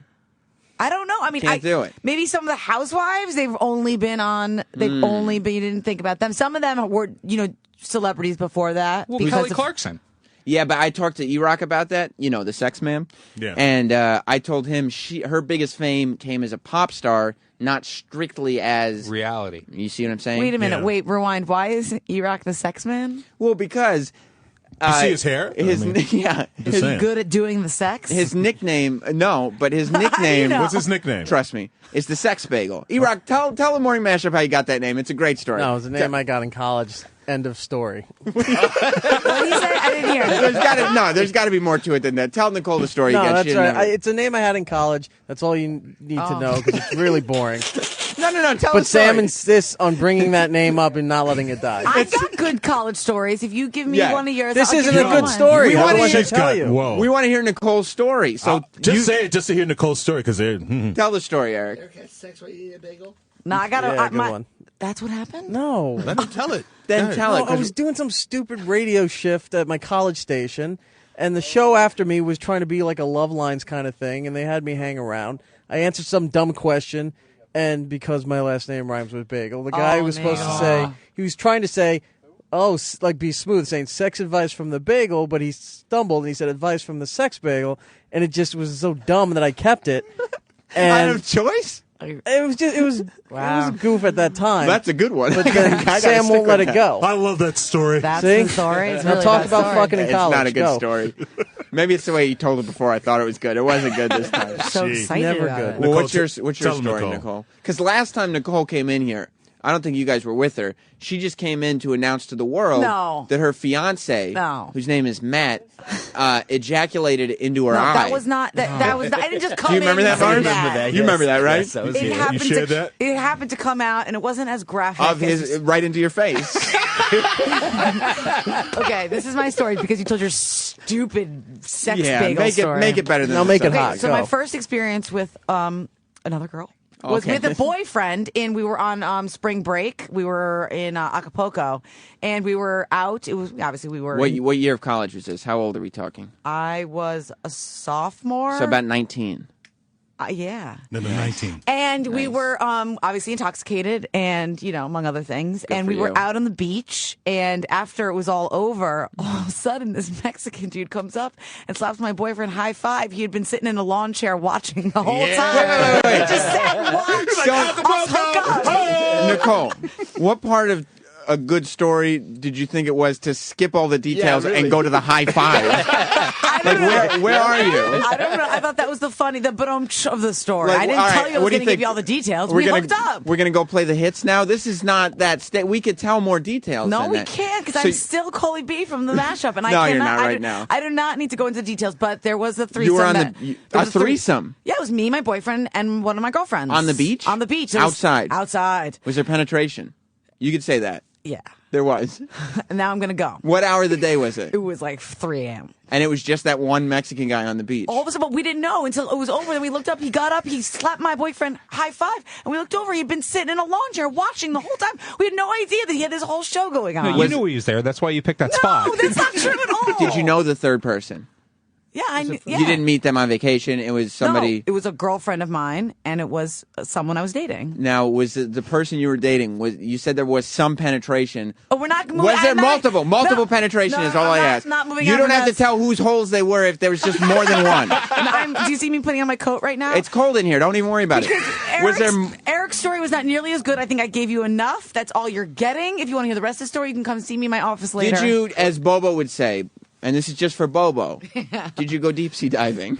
Duh. I'm leaving. That's fantastic, Nicole. Nice. Maybe you could tweet Thank a little you. bit about it at Mashup Nicole. Good day. Yeah, Right? Mashup Nicole is your Twitter. And follow us, Plug by the way, at Mashup Rich, at Mashup Stanley T, and at Mashup Ryan. Just saying. Right. Don't plug Rich. He didn't come in here. He's got better things to do. And yeah, talk to Ryan. It was Mashup Ryan who brought up Chumley. He's Good point. hilarious. I'll see y'all later. Thank you to Shout the out morning E-Rock, that's Mashup. my man. Stanley Thank T, you, Stanley. Ryan, and Nicole. Now this is what I'm saying, Mars. Opie always tells me to keep Nicole off the air because he's sick of her. I think, and I get what he's saying, by the way. Like, okay, I'm not going to argue that point. But if I can get her to tell sexual stories, I say keep her It's coming in. intriguing. Absolutely. I want to know if it hit her in the forehead or in the eye. Okay, so what we know from that story is One of my uncles saw her. that's what I was about to say. It was one of your two uncles. I didn't know which one. My uncle's a dirty bastard, so it's probably my uncle. Your uncle just drunken on a beach goes, yeah, cerveza, just clapping his. And then he passed out when he heard Eric's story. It was boring. You didn't think that was good? No. So what we know from that story is Nicole she went to Acapulco. Mm-hmm. She was on the beach. It was like 3 a.m. You know tequila was involved. Oh yeah, they were drunk off their asses. Among 19-year-old other things. Nicole. Yeah, among other things. Who knows what else was going on? And there was a three-way with her friend, who's a female, her and her boyfriend. There was penetration, and she went sea down on the diving. girl. Right. That's what deep sea diving means, to retard like Bobo. Now, Mars, do you think that the boyfriend got to penetrate both? I think so. I do too. Yeah. That's right. Because otherwise She wouldn't answer it. That's right. That's Have right. in Mexico. Roland, not Roland, Mars. Yes, sir. Your rule with a threesome is must penetrate both women. Must penetrate both women. Oh yeah, that was our old intern who said he had a threesome, but Yeah, what was his name? I don't forgot his name. Whatever, one of the old ones, Buck. I don't know. The Occupy asshole. Yeah, that guy.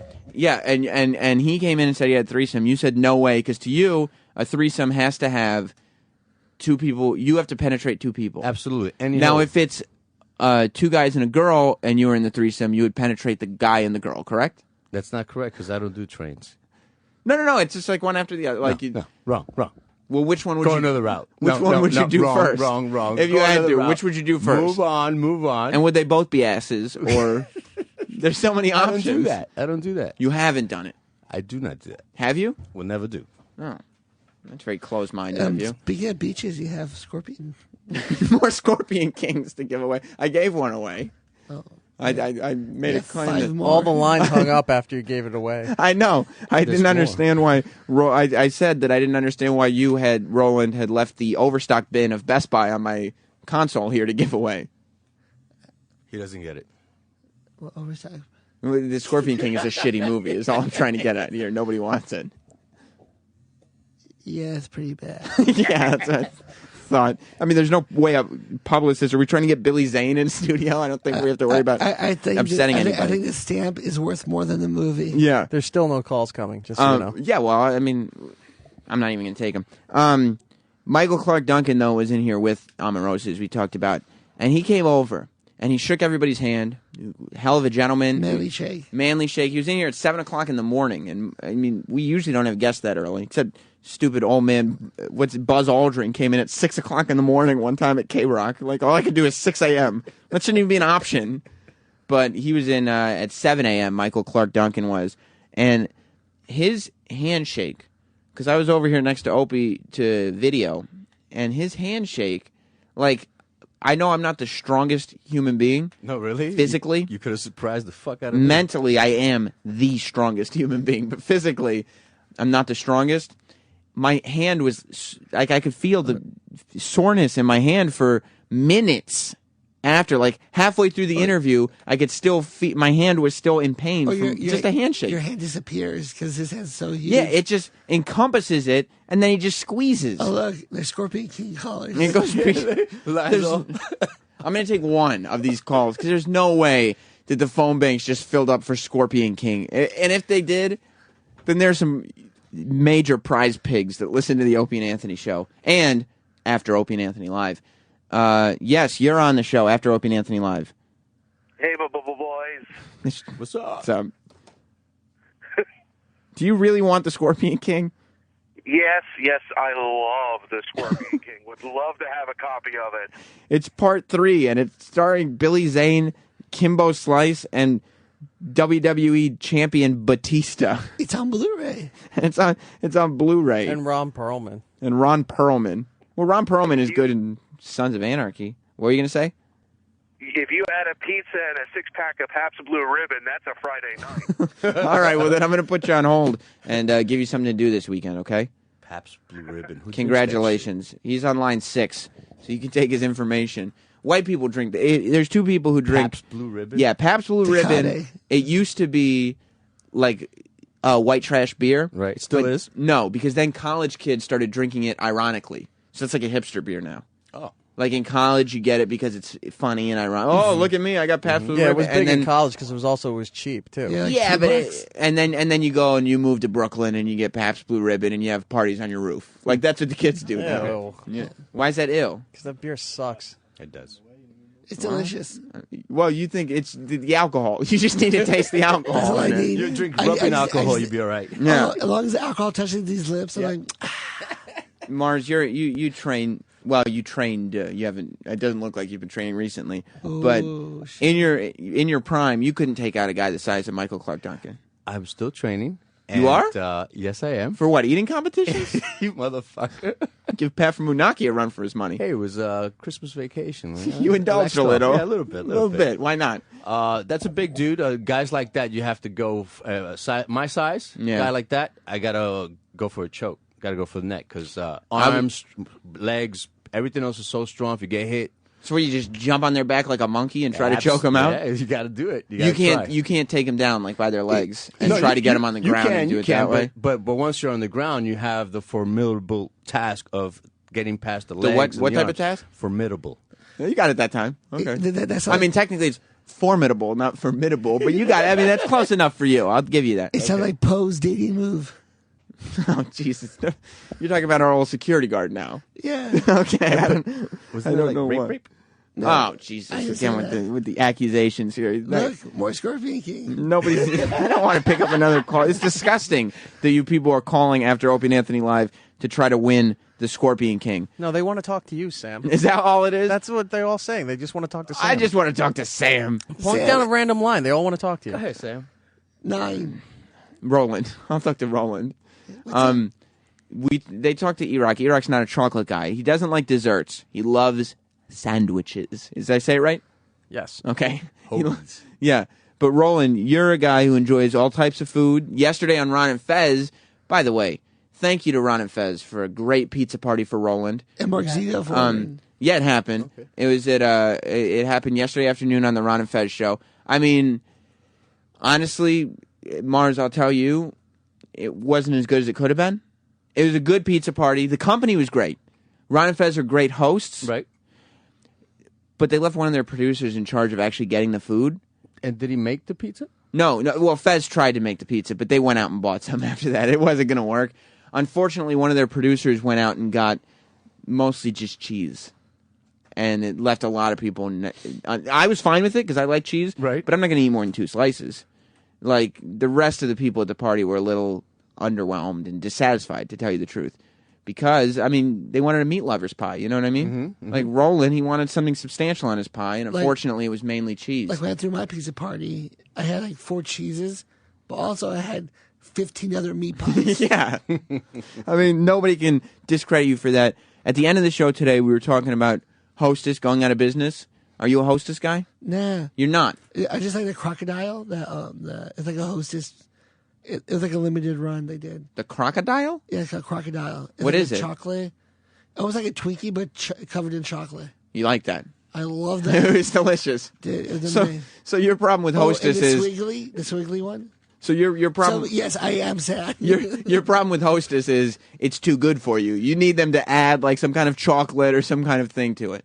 It's delicious. I understand. And your voice, I hear, is still going. It's Is like that a LA side effects from the Did you TV say smashing? crocodiles? Yeah. Chocodiles. Huh? Crocodile. I was about to say, why they call them crocodiles? Okay, chocodiles. I'm looking at the picture now that Mars pulled up, and it's just a chocolate-covered Twinkie. So Twinkies aren't good enough. You need them to be chocolate-covered. I love chocolate. E-Rock, this wouldn't be in your ballpark. No, not at all. You like a Twinkie, though? I haven't eaten Twinkies in so long. I just remember that they were so sweet, like you could feel the sugar on your teeth. What if I put a Twinkie between a couple pieces of bread? Then you have yourself... No? It'll be gone. Yeah, there we go. It's a sandwich. Mars. Sir. Snack foods. Hostess? No, not at all. I don't like these sweets, no. You don't like them because they do bad things to your body, but you like the way they taste. Yeah, Like they it's- do, yeah. you gotta guys stay do- away from them, it's yeah. a weakness. Yeah. But I'm like with Iraq there. No chocolate. Just sandwiches. Lots and lots and lots of sandwiches. Lots of meat. Lots of meat. And burritos. Is it burritos? Is that what they call them? No, sucker, rice and beans. Did you call him a sucker? Yeah. That's like one of the, like, Mars thought he had a better name to call E-Rock in his head, but as the sentence came out, sucker was all that poured out of his mouth. So he said, no sucker, no my little lollipop. Were you insulted, Eric, that he called you a sucker? That we went back to the streets of 1980s, yes. Yeah. And Omarosa, by the way, you would describe her as a sister, correct? Yes. Yes, a sister, as we learned yesterday. Well, chocolates are delicious, though. If you get the right, like a chocolatier, like a Jack Torres, or for Sweden. Or a they're box phenomenal. of Hostess chocolate-covered Twinkies. No, but like real chocolate is so good. I mean, I've heard good things about chocolate. I'm sure that many people enjoy it. Opie wanted to stay around here For the Scorpion King. but he was not for the stupid Scorpion King Blu-rays. I have tons of them. But he was willing to wait up to 4 minutes. The intern Sal came out and said, "You're on in 5 minutes, Sam," and he ruined the whole thing. But he wanted to confront you. Yes, he did. About toys and bread. Yeah, he wanted to Fat know Tuesday. how we religiously will celebrate a certain part of Christmas, but he got the wrong group. Yeah. He thinks I'm Mexican. Well, It's aren't good. you? No, I'm not. Well, they get green, red. The bread's different colors. You open it, and there's a little baby. A little baby? Yeah. Inside the Oh, bread? toys, yeah. What kind of a baby? Like a human? No, it's Cyclops. It's like a little toy. It's not a cyclops. do the two eyes on the head kind of join together once you're baked into a loaf of bread? If it's a bad baker, it's overheated. Whoa! Ron Bennington, the great Ron Bennington. Hi, Mr. Bennington. Oh, it's good to see everybody. We were just actually talking about the big pizza party from yesterday. Just wanted to apologize for the amount of cheese that was brought in. It was just so much. A fucking nightmare. I was telling Mars that like the party itself was great. You and Fez are fantastic hosts. You make everybody feel comfortable. Everybody has a good time. Well, thank you. It's nice. But some people left hungry because they were just not satisfied. It's one of those mistakes, and Fez is never going to let that happen again. He counted on somebody else. Yeah. Well, and I'm disappointed that Fez, is a star of the show. Look at the banner. His name is on it. He's the guy. It's true. I never even saw that. Yeah, it's right there. Next to my name. They put both of them up there. That's nice. But he's the guy who has to order the pizzas because he can't count on people? Well, Mark does one of those things where, and God bless him. Yeah. But he's like, no. How can I use this show, this platform, to push myself along? Is that what it is? Yeah. He's the type of guy that you ever hear, like the guy he'll dive on a grenade for you. He would push Fez on a grenade for himself. And that's what so seems to much have worse. happened. God bless him. Yeah, God bless him. God bless him. But he would if it were up to like if the company said, "Look, Zito, we can only keep you or Fez." He wouldn't say like what is good for the show, what's good for the fans, what does Ron want. He'd go, "Get Fez the fuck out of here." Right. How does this help me? That's awful. Well, I just want everybody in the room to say my last name. Why don't we start with you, Mars? Bennington. Yeah. He says my name like a black person, Roland. Black people cannot say my last name. There's a lot of N's in there. Hey, oh, whoa, hey. wordplay. You know what? Watch out. I know the after show's pretty edgy. Yeah. Right? I don't fall into that game, though, but I know. You said I prefer I don't wanna... African Americans. Okay. Did you see Scorpion King Part 3? I didn't know. Because I didn't know. Roland actually gave me 400 copies of it because he can't pawn them off on anybody as giveaways. Do you want a copy? I want a copy if it's signed by you and Roland, and then I will give it out on my show today. We'll sign that for you. Yeah, sign it up. That's a huge. That's a little value. How did you like your big guest today?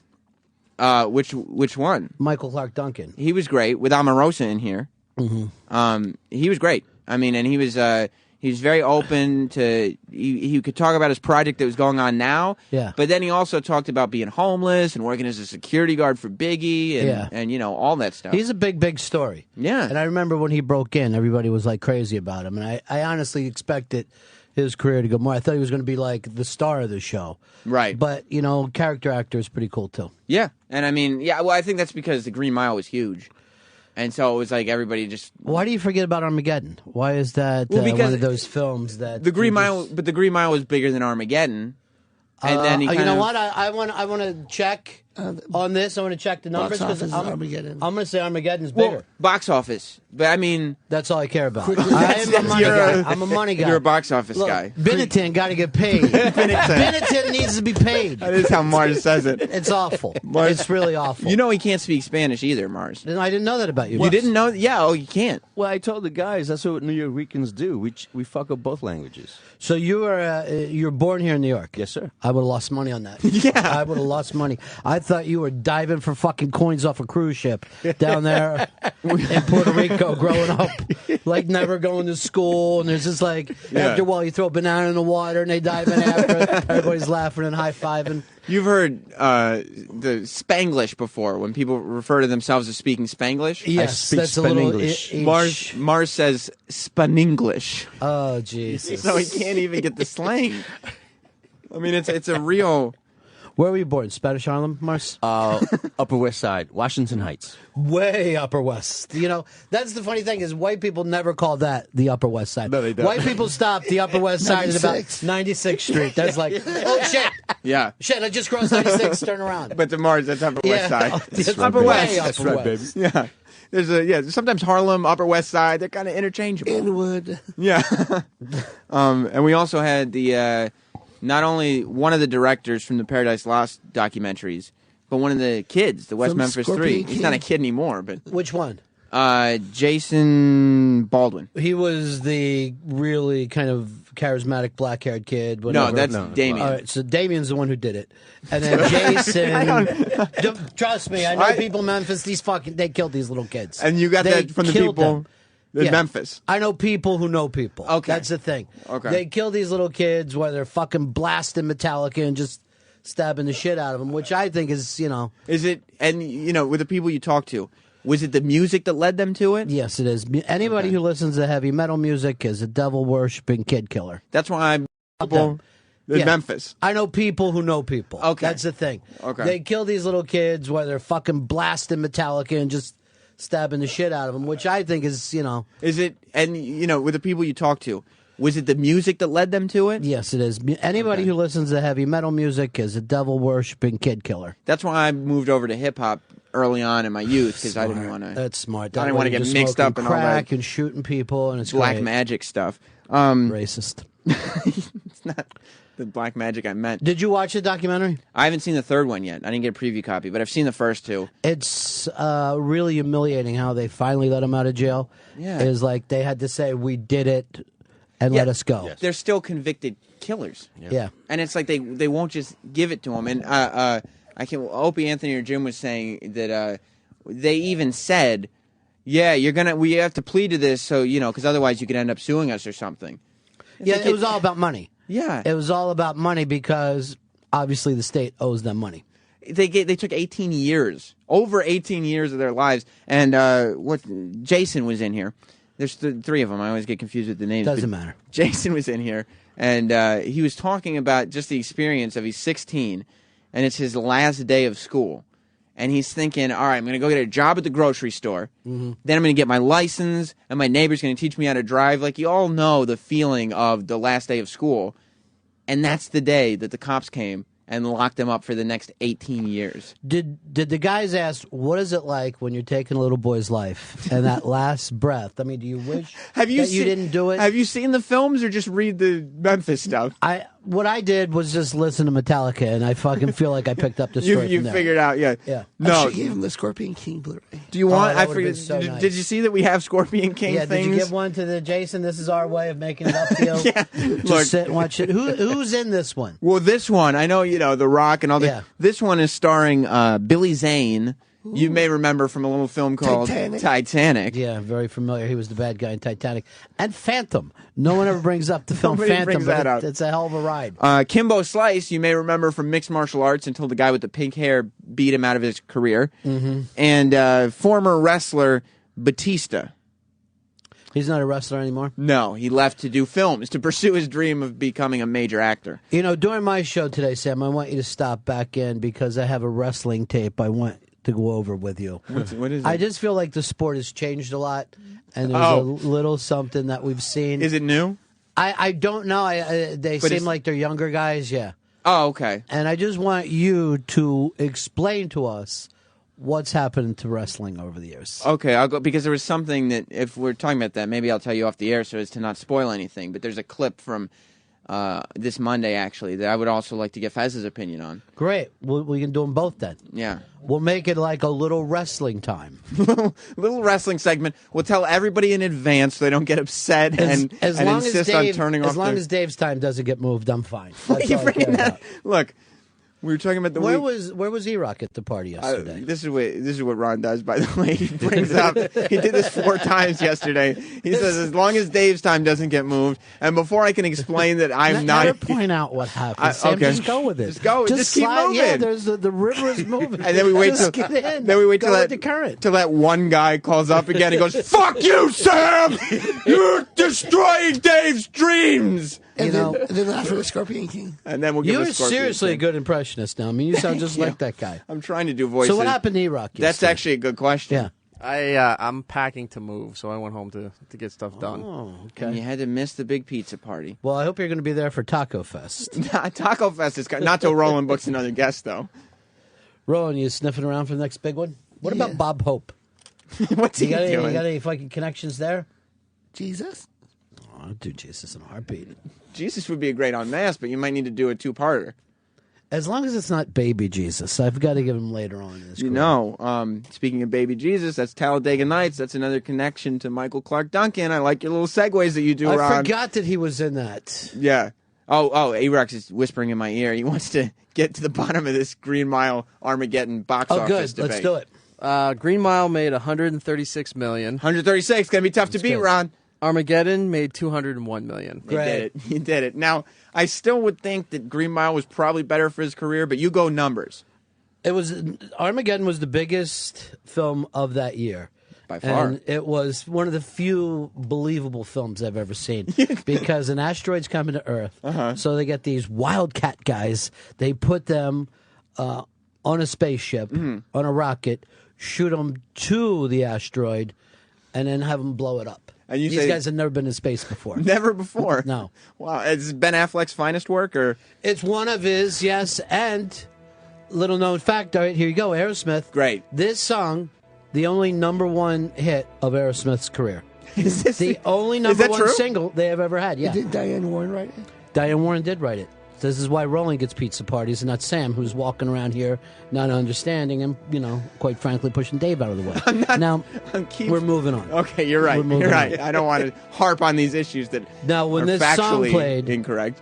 We realized Bruce Willis was dead, and his daughter was getting married to Ben Affleck, and they had a picture of Bruce Willis there. I don't know if you at home realize what's going on, but we're actually witnessing the unmasking of the film Armageddon right now.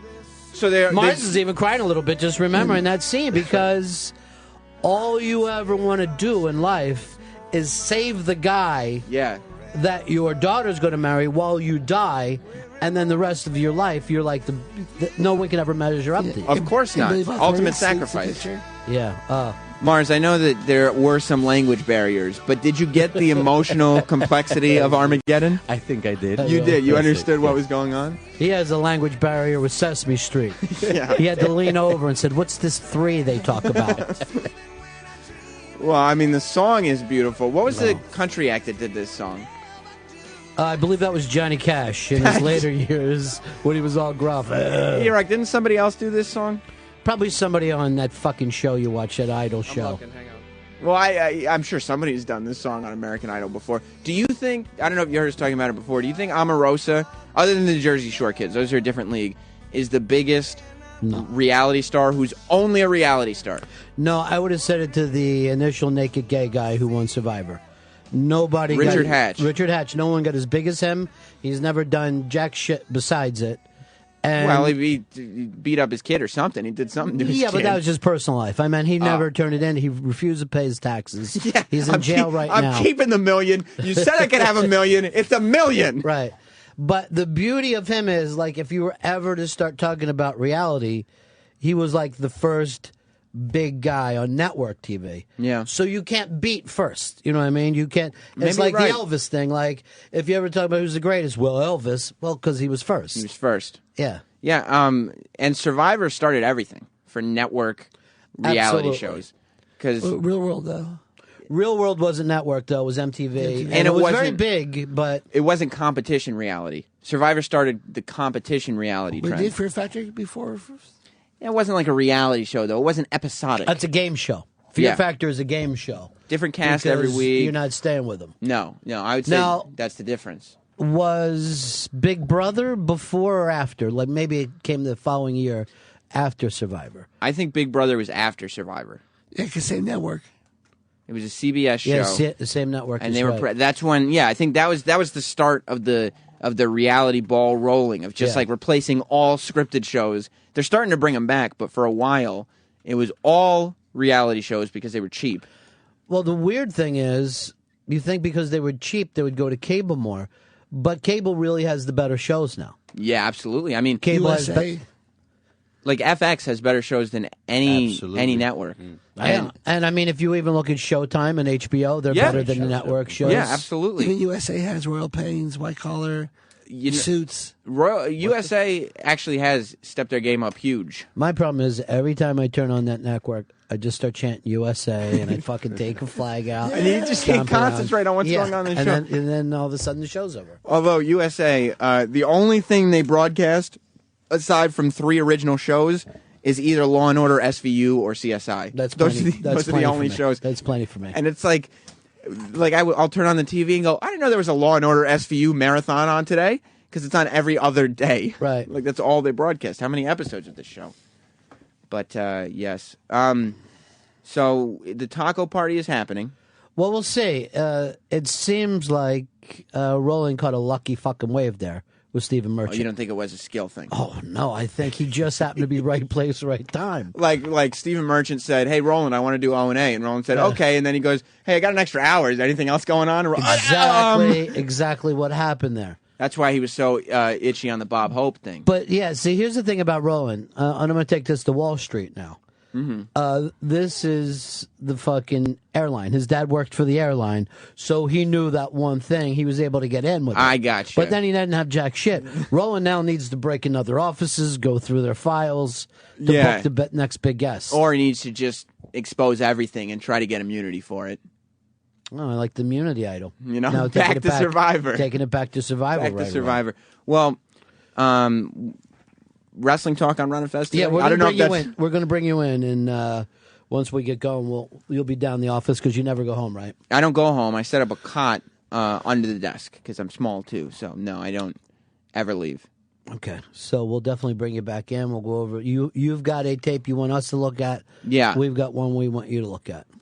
This is huge. It is. Coming up later today on the Opie and Anthony channel. But Ron, Hey, how come you're not doing an all wrestling show on the weekends?